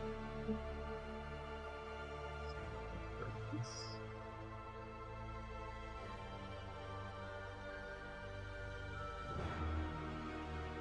these claw pieces using action-oriented sets. That's interesting. Let's do that. I was looking for this piece here, the two-plate thing. I don't know what this is officially called. Then we have this here. This. To be used in mechs and things of that nature.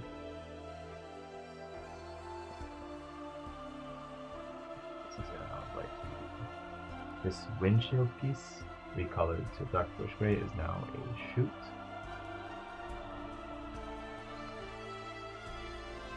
That's interesting. That's gonna be roughly in this footprint.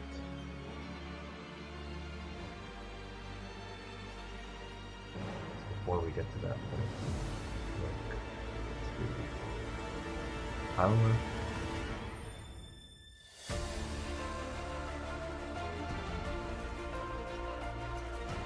See any spoon rack? Oh, it's because it's here. With some of the newer tiles, Lego is eliminating the spoon rack top. Beginning, I'm so happy about that. It's a long overdue. They should do this with all the tiles, but happy they're doing it at least with some. That's nice.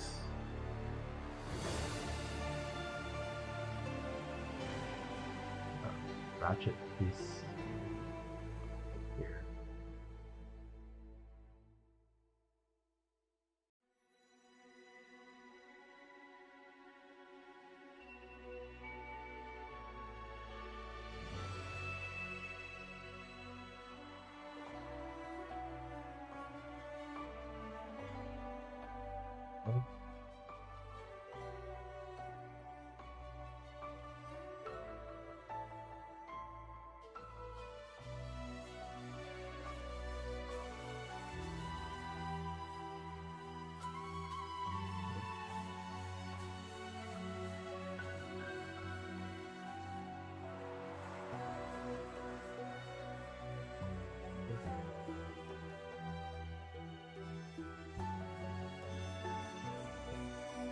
Texture there.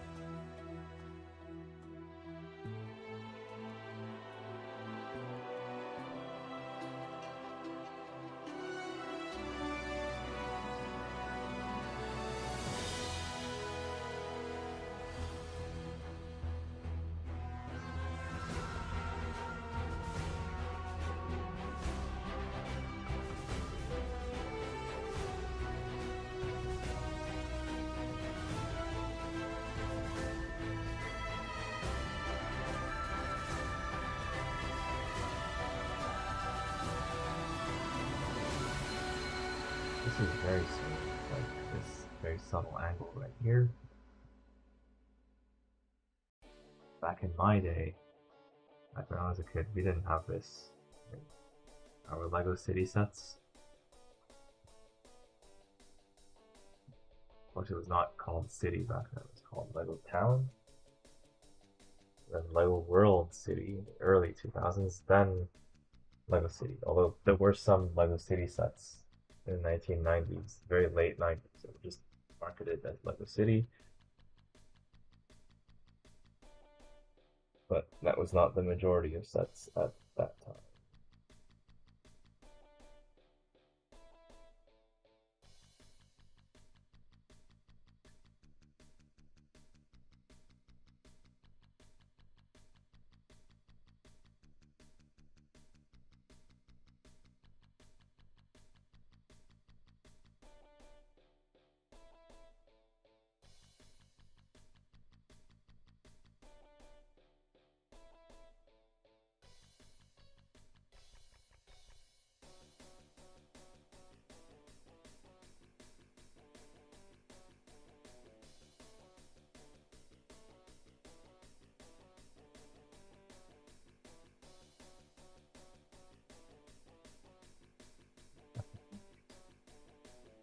Option here.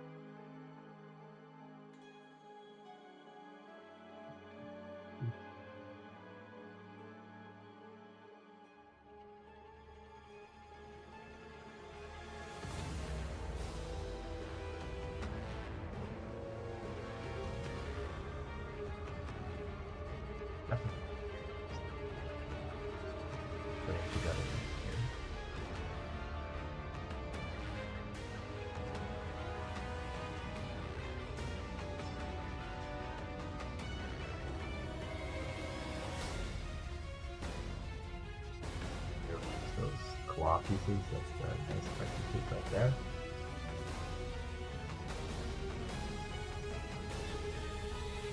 Pretty smart.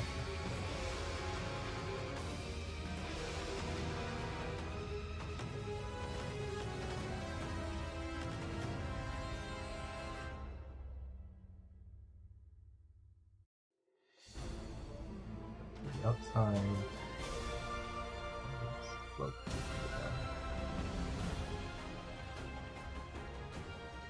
I feel like I'm building an Ultimate Collector Series version of this thing. A small UCS version.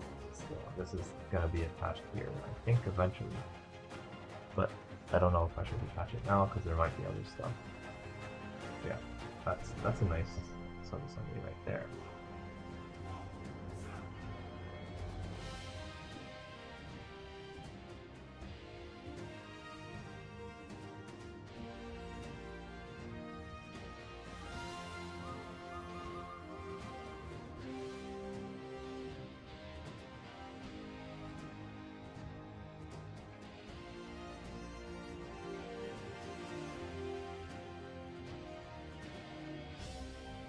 Okay, so that's the easy part, basically. Now we have to build a bit more stuff here, and then the mechanism. Although a lot of the stuff is not as easily shown, so we do have to pay close attention. Still, there are things that we do know.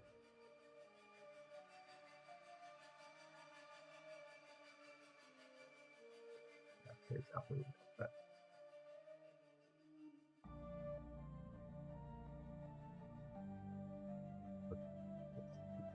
Here.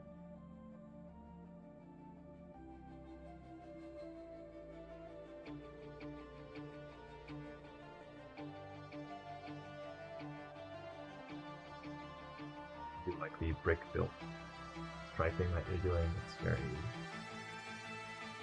very classy, very nice the way they did it.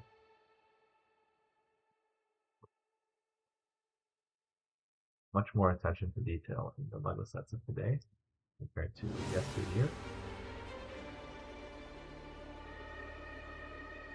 So I do kind of understand a little bit why the prices have gone up the way they did. I still think prices are too high overall, but at least like in many respects, the quality is improving. The design quality is improving. The quality of the parts has stayed the same, although it was very good before, and I think it's still very good now. In general, there's of course exceptions, but in general, part quality has always been good.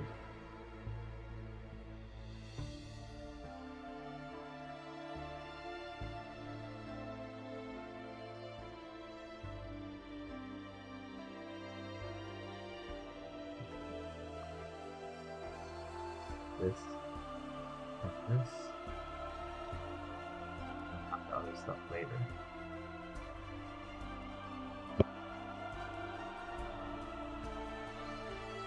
Basically, something that's going to be like this.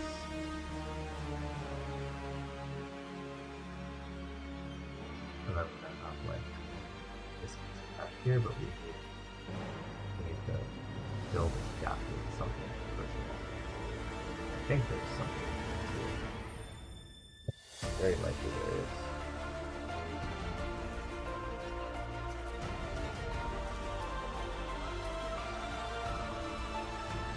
Although it might not be easy to see.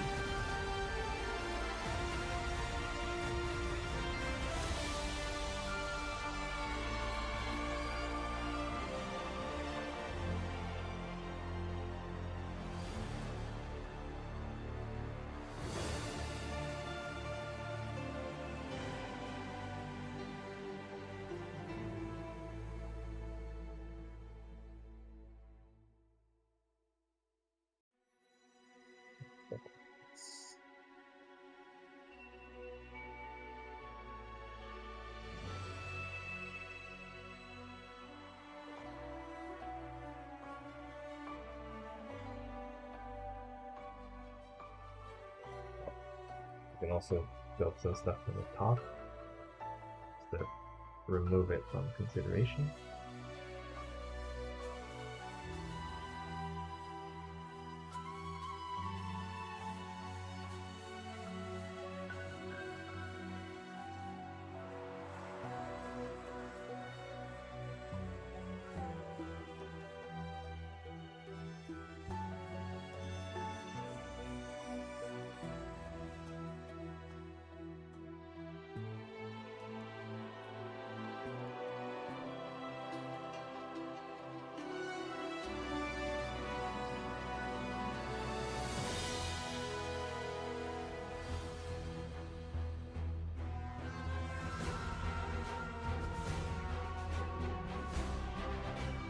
course, this is gonna connect with the stud on the side that we had before, but we're just gonna do it for now.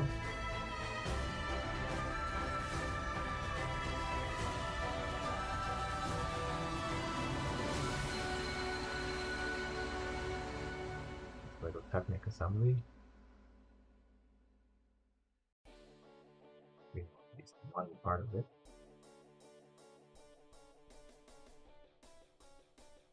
The stuff that's most useful. Then there's gonna be like some axle of some sort that goes in here. This is one candidate piece, but I don't know if it's the only one. Looks like it might be, or it could be this. One of these is gonna be that piece. Although I have to think it's this one, just because we want to have a sort of connection on the other side and not just have this piece loose. So it looks like this is gonna rotate something. We'll find out what that is soon enough. And it doesn't look like we have too many pieces left, so we're on the right track. We're not done, but we're on the right track.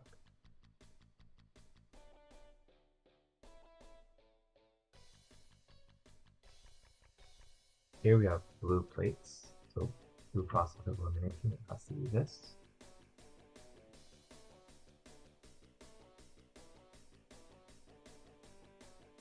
These are bricks. Those are bricks.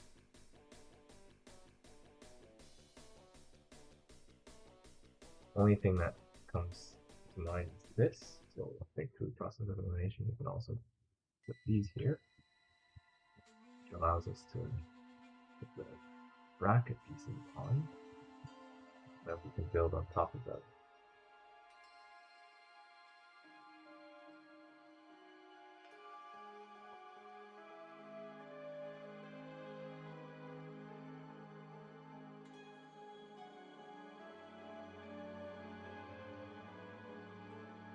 Have this right here, basically giving us the maximum amount of space possible.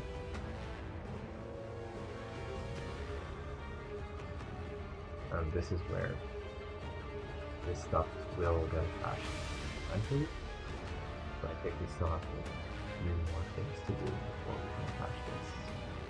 But we're on the right track here. So at some point we have to figure out how to connect something here. It's not entirely clear how it's going to happen yet. Well, see this piece here, it attaches, because it's a very strong possibility.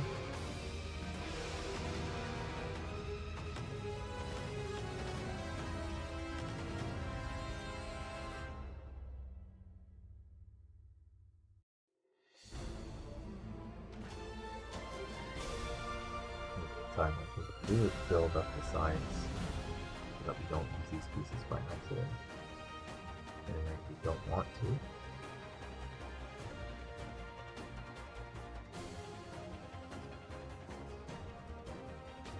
basically all this would be attached on the side very soon.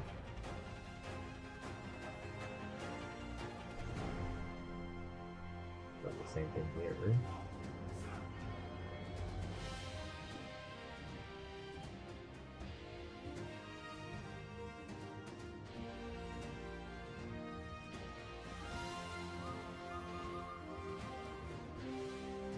Lego City is a very useful Lego theme because pretty much anything that you build in Lego City, you could put it in Ninjago, put it in Friends, put it in Marvel, DC. You're always going to need like generic minifigures that are cheap just to populate your scene. You're always going to need like just regular stuff.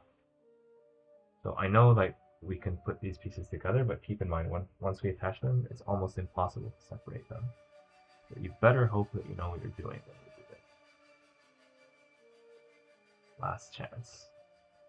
And sometimes you have to like put stuff in the middle, in between, but in this case I think doing this is fine. But you gotta make sure that you want to attach these pieces together, because once they're attached, almost impossible to separate them. I know it can be done, there's people on YouTube that can show you how to do it, but it's not easy.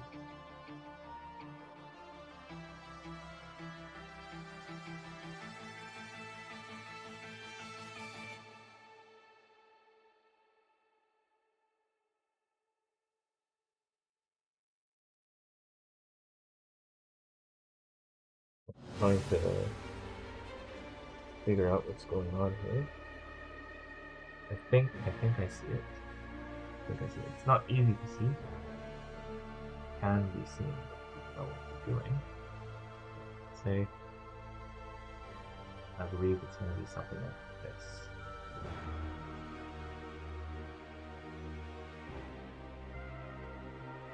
That part of it.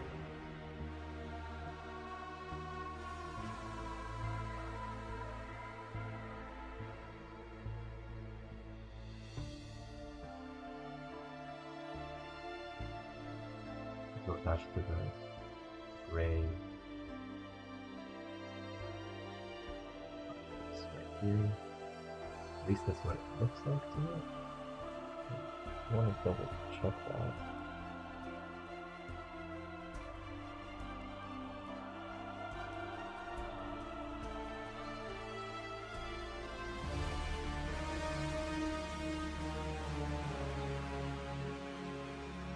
So it looks like it's something like this.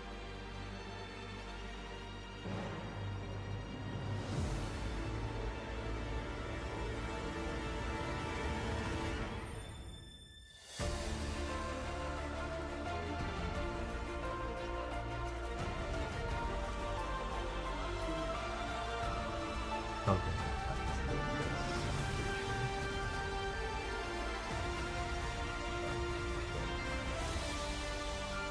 this, right? Piece. Like if I look at my category, it's gotta be it. So this thing probably attaches here. Yeah. I think that's pretty much it, and then we're gonna angle it back. Yeah, I think that's pretty much it.